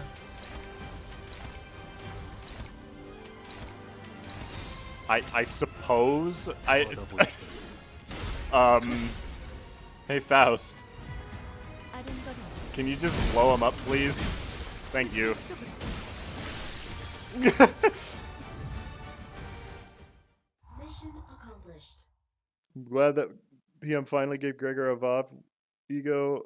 Weird that it took over a year, but hey, it's strong. I mean, he had one for a while. They're pretty persistent. Fabius flees again, using Sea Terrors and his followers as meat shields.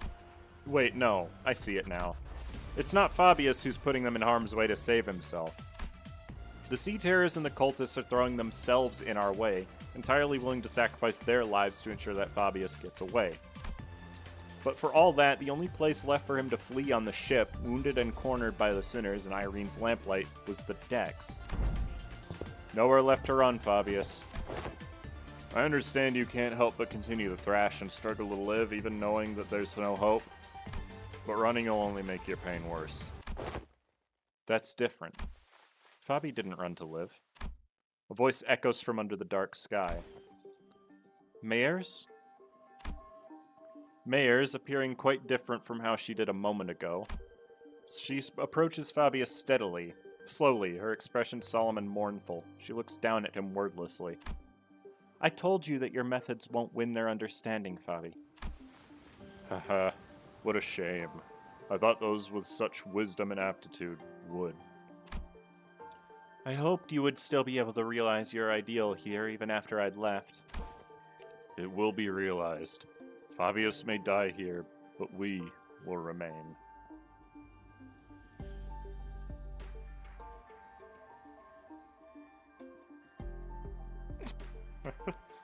What the dog's doing? Now it is time. Devour me. What Fabius blurted out threw us off once again, even before we regained our footing from the shock of realizing Mayer's true allegiance. I mean, this was kind of obvious, right? Eat people? Oh, looks like they're about to give us a live demonstration of some gourmet art. I heard it's a pretty common thing in the District 23 backstreets, but I'd rather not see it in person. Hey, I think I'm just gonna look away. That's okay, right? Just what? Doctor, weaker Seaborns willingly let themselves be devoured by stronger ones, thereby sharing their experiences and nutrients with them. This is a commonly accepted practice among them. It is but a behavior that prioritizes survival above all else. This isn't done in any sense of sacrifice. The time is here. Devour me. Set sail toward your ideal. Sorry, Fabi. I've still got some canned food left for me on this ship, and I think I'll delay becoming a Seaborn for a little while.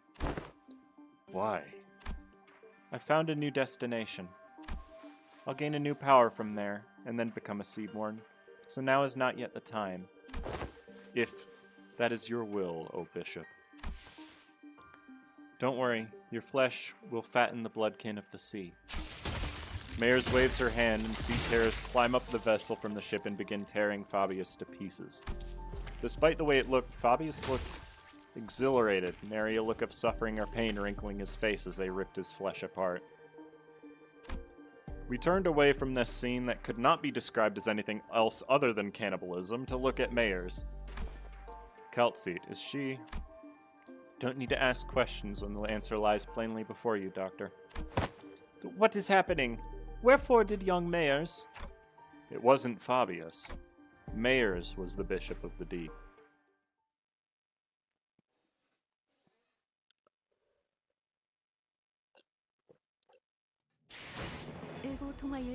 Oh, hey.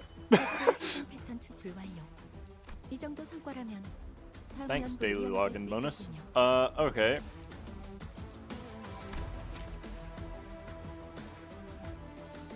Really? She got the most damage.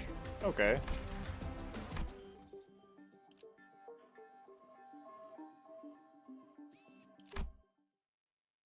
Interesting. I wasn't expecting Faust to rank that high, but I guess it makes sense. They've played us.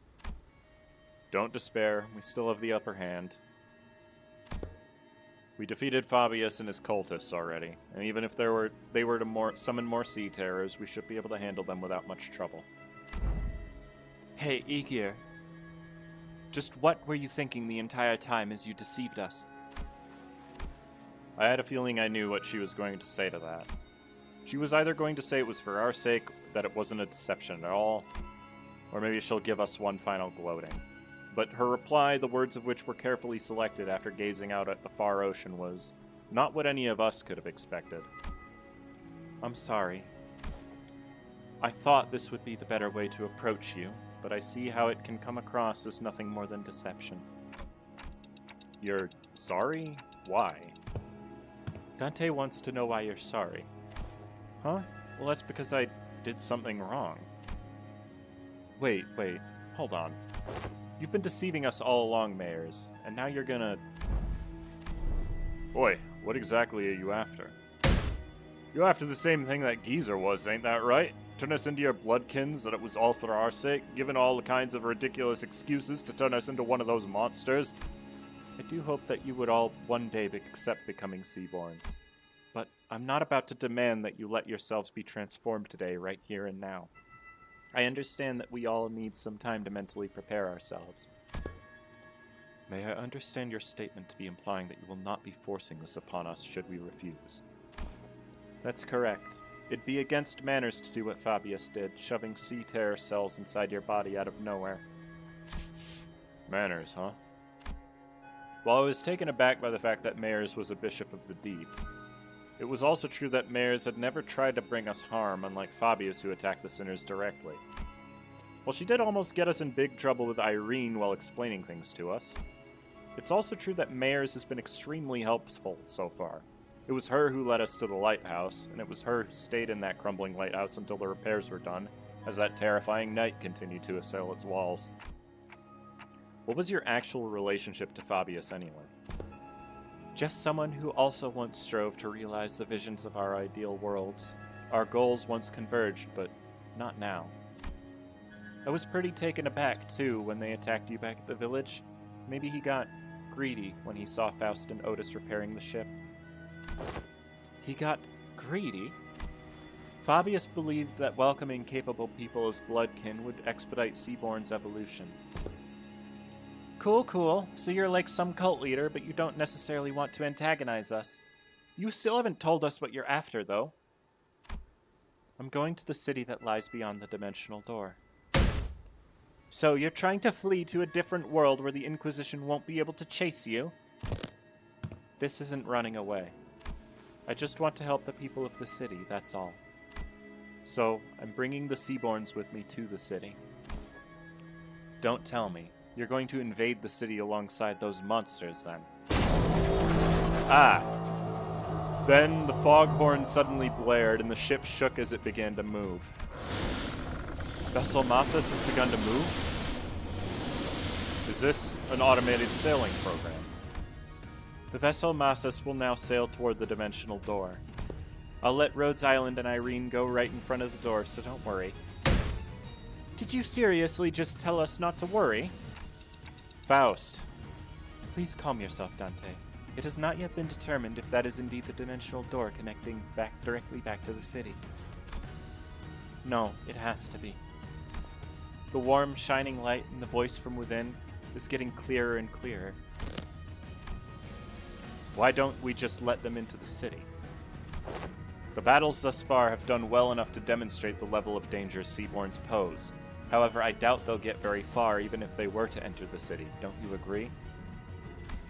In Hangyan, we've all seen what happens when sapient, sentient, non-human entities enter the city. The head will take action the moment they realize their presence. Of course, we must prepare ourselves for repercussions in case they decide to hold Limbus Company responsible once the dust settles. Yet it is also very likely that we will fully escape any culpability, as we saw in the memories of the Kong massacre. Your thoughts, Faust? Urban nightmare.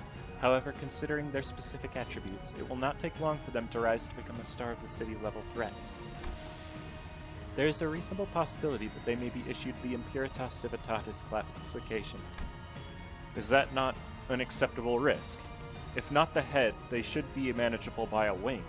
This isn't that terrible of a calamity. But Kaltseat shook her head resolutely. No. Your technology seems to be based on something else, which is neither Originium arts nor any of its derived technology. And that is precisely what could make your world vulnerable against Seaborns. Is it because they learn fast?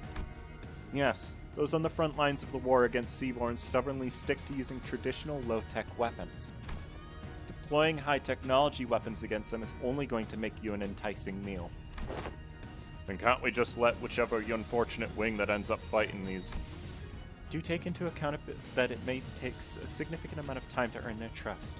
Even if they were to be convinced, there would be other parties with alternative perspectives on the matter, complicating issues. The situation will rapidly grow out of control if backstreet syndicates or fixers get involved, unless the head designates a taboo to prevent it. Even then, considering what she's been saying...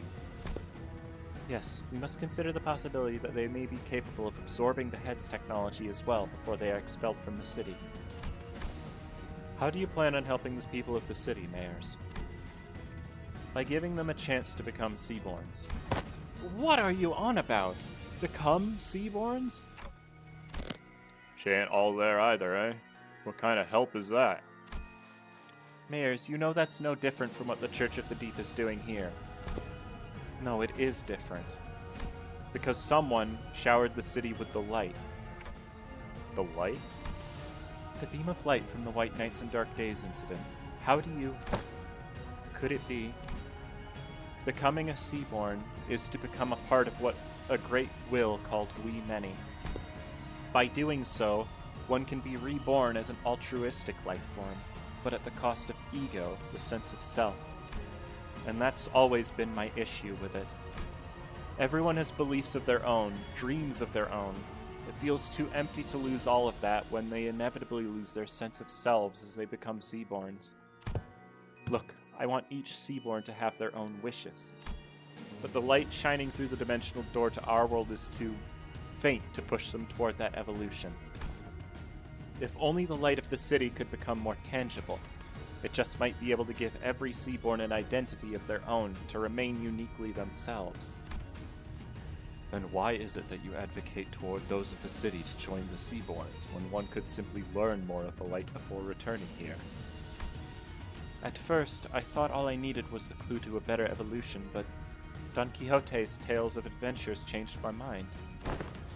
Mine adventures? You don't understand just how precarious you all are. And how would you, when you were born into the kind of world from the very start? A place where life has become a commodity and gold one of its few religions. The city has abandoned its yesterdays to survive today, and by doing so has given up on its tomorrows. Just as I needed the light, the city needs Seaborns. It needs their tenacious hold to life and their absolute unconditional selflessness. But at the end of the day, it still means that everyone has to turn into monsters. People ostracize the other. Something that isn't like me, something that feels alien to me, something I don't know or understand. So that fear is natural, because Seaborns are not human. But you just have to cross that threshold once. Miss Mayers, do you believe the nature of humanity to be evil? Humans are selfish, but that's not necessarily a bad thing. Good things can come from selfishness, that's for sure. But the side effects have become simply unsustainable. Doctor, you've been to countless battlefields where Rhodes Island has fought tooth and nail for the rights of the infected. But what came of it? Peace? No, it's the same. But still, we're all still getting better, little by little. I'm not trying to deride those small incremental steps and call them meaningless. Change takes time, and should it continue, I believe your efforts can be a beacon of light that will lead humanity toward a brighter future. But what about everyone who is sacrificed while you're taking your time taking those incremental steps? Every single day of that incremental change is marred by unjust deaths. Some are enslaved for no other reason than their differences. People live on in that despair that seems to have no end. I agree with what the light told me. People are diseased. They're so sick that even in the far-flung future, even on the day the world ends, they will continue to fail to look forward, obsessed with scrutinizing each other in search of those differences. Even when every Aegir returns to the sea, they're still going to bully and hate anyone with pointed ears, labeling them Aegirs. Even when oripathy is truly eradicated, people are still going to suspect and persecute someone as the infected. People are imperfect beings. You're right, there probably isn't anyone out there who can really sacrifice themselves for the sake of others with nothing but perfect selflessness. But not when it comes to Seaborns. They don't suffer from all this absurdity, nor are they coerced to sacrifice against their will. They have the power to progress toward a better future built from mutual understanding. I heard the distortion bell, by the way. Because they're the kind of life form that seeks common ground instead of scrutinizing for differences. The bells. A strange-shaped form shimmers and materializes before Mayers. I couldn't quite tell what it was, but it was round and it looked like a tool. It is possible that she has already met the conditions to effloresce. A possible explanation would be the absence of a particular pull required to draw it out of her, or the insufficiency of it. This isn't anything like the arts. What is happening in front of Miss Mayers? Is our proximity to the dimensional door increasing the potency of influences coming over from the city? Precisely. The connection to Faust returning to normal levels seems to indicate that. Wait, can people in other worlds, I mean Mayers, also manifest ego? Internal conflict and anguish is a commonality among every intelligent entity, regardless of whether they are from the city or not. Therefore, yes, Faust is quite positive on this possibility as well. However, what does that mean? The potential to effloresce an ego implies the potential to distort as well. You've been dreaming for a long time, Mayors, drawing your own picture of an idealized world. And you have chosen the ocean as the means to building a path toward that vision. Yet, why have you failed to take the leap of faith yourself? I had to make preparations. Seaborns are beautiful, there's no doubt about it. It's just that a key piece was missing to really achieve what I want. You're not being honest with yourself. I know it very well that you were afraid of becoming one of them. The fear that your own creed might crumble, that you might lose your own sense of self, your ego. The fear that you might end up becoming nothing more than just another thing swept up by the ineffably overwhelming will. Isn't it terrifying that this hope can just disappear in a blink? Who is she talking to? Is this something Limbus Company has experience with? If so, I'd appreciate an explanation. She's hearing that voice. And that singular faith that one had absolute confidence in breaks in one fell swoop, and their ironclad will is shattered. People of the city have the potential to distort into a monstrous form at any time. It is said that these phenomena are often accompanied by the distorting individual hearing a disembodied voice. Indeed, those who distort would oft behave as though they were engaged in a conversation. Of course, the same could be said for those who awaken ego. At first I thought it was Kathy, but it wasn't her.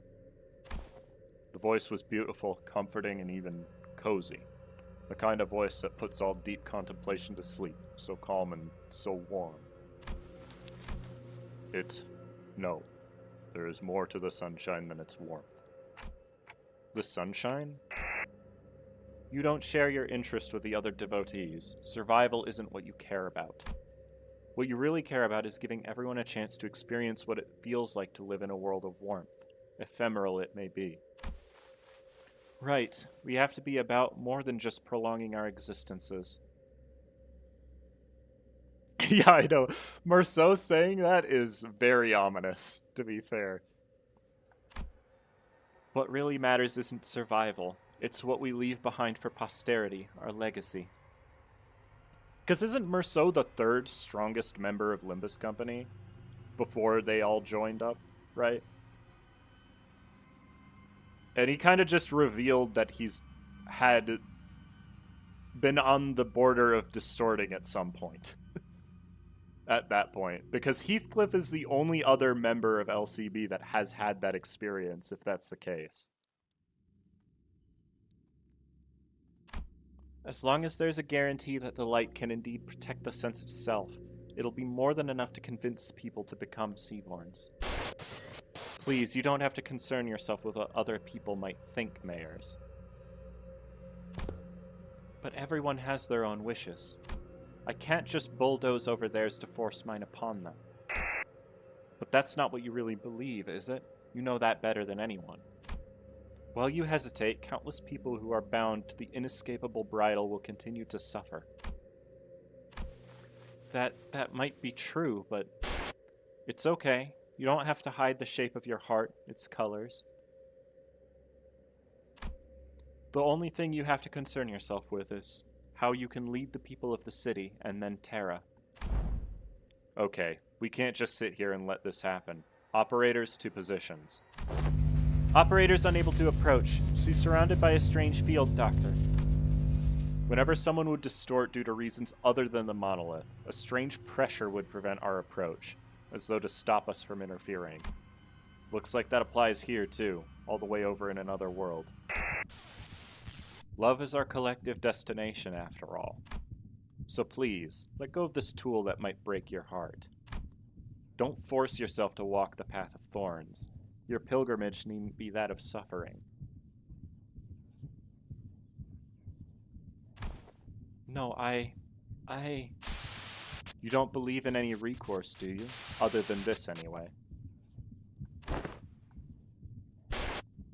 Don't you think you should find a better, faster path with less suffering, before more people inevitably hurt each other with their ill intent? You're right. If there is no recourse, it has to happen faster. I can't waste any more time while people suffer. Follow your wishes, follow your desires, and paint. Let's show them the painting of your world reflected in your eyes. Before the passion they believe in becomes completely worthless.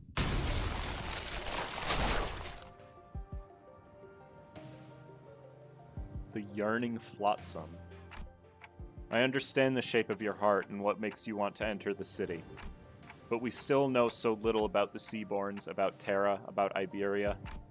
Whatever may have lit the fire under your feet, I can't bring you with us to the city as you are now. Even before the sinners had a chance to translate my words, Mayers slowly turned in my direction as though she clearly understood my words.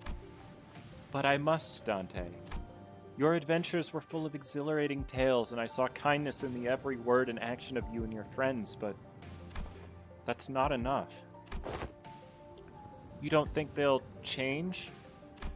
No, they will. In the far, far future.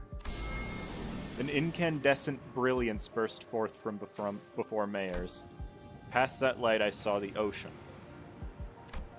The calm sound of gently lapping, crashing waves, the immense golden brilliance. A portal? Where did it come from? Dungeon of the Fathoms. A gate that leads into one's heart. This periphery is where LCB Department's specialty begins. While what lies beyond this periphery does not necessarily warrant Rhodes Island's presence. Can you guys help? I don't know what kind of fathoms I'm walking into, but I have a feeling that we're going to need your assistance. Dr. Kelsey. We're only here to investigate the dimensional door, but I don't want us to turn our backs on people we can help. Rhodes Island accepts Limbus Company's cooperation request. I'll go too. You're still in Iberia. I can't let Iberian business be handled solely by outsiders, let alone an incident connected to the Church of the Deep. Don't worry. It's not like this is the first time we're letting someone not in our group into a Dungeon of the Fathoms. We'll be fine. More sea terrors. Given the circumstances, it seems very likely that sea terrors that were swarming the Lighthouse are coming this way as well. I'll call Hyadi here. You'll be staying behind then. Amiya will go with you, Doctor. Following Mayers, who had already disappeared into the portal, we take our steps in the utopian world beyond.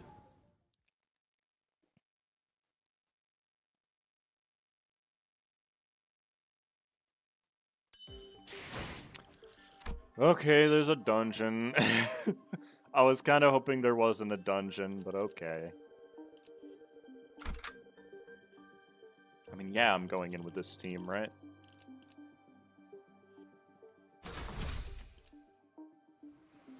You know what? Hold on.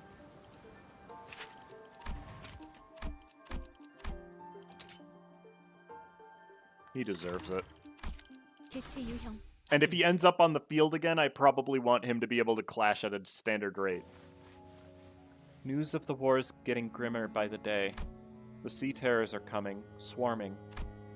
This is the day when the ocean-born calamity broke and sunk Aegir's seemingly infinite starward growth. Aren't you going to the surface, Mayers? More and more people have been getting too anxious to stay in Aegir. I'm not. If Aegir falls, it only means that the surface is soon to follow. Why? Think you'll head to the surface too? I'm thinking about it. While there weren't that many, people around me began to leave for the surface.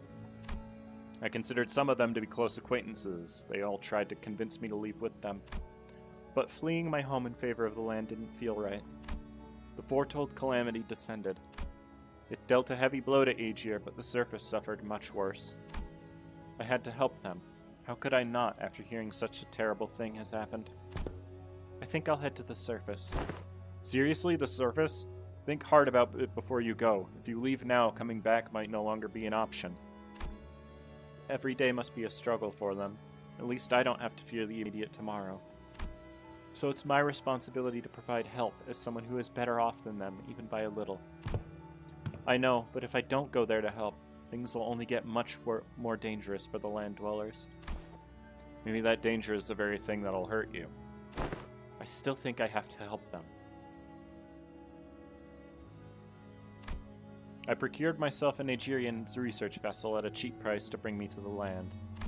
Unable to even submerge itself while moving, this wasn't exactly the best ship out there, and I normally wouldn't have even given it a second look. But I thought it would at least help me navigate the coastal sea. I didn't expect this. The very first thing I witnessed on the surface was the bottomless hostility against the Aegir. They denied an Aegir's offer for help for the sole reason that I came from the sea. They denied my compassion, my research. Get lost. We don't need your stupid research. You're from the same place as that Calamity, aren't you? Do you really think we're so stupid that we trust you? They confiscated my catalysts and tore my research apart. My wish to stand with them against the Calamity was devoured by the hatred born of the same Calamity. Any kindness, any compassion I gave them was repaid twofold in hatred and suspicion. Did the terrible conditions of this land transform them into monsters, or was this always their nature? It wasn't long before the research vessel I brought from Aegir was confiscated out of suspicion. A few weeks later, when I finally came across that vessel by the beach, there was an uncanny name inscribed on its side, Rebelión de las Masas. But none of that was enough to stop me from continuing my research for the sake of the land dwellers. I went through so many trials and errors to somehow impede the Sea Terror's rapid evolution, to revive the Iberian soil contaminated by the Nether Sea brand. But my work bore barely any fruit. And I let the days float by as I watched the Inquisition arrest the Aegir one by one. When my Sea Terror samples and research notes came into view, they all looked completely different from one another, some of them with fundamentally different physiologies. Even still, nothing stopped them from being us instead of I. And for the first time, I became doubtful of my efforts to interrupt their evolution. Her tales were not entirely fabrications. Mayers is a bishop of the Church of the Deep, so that automatically makes her a sinner in the eyes of the Inquisition, regardless of her reasons. The more I studied them, the more I found them to be such compassionate, altruistic creatures. All they cared about was their survival, without even a hint of selfishness. They're not some evil monsters from the sea. Mayors, I can see that Seaborns may not be evil, but it doesn't matter what they are, whether they are kindly life forms or whether they are simply a different form of civilization. It doesn't matter. Because Iberia and her Inquisition does not define Seaborns as evil. Seaborns are our enemy, threats to human existence. I have but one thing to say as an Inquisitor. You, all of you, are my enemy. But it would be a good thing for the Inquisition if I were to leave for the city, wouldn't it? Why would you say that it's a good thing for us to toss our problem into another world? That'll be like abandoning our pride. Unless they, the people of the city, give you permission, as an Inquisitor, I can't let you do that. Yeah, and don't get your hopes up about that either. You can wrap it in a box that says compassion for all you want, but Mayors, your course isn't exactly the direction I'd like to sail in. As the rest of the sinners prepare for battle in silent agreement with Ishmael's stand, Mayors mutters with genuine disappointment. I didn't want to have to do this. Waves. I had no better word to describe the horde of sea terrors crashing into us. But this is the only way it could have ended. Your words are composed entirely of your own color and no one else's. Manager Dante, right? You speak. We will hold the line and defend the place against the sea terrors rushing in from the rear. So in the meantime, can you take down Mayors and deal with the remaining sea terrors? Absolutely. The manager has responded affirmatively. All operators will be drawing the sea terrors to us. We don't need to take them all down. We just need to act as a wall between the wave and the people of Limbus Company. Irene, I would like to ask for your help as well. As for Amia, please assist Limbus Company just in case. Okay, then let the mission begin.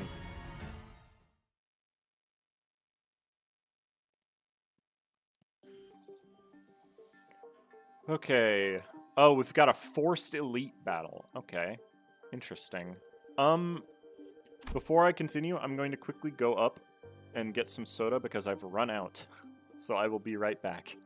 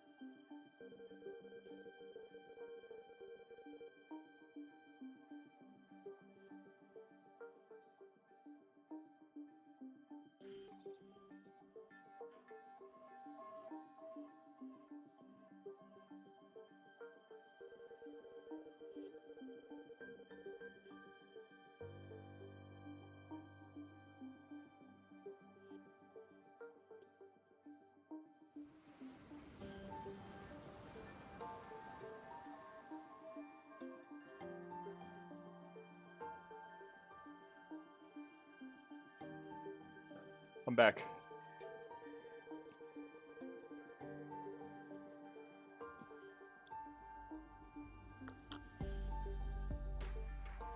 What the heck is weak to both slash and pierce? Ah, why is it so bright? What the heck happened?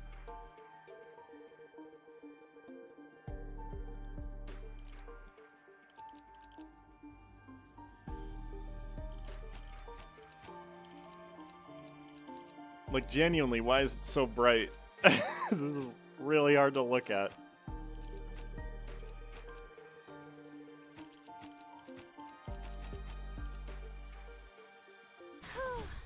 벌써 God. 화끈하네. What the heck happened? I don't understand. It's just these guys? 皆さん、戦闘の準備を。 Okay.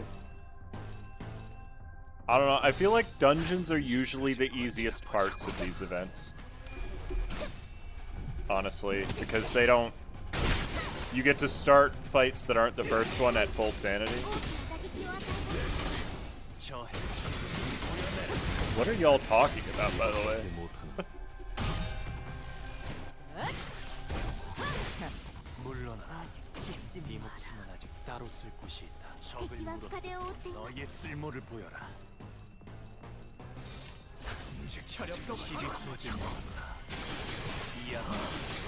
Need the balloon 200% stronger on the collab screen.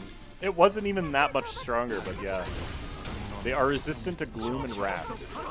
I'm gonna be so real with you, I don't think it's gonna make much of a difference.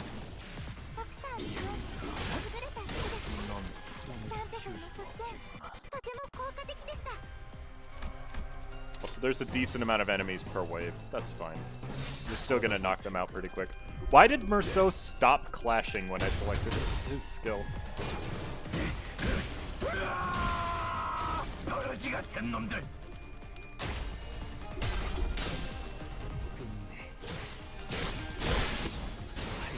I am a little curious as to whether or not they're gonna do more collaborations in the future. Just in general.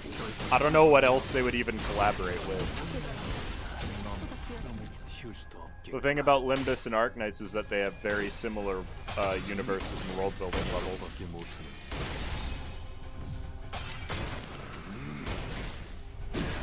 Yeah, all these enemies are super squishy. I am in no way worried about them. It's just the big guys that are a problem. And I don't see any of those here, so... What's the chance for the bird that I hate to appear on wave 3? It's only one wave, so 0.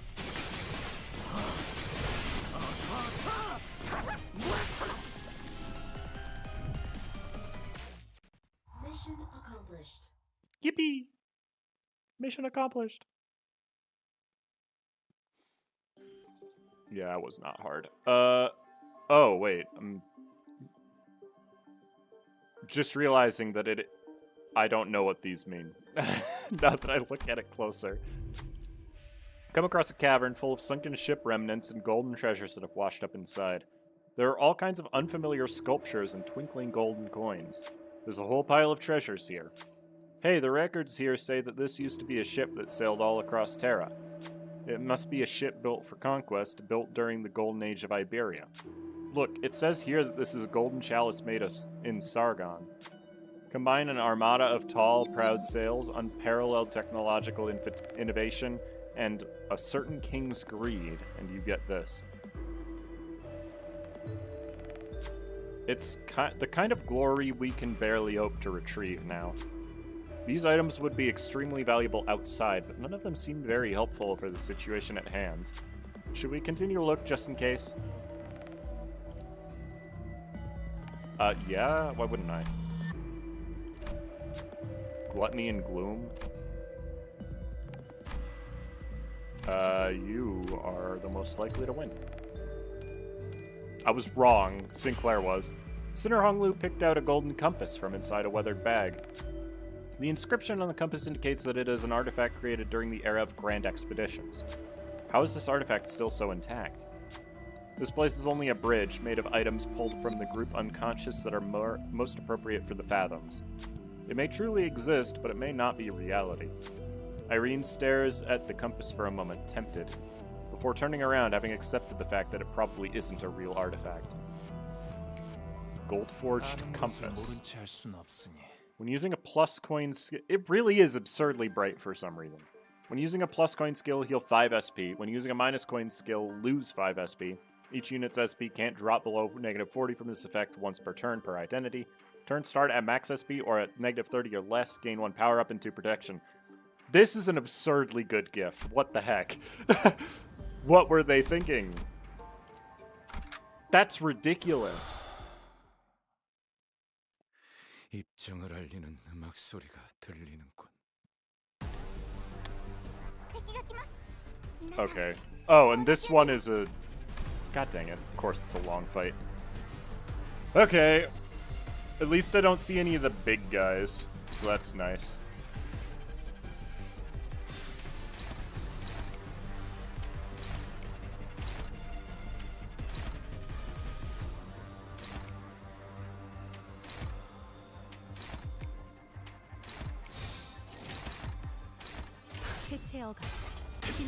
Why did I use that against this guy? Oh well. Monster Hunter collabs tend to be another Rathalos and Kirin for collab. Well, okay, here's the thing. I don't think a Rathalos would... I don't know, the hunters in Monster Hunter are like superhuman. They're ridiculous. I don't know how they would compare to fixer of the city, strength-wise. But, like, I don't expect a Monster Hunter collab, if that's what you're getting at. ドクターのよ優れた式ですね Blue Archive? It's questionable. Punishing Grey Raven and Reverse 1999. That's fair, I suppose. 그게 덜 아플걸? I would assume they're probably only going to collaborate with other gacha games, if anything. Because it's just how the 따로 쓸 곳이 있다. thing works. The thing works? That's so descriptive, me. Thanks. It's how the nature of the industry would go, I guess is a good way to put it.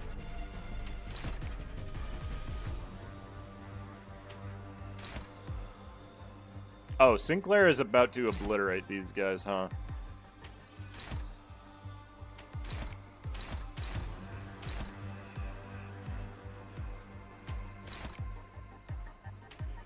That's okay. Yep. I hope not Blue Archive. I don't want the... yeah. Monster Hunter really just default secure in Rathalos? Well, Rathalos is very recognizable, so that one's understandable, I feel.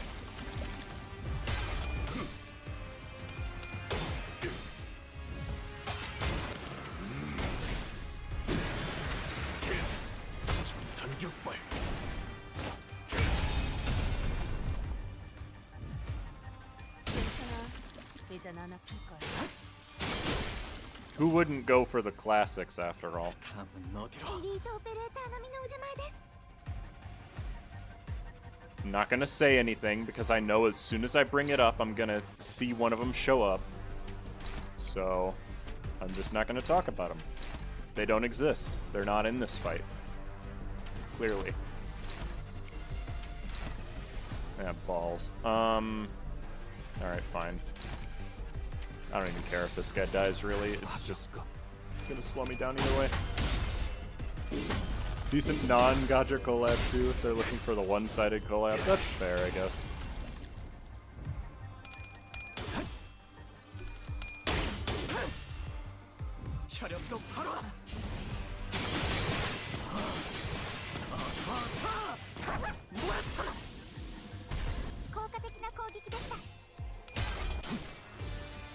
흐드러진 시계. 그렇게 서 있으면 목이 떨어질 수밖에.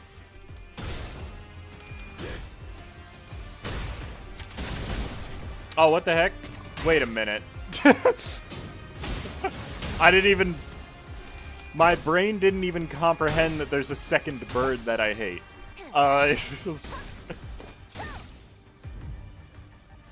Are their passives... Do their passives stack? Hang on.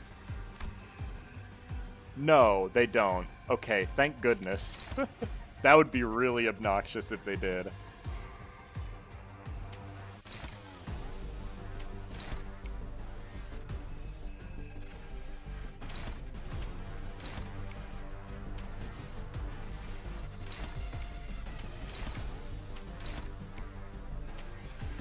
I mean, I guess. Right? Arknights as Limbus is a miracle, but if you think about it, they are very similar, like, style of story, at the least. They operate under the rules of the same medium, for the most part.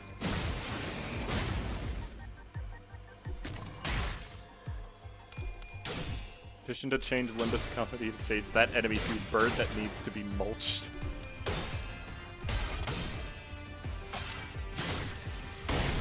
I would say I am a little bit disappointed that there'll never be another opportunity to get this ego, especially with it being this powerful. Like, I get it, 이젠 안 아플 거야. but at the same time, it does kind of suck for anyone who isn't playing right now, is all.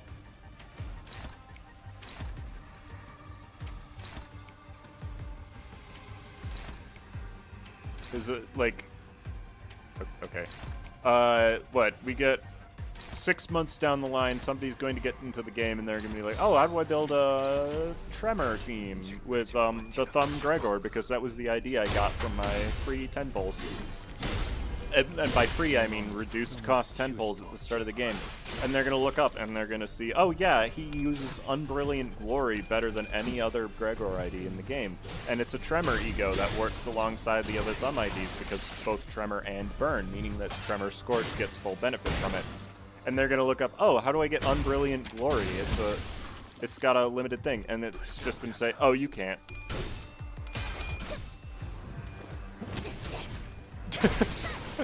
You just can't get it. Ever. It's impossible. You know? And that sucks. I know I was like talking for like a solid minute straight without taking a breath as I was explaining that.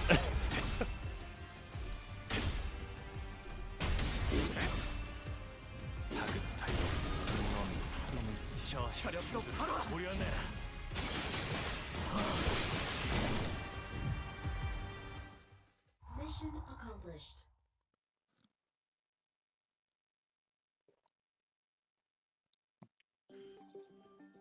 Also, I wouldn't mind seeing, like, the skins that they advertised. That'd be nice. Why is it, like, a bull's head? That's interesting. Alright. Challenge battle, I'm assuming. 입장을 알리는 음악 소리가 들리는군. Why is it focused, man? I don't want to... These fights take so long because they're focused encounters.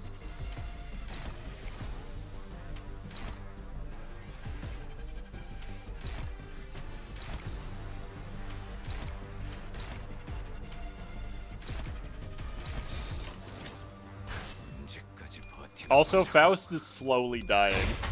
Newish Limbus player, and I definitely get bummed out by stuff being unobtainable at all. Exactly, that's like the big issue. I don't care about announcers or anything cosmetic, because that stuff doesn't affect gameplay, obviously. You can make that stuff limited, I don't care. I'm only considering getting the Amiya announcer thing because it comes with 20 free pulls as well. That's the only reason. And also, I'm kind of out of lunacy right now, so... Watch your half team die from the AI being stupid. Also, I just realized Ryoshu is not in the front line right now. Which is fine, because this isn't really that important of a fight, but...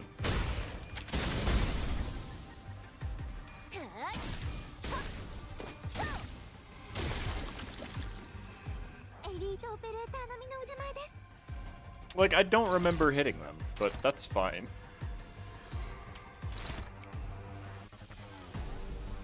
Alright, what do we got here? Sure. Hold on, is there a better option? Not really. Ooh, this guy's a pain. Oh, Ryoshu is literally here. What am I talking about? Here. We'll do one of these. I want my HP.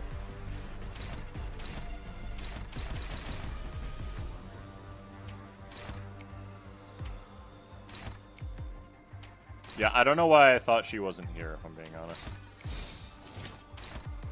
That's gonna work. I mean, it's an AoE after all. I got it because I had extra lunacy and didn't realize it gave me 20 pulls. Yeah, it does give 20 pulls. I mean, I get it. Right. But there was also the pack that was roughly the same price that just gives 40 pulls by itself. So... I get why they are waking up. The burn damage that Gregor inflicts on his skill 2. It triggers off of any damage and not just attack damage. In that case, I'm avoiding their counters expertly. I don't know, man.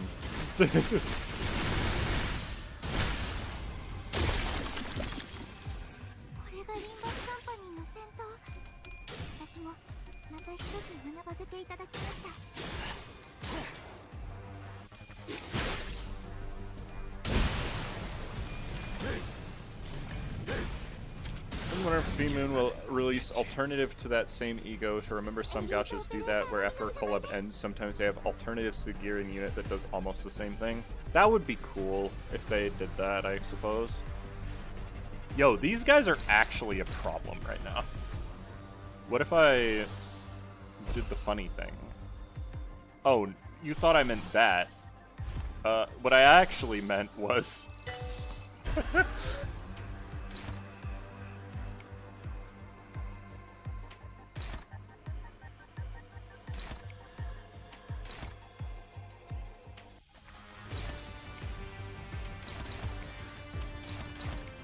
you know,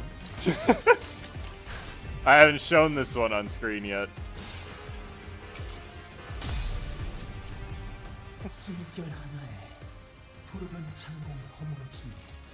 I shouldn't be using my ego resources, but at the same time, I don't really care.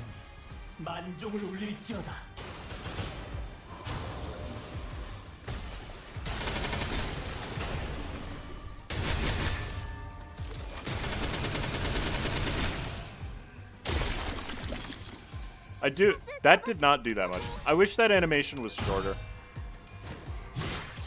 It just takes a little too long, is all. It's really cool, but also, ow. I hope that there's a heal before the end boss. If not, this might be a little ugly, but oh well. I can always command Meltdown. And, Indicant's Trial as well. Either one works.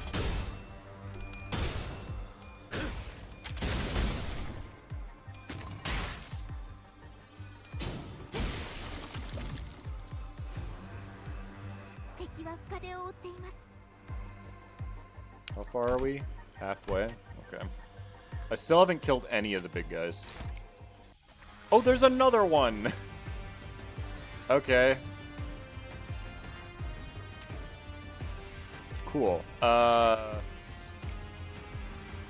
much burn do you have? Not nearly enough. Okay.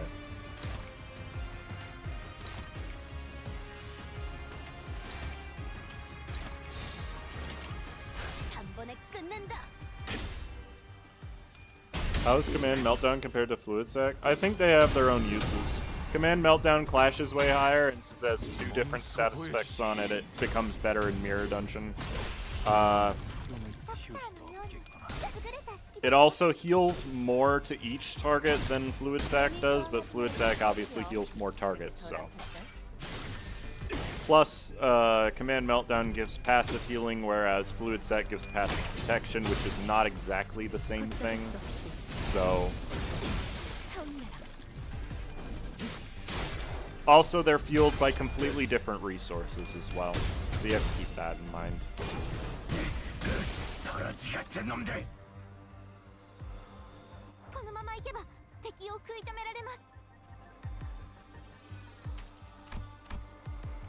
These are the last of them. I still haven't hit that guy. That's good. Let's just... Does it go away immediately?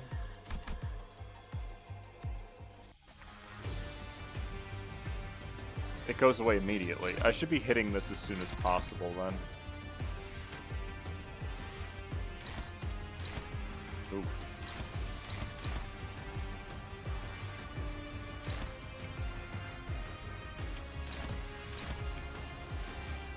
Okay, the game is lying to me again.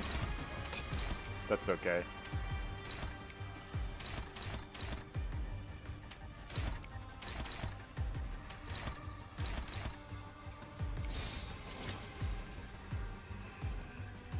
I don't even remember who was clashing with it originally.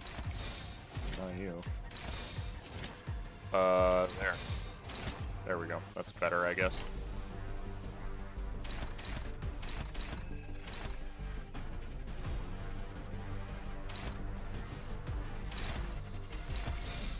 Oh. Hang on. I messed something up here. There we go.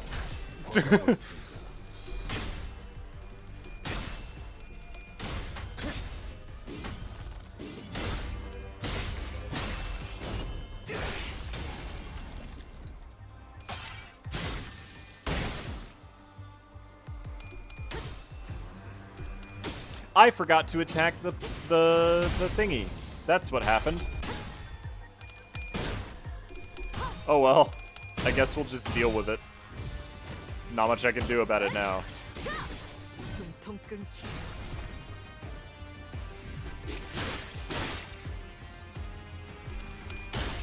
Alright. This is gonna hurt. Yep.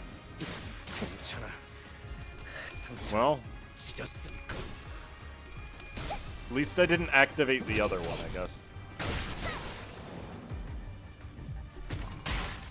Ow.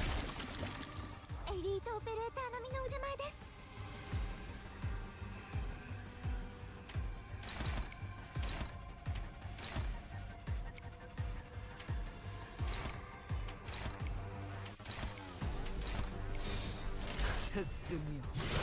There, I actually hit it this time.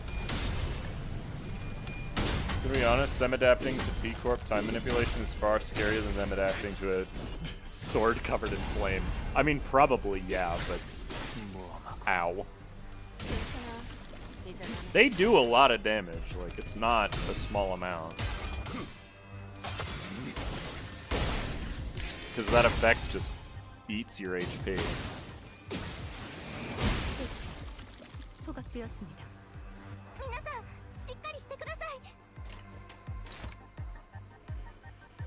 Okay, how do I deal with this?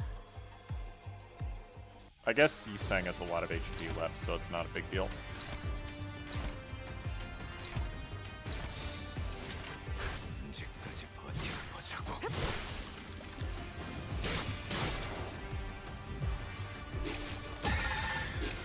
Scream!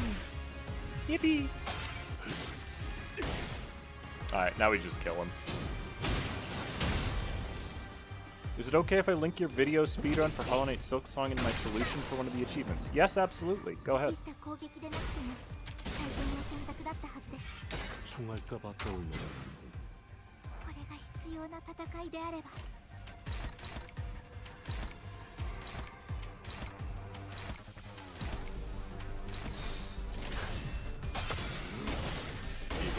The battle theme is really good, yeah.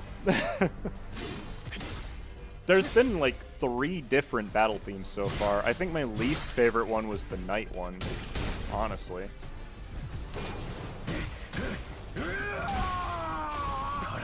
It was a little too serene for what that fight ended up being.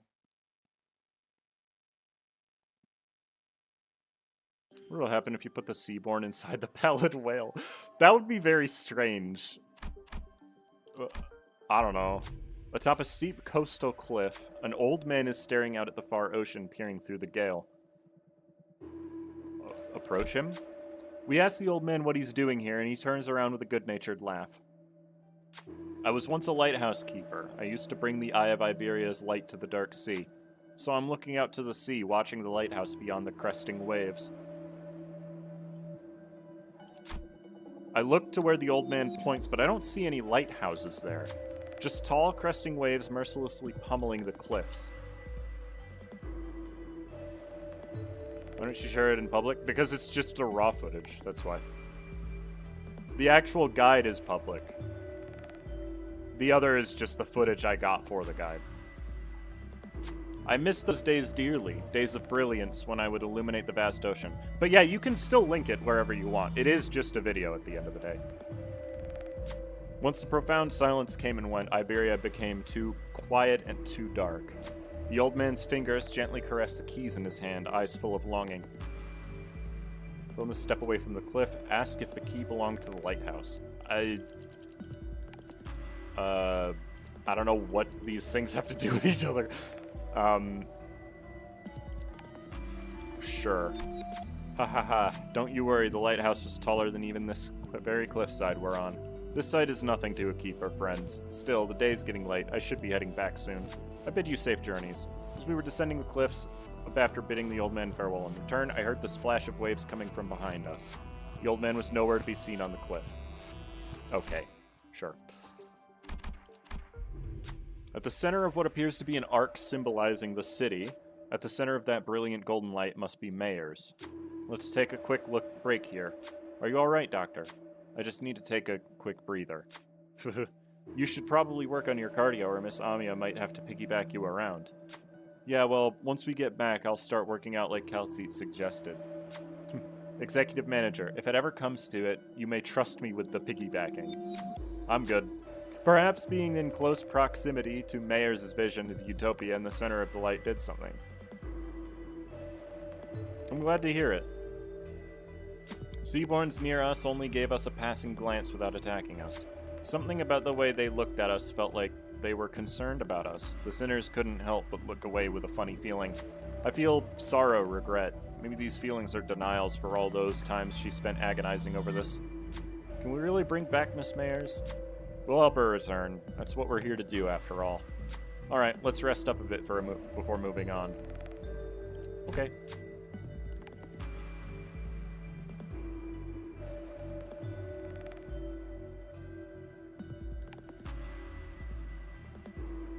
After taking enough rest, we continued on toward the refracted light. Revive all dead sinners and heal any sinners to max HP. Yippee!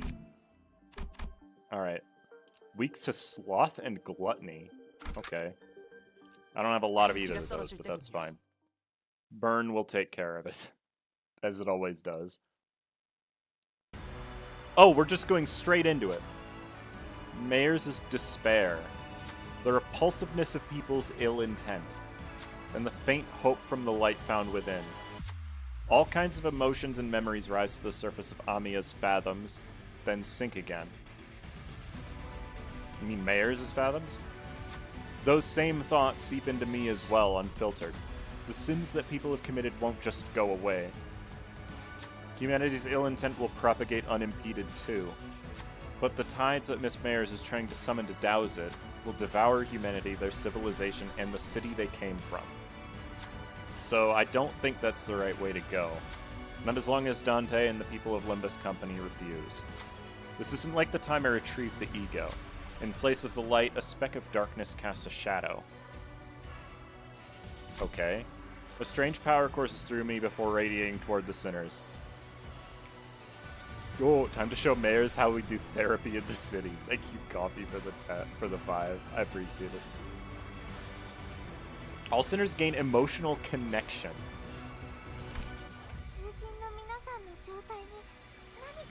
Yeah? On it against enemy... Oh, God. On it against enemies with 50 divided by number of coins % chance to gain 1 ego resource corresponding to the used skill affinity. When an enemy dies after an allied unit's skill attack ends, gain 2 least owned ego resources. In an encounter, gain 1 ego resource of each affinity consumed when using the following ego skills. Oh, so Unbrilliant Glory is free the first time we use it. Great. Cool. That sounds like a good opportunity to use it then. Okay, what's going on? This skill does not deal damage. After attack, gain Abyssal Vitality. Oh, you have 10 protection. Okay. This doesn't work. Actually, I'd rather just use this, because we're going to have another one next turn anyway.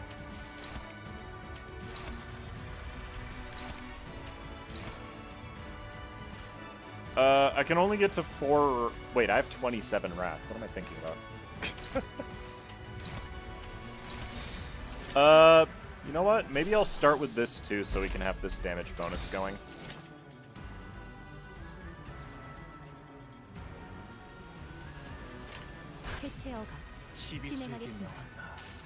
That's cute. The buff is Amiya's pose in the cover of Arknights. Oh, nice.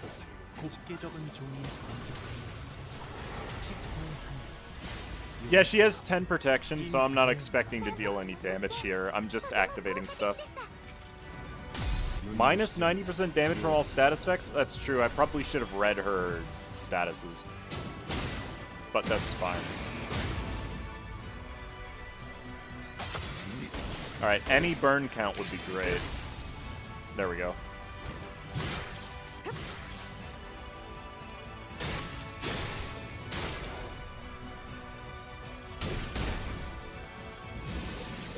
At the end of the day, damage is still damage.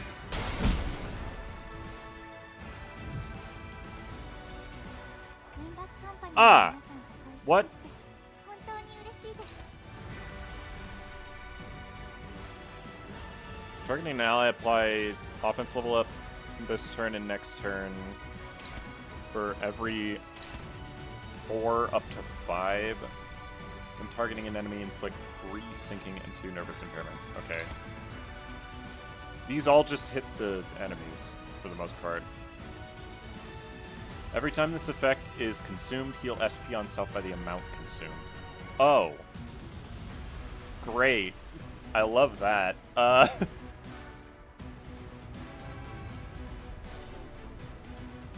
Wait, so how does this work?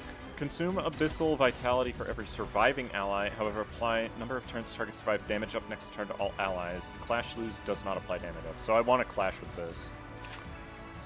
Passives. Okay.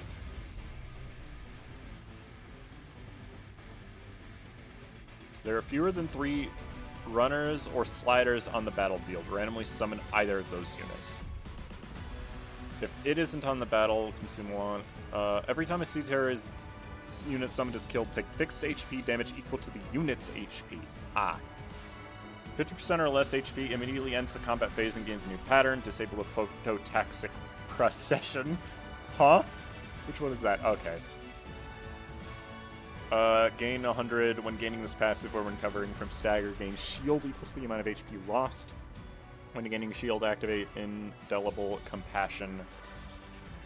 I'm not going to read that yet. Apply... Oh, cool. That's fine, I guess. Oh, right. Nethersea Brand exists here. When hitting a Basin Sea Reaper with this unit, convert it to combat ready. Okay. So I just have to kill the minions and clash with this, is how I read this. So that's not that big of a deal, I guess.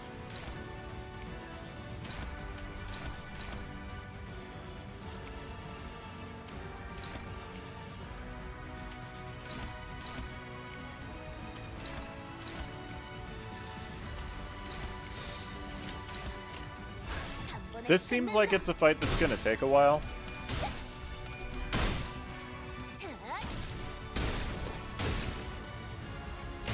Excuse me, miss, you're not allowed to wake the flower up. Actually, I kinda don't care, if I'm being honest with you.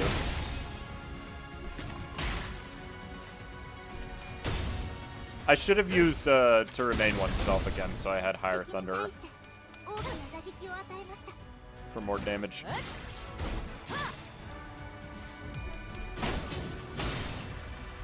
Oh well. Okay, that guy died in one hit, even with 0.5 reduced resist.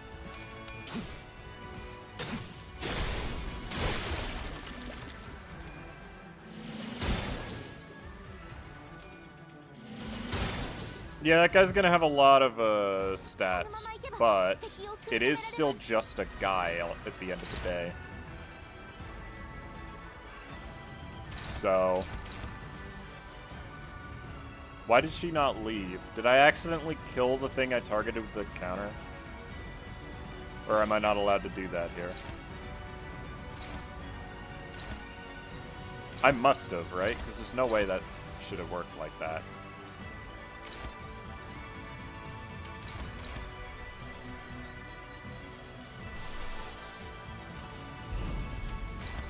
Alright, that's a fun way to deal with it.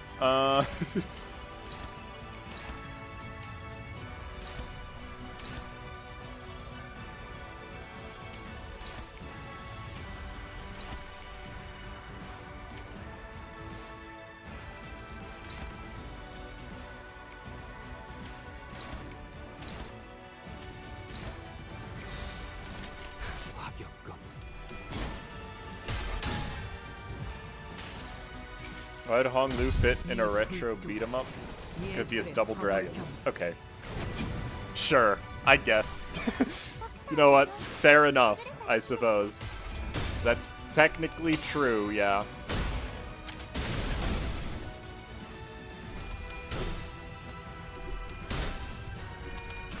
It wasn't staggered? There we go. Alright. Hockey puck time.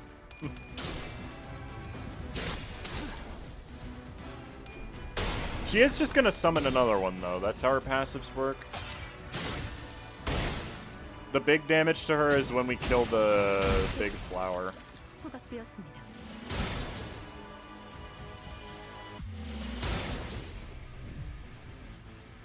엘리트 오페레이터のみの腕前です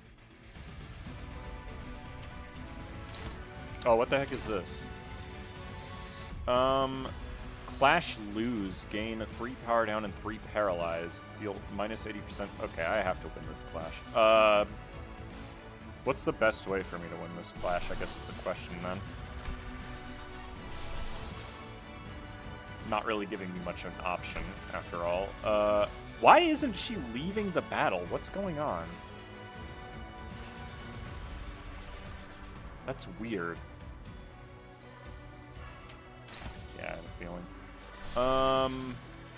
Capote, maybe? It says dominating, but I kind of know better. Oh, you can clash with it regardless of speed. I could have anybody do it. Hopeless. Yeah, it's just a lie, but I'm not gonna risk it anyways.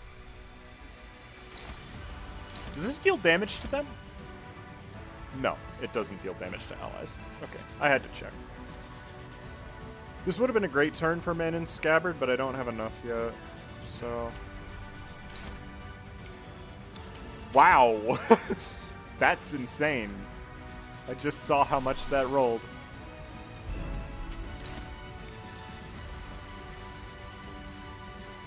Actually, hold on. Let's do this for that instead. And then you can attack somebody else.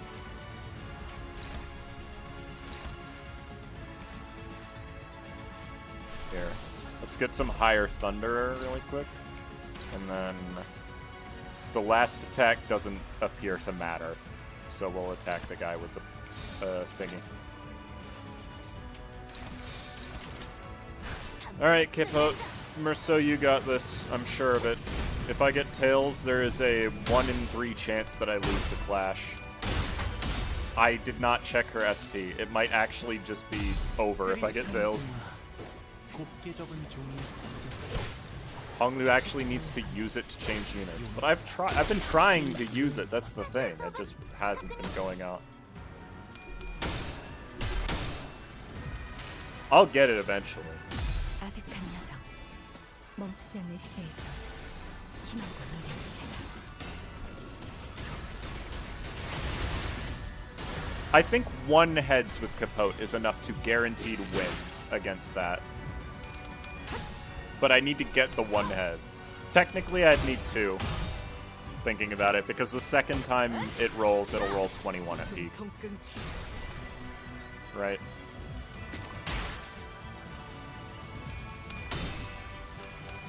Never mind, it only rolled like a... Oh, because of the Nether Sea thing. Right, it got 2 coin power because of that. Anyways, this is a good passive to have, so...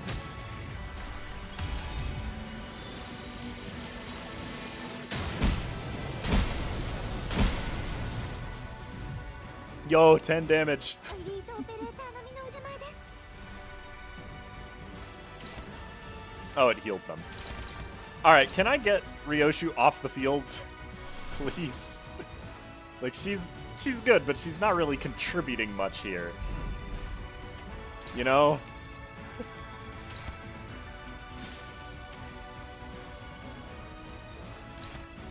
Go there. Nobody else targets this guy.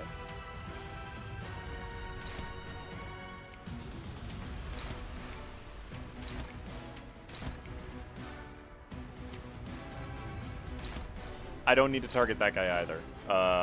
You can target you.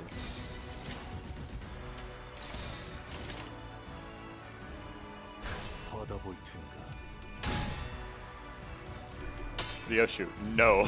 Whatever, go my Gregorio. I guess I could have used it that turn, huh? Oh well. God, the sandwich smells so good. Ow. That's fine, she should be leaving briefly. There. Used the counter. Ryoshu, please leave. She's not doing anything. Does it have to be on a turn when I don't use Ego? Is that a thing that this does? Because he used the counter, and she still has not left. 꿰뚫은 줄도 모를걸? I mean, she leaves at the end of the turn, but don't worry about it.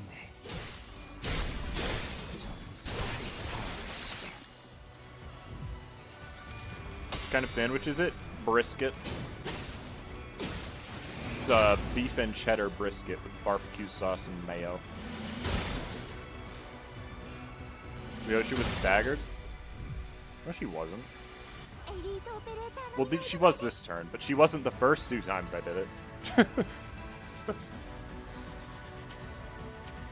Oh my god, I have another skill 3. Now I can't have her leave, because...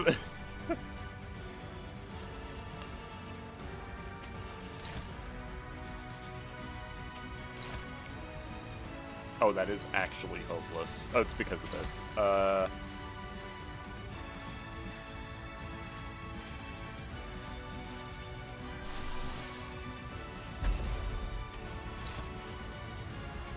want to pose. Why? That'd be so lame. There, we'll do it there. I mean, I kind of have to win that clash.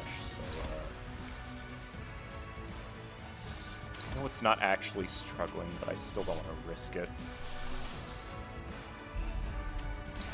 So.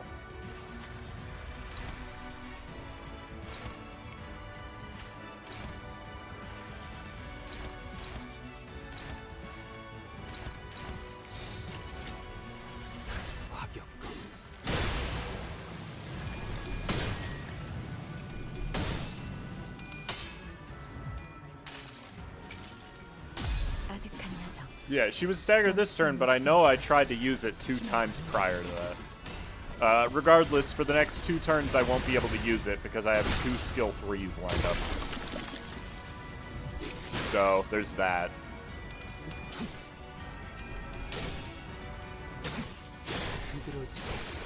I'm gonna kill all of them before this attack goes through.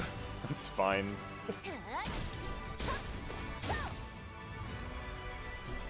Ow. What the heck? I thought I targeted that guy. Hold on. Anyways, go, my Gregor.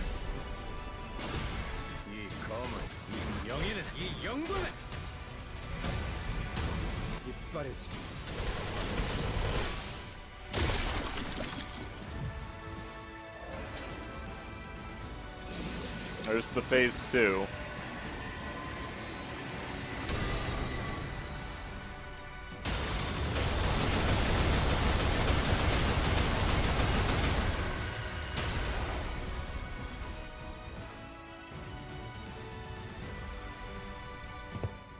You've aged a lot since the last time we met, Fabi. Is this a characteristic of your subrace? You haven't aged a day. So, what brings you to the Church of the Deep? Seaborns are indispensable in our preparation for the impending doom. Nothing, I mean nothing else, can ensure the survival of humanity. Thus, it would only be right for me to join hands with those who are able and willing to become Seaborns, to search for a way to prolong our existences. You're looking to use the knowledge of the wise and the talented as nourishment for Seaborns. But that won't do anything more than prolong our existences. But is survival alone not enough? I thought a bishop of the church would share a majority of that belief with me. Fabi, you and I both have put our faith in the Seaborns, but the word faith might mean something different for you than it does for me. Seaborns shouldn't be our object of worship. We have to stand on equal ground as them and set our eyes on their natures. Please step aside. Desperation, sadness, sympathy. Mayor's emotions gush upward, carried by heavy bubbles. Terra, a land in which the hatred for the different has entrenched itself. The city, a place in which people, crushed by the trials of life, have surrendered to its absurdities. They both need the Seaborns, perfected beneath the light. That is but your wish, Miss Mayers. Faust does not believe them to be necessary elements to the city. Even in the city, there are people who are searching for reasons to live on, dreaming of a better world. We all know that it can't possibly be easy to change, but there has to be some kind of worth, value in that process alone, in the lives we lead within the city.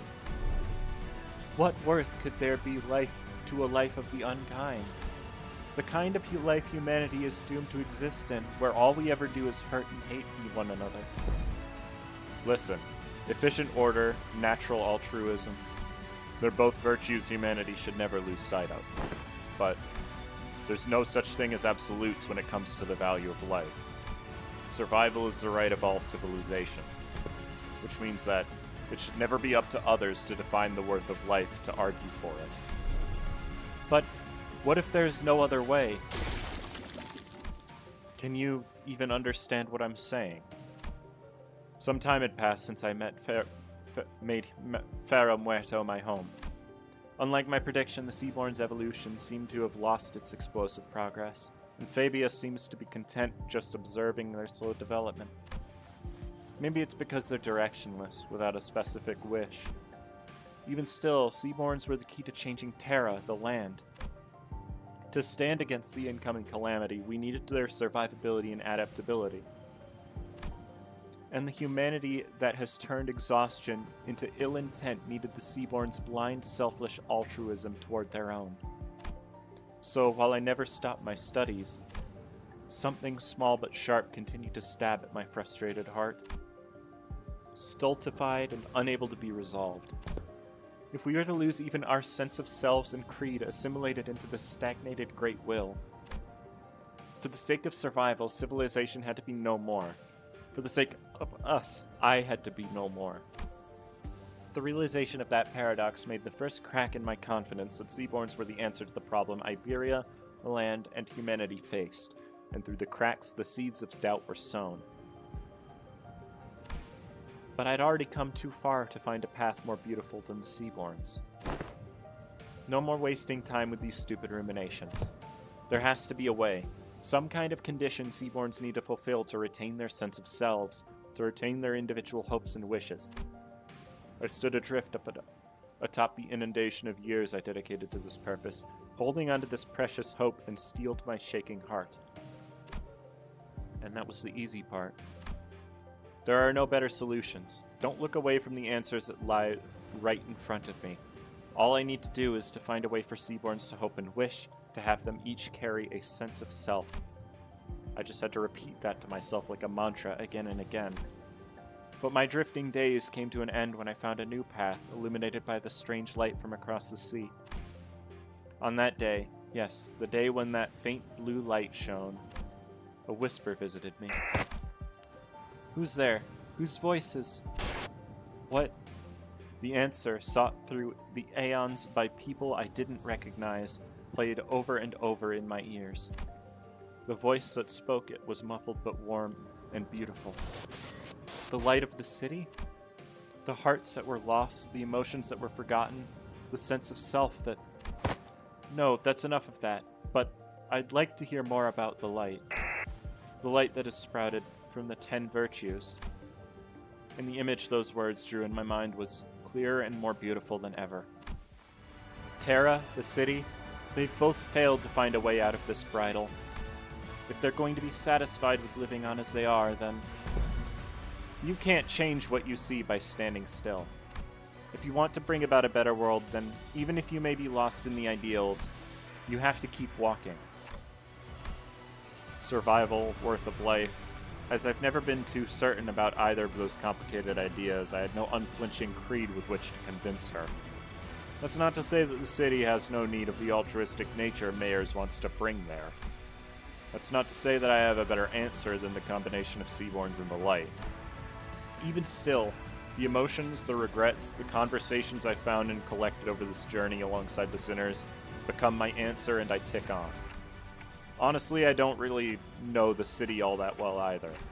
My memory only goes back a year, and for what is practically my entire existence, I've been surrounded by the sinners in our adventure. Still, we want to keep trying. You're right, the city is an absurd, vicious place. Something new and horrible surprises me every other day, but... Mayers, that light that you spoke of, I don't think that's what protects the ego, the sense of self.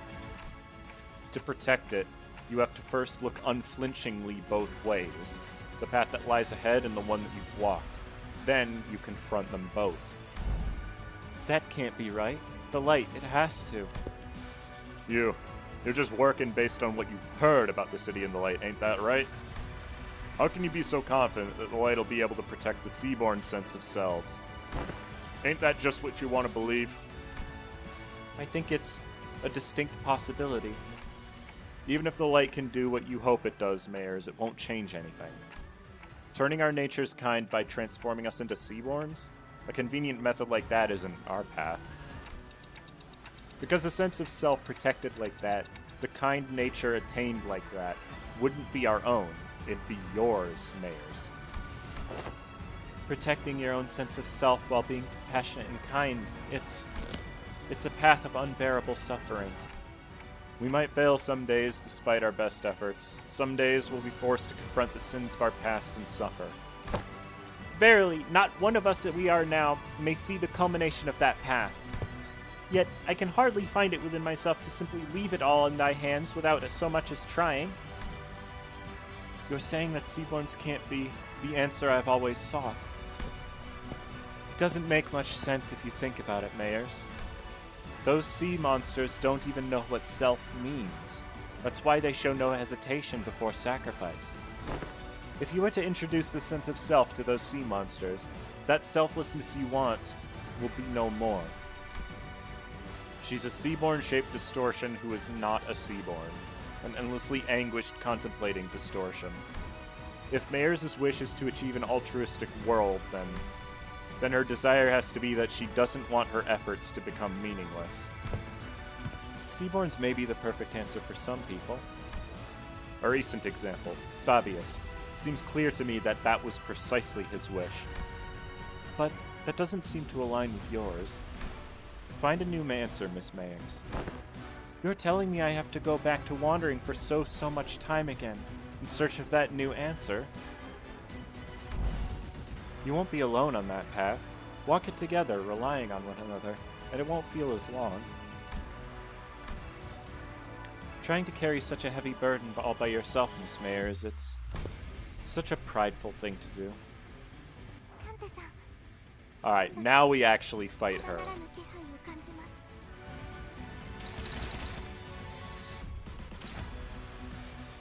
Oh. Okay, these all have unbreakables on them. Okay, I would love to tell Ryosha to leave, but unfortunately I'm not in that position right now, so...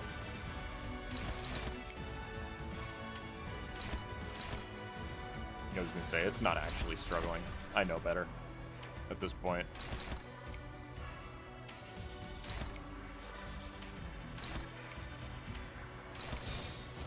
That should be fine. Fierce Currents does roll pretty high, though. Good luck. I mean, this is the part where it's just fight. This part doesn't scare me nearly as much. Okay, maybe it should. If Merceau, of all people, is gonna be the one that fails, I mean, whatever, I suppose. Look, I can deal burn damage now, so it's not an issue.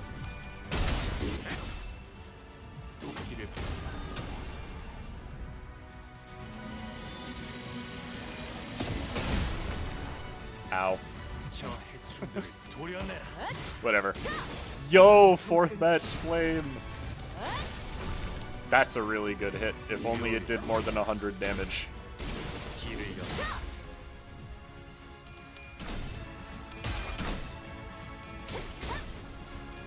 The nefarious 5%. It wasn't even just 5%. It was technically like 7%, because she also had a 5%. But, you know. Ow. I will collect Manin's Scabbard. That is not an issue for me. Also, I should probably read what that effect does now that she has it. Tides carry the way the windows of Mayors passed, soon devouring them beyond vision. It's almost as if Mayors in the Dungeon of the Fathoms, no, the ocean itself is fusing into one. A majority of distortions encountered by the bus team have assumed a form generally recognized as an organic entity. However, there is nothing preventing a distortion's form from breaking that boundary and taking a different shape, as it may vary by the individual's desires. If her distortion is allowed to exacerbate undeterred, it may eventually corrode this very space in which we stand. As we were talking, taking some time to catch our breaths, a few small machines tumbled to the ground, shot from one of the trembling fathoms. It must be one of those mysterious machines in Mare's home we saw when we peered into her memories. The machines continued to whir loudly as though the waves broke them. We saw that there were various apparatus attached to the sockets on their sides. Expensive they appear, yet how numerous they are. Well, you know, maybe she's similar to one of those fixer fellows who are always hell-bent on picking up every new cutting-edge workshop tech. Huh, it says Little Handy down here. This is an oddly similar structure to the Hand of the Saint the Inquisitor brought. Gasp. Then shall this fantastically wonderful machine be of assistance in our battles? Rhodes Island already seems to have their hands full holding onto the line against the tide of sea terrors. We should probably take just one and leave the rest to help them out. After a quick discussion with the sinners, we decided to take just one of the machines. Max HP and HP healing boost. Enhance the Hand of the Saint. Oh god. Gain safeguarding effects against stagger. Gain an effect that counteracts the Nethersea brand's influence and gain temporary power boost.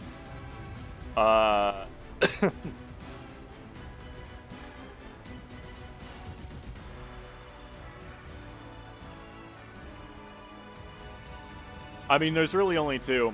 I either want to take this one of these two. I don't know if Nethersea brand does anything at the current moment, but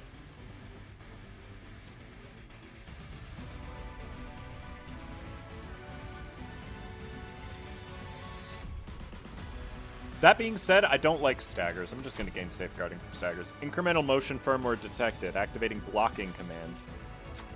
I don't really understand how it works, but that sure sounds helpful. Sure. Okay, Dante. Alright, what does this do? Unit does not lose shield at turn end unless removed by damage. When the shield breaks due to being hit, becomes staggered and gain fragile until next turn. Becoming staggered due to raise stagger threshold, gain 5 fragile next turn. Fragile gained due to this buff's effects do not stack. Shield HP can stack, however. When this effect is active, the shield HP cannot be more than 50% of the shielded unit's max HP. Where did her shield go? I feel like she's supposed to have shield right now, but it's not there. So,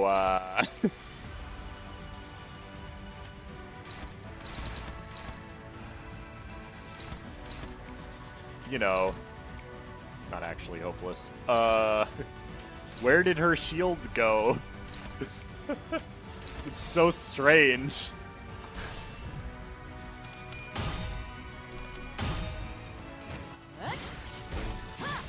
I eated it all. You know what? Fair enough. Oh, no, it's back. Okay. It was just being weird. I see. So she's just gonna do this every turn, huh?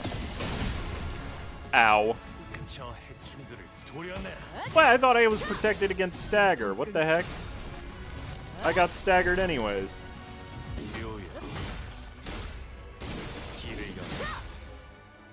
It's on body part, not core. Okay, fair enough, I guess.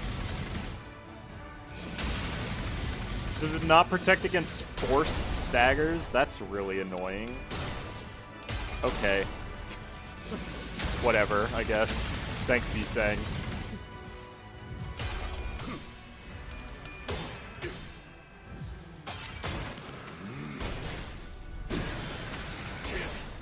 I mean, to be fair, this fight doesn't seem that hard.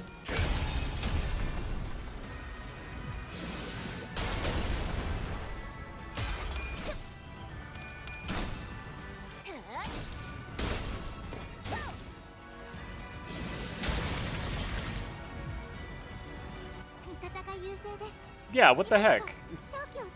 What gives? Oh my god.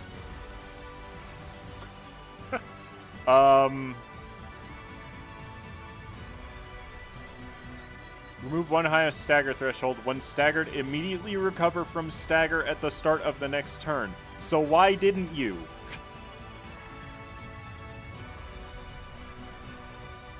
Does it just not work?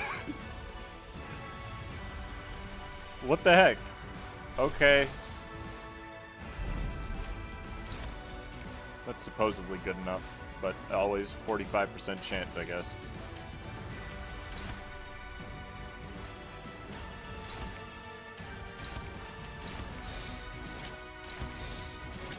받아볼 텐가. Yeah, we're fine. Jihoon, what did you do? Nervous impairment stagger might be a different stagger. But, like, I was staggered, so it should recover my stagger. That's what it says on the effect. If it says that it doesn't activate against force stagger, it should say that.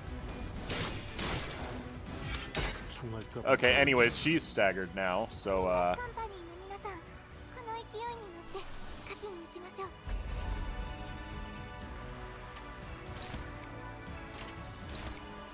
you know, I think we're good, but still, it was a little annoying to have that happen. 해체어가 진행하겠습니다. Am I even gonna get to the man in Cavern? Oh yeah, she's not taking enough damage for me to kill her before it, but would have been cool to kill her with it. I mean, I will kill her with it, actually.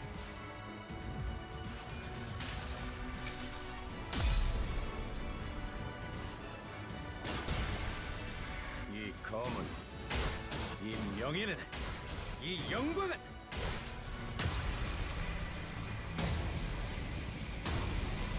이빨이지.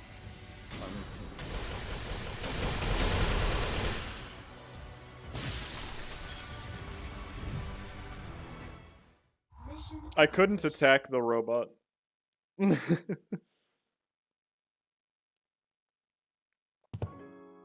It's true that people scrutinize others for differences to find something they can hate. But it's also true that it is often those very differences that people look up to. And admiration usually goes hand in hand with overestimation. Yes, and Miss Mayers admired these two unknowns, Seaborns and the Light. She thought they would be the solution to everything. Mayers, do you still want to go to the city? No. I'll remain here in Terra. I'll broaden my studies and I'll talk more. To find a new path forward, realizing my wish.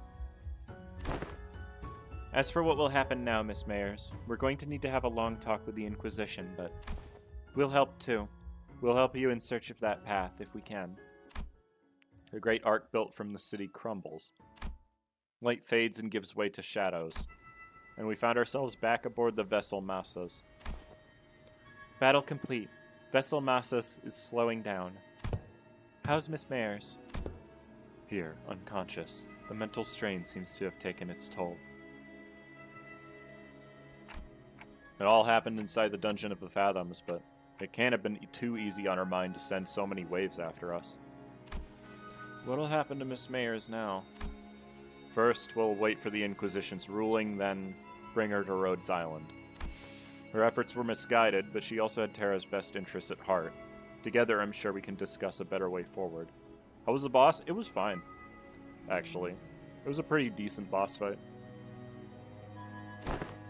What if she's sentenced to death? Then we will need to offer a different proposal. We can consider it when we get to it, Doctor. It's finally over. All we have left to do is go back. As we were preparing to leave with our hearts much lighter than they were earlier. Hold on, everyone. Something's rapidly approaching us. Please do not make me fight anything else. A low, thrumming roar vibrates the air as a strange shadow looms over the ship. Where'd this shade come from?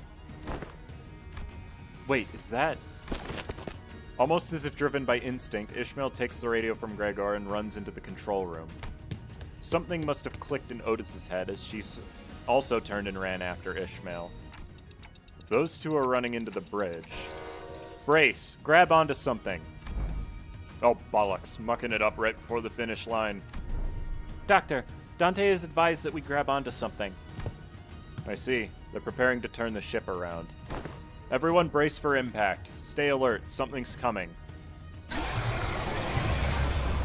The ship leaned heavily as it hurriedly turned port side, and I caught a glimpse of a massive shadow gliding just beneath the water's surface, right where the ship was a second ago. It's a Seaborn, about the size of... No, slightly larger than the vessel masses. Amiya's communicator buzzes with Ishmael's voice. The currents are going wild. Wait, no, something's causing these currents to go wild. We'll try our best to maintain evasive maneuvers for as long as possible, but we can't do this forever. If the situation does not improve, we may have to take the vessel masses to cross the dimensional door. Does Rhodes Island have a way out of this quandary? Not at this moment, but we have to come up with one now and fast. Dante, does anything come to mind? We should first figure out why that Seaborn's coming after us. Copy that. I'll focus on steering the ship, so keep us updated. With that, the ship immediately begins a sharp turn, narrowly dodging the ponderous body of the Seaborn as it swims by. We can't just take the whole ship across the dimensional door. We're not the only ones on it. But the sea is too wild to simply turn around to let the others leave. It's almost like it's obsessed with this ship. Just why could it possibly be coming after the ship all of a sudden? Could it be that Fabius's order is coming after me? Hyadi, you? Yes, I'm their enemy, an abyssal hunter. As though to prove it, the giant beast began to charge against the bow of the ship the moment Hyadi repositioned herself there. Just what are the abyssal hunters? Why are they so gung-ho about trying to kill you? Abyssal hunters are those who hunt sea terrors and seaborns. Of course, this isn't based on any emotion such as vengeance or resentment. It's Hyadi's...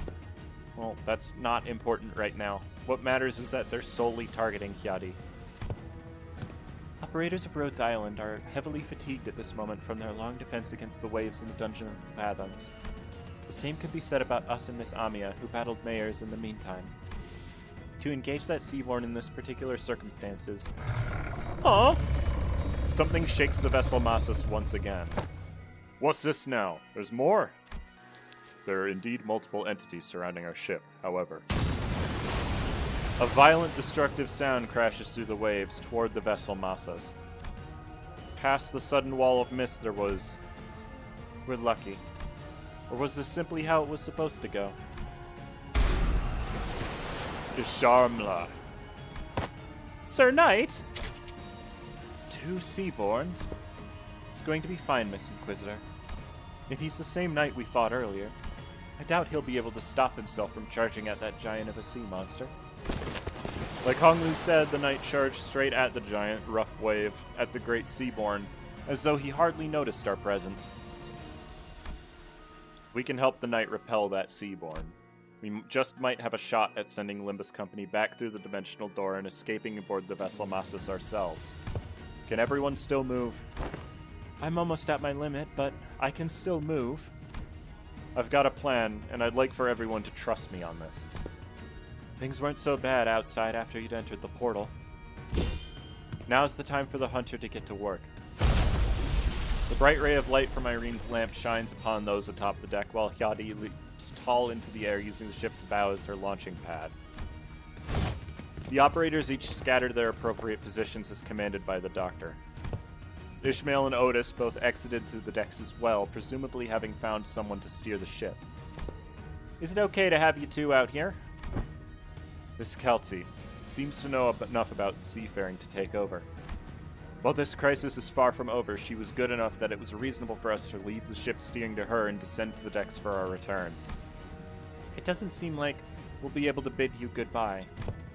Are you sure you're all going to be okay? We can stay a little longer and help. I appreciate the sentiment, I really do, but... Amiya pointed toward the dimensional door, which had shrunk significantly smaller since the first time we saw it. You don't have much time. I wonder if it was only supposed to be open for a set period of time, or what if it's closing now because our work here is done? There was precious little we could learn about it now, but it was obvious that our time here was coming to an end. Thanks, Amiya. We would have been lost for a while in this world if it weren't for Rhodes Island's help. Well, thanks to you, we should be able to sufficiently study the dimensional door before we return. Time to say goodbye to the Iberian sea breeze, I guess. Do you have any idea how big the pile of paperwork is going to be at the Inquisition? Merda, try not to drop into Iberia next time, you got that? Sure, let's all stay nicely put in our own worlds. As the Great Seaborn briefly falters at combined might of Hyadi and the Night, the ship's bow managed to stop inches from the dimensional door. Manager, now's your chance. Get to the dimensional door. Someday, I hope we can meet again. We shall take our leave. Let's return to the city. The sea had turned into a brutal battlefield, terrible roars contending with one another. After taking one final look at Rhodes Island defending the vessel Massus, we leaped into the pitch-black darkness at the center of the dimensional door. I'm swept away by the tides of consciousness. The river draws out my memories and consciousness, sublimating them away. Then... Where is this Yihyung Yan? I look around and see the sinners strewn about the room, dozing off. I see Heathcliff crash like that all the time, but how did everyone crash at the same time, sleeping against the walls? A bizarre sensation that something was truly amiss crawls up my spine. You have come too. Now that you have come too, I request that you continue your rest in your chamber.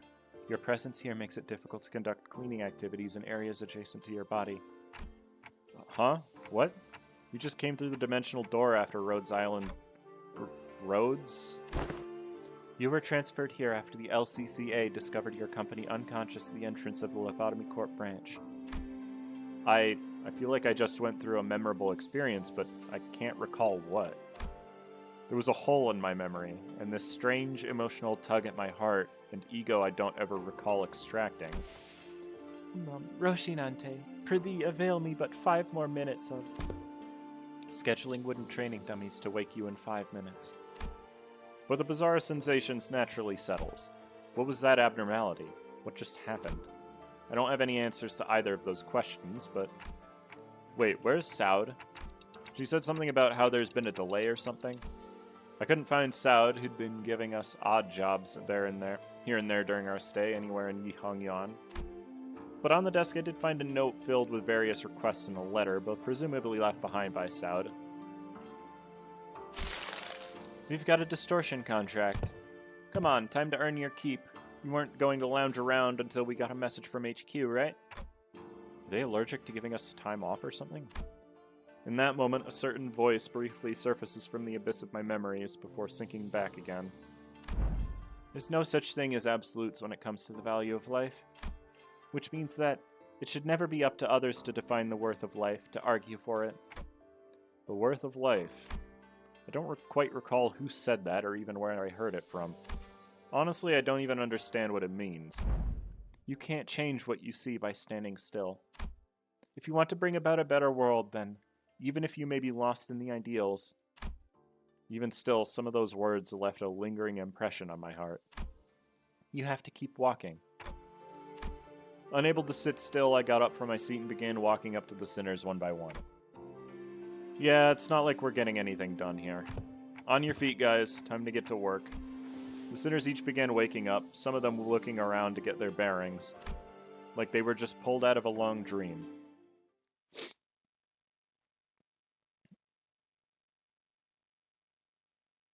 So it was all a dream. Bro, you aren't even a burn ID. Why are you here? Oh, he got top damaged by a lot, too. Jeez.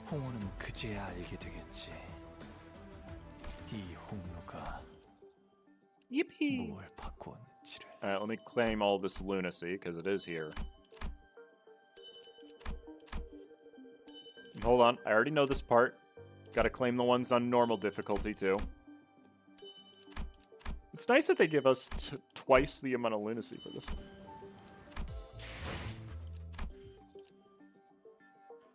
Alright, how much of this can I afford?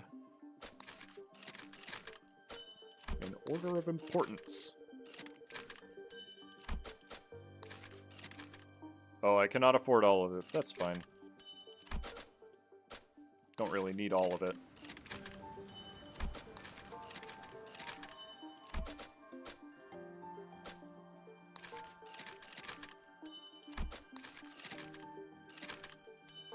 Wow, I feel like there was not a lot of rewards this time around. Like, you don't need a lot of event currency, or maybe they just give you a lot of event currency.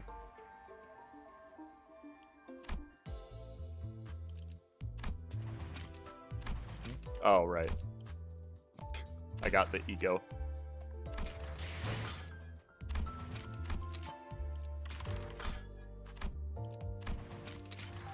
실험 종료. 선행 연구에서 진전된 부분은 좋아. 일은 나쁘지 않게 끝냈네. 배도 고픈데. Alright. Well done, lads. I'm very hungry. Thought on the event? I mean, it's fun. The enemies certainly have more characteristics than usual. I really hated the fight against the Knight. I think that's one of the worst design fights in this game. The fact that halfway through he just gets a thing that kills half your team is not pleasant. And also the freeze mechanic is a little annoying to work around, huh?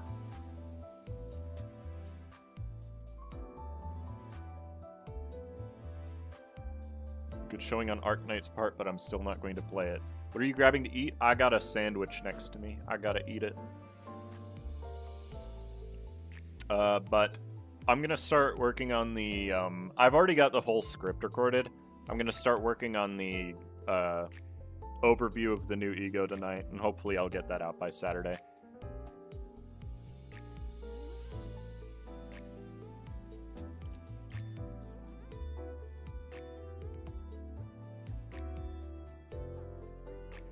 Anyways, I hope you all enjoyed it. I'm... you know? This event was comparable to Claim Their Bones. No, because it had more stuff than that. Exactly the same as the Arknights event, so it's so good. Okay. I do not like that I have to eat a Slay the Sea skill. Other than that, I think the fight is fine. No, the freeze mechanic is awful. Unironically, I don't think there's anything that you can say that's going to make me believe otherwise. All the new ego are really good. I'm going to go eat. I appreciate you all being here. I hope you all have a great rest of your day, and I will be back eventually. I'll probably make some more Silksong videos, because I really enjoy that game. So, yeah, have a good rest of your day. I'll see y'all later. Bye.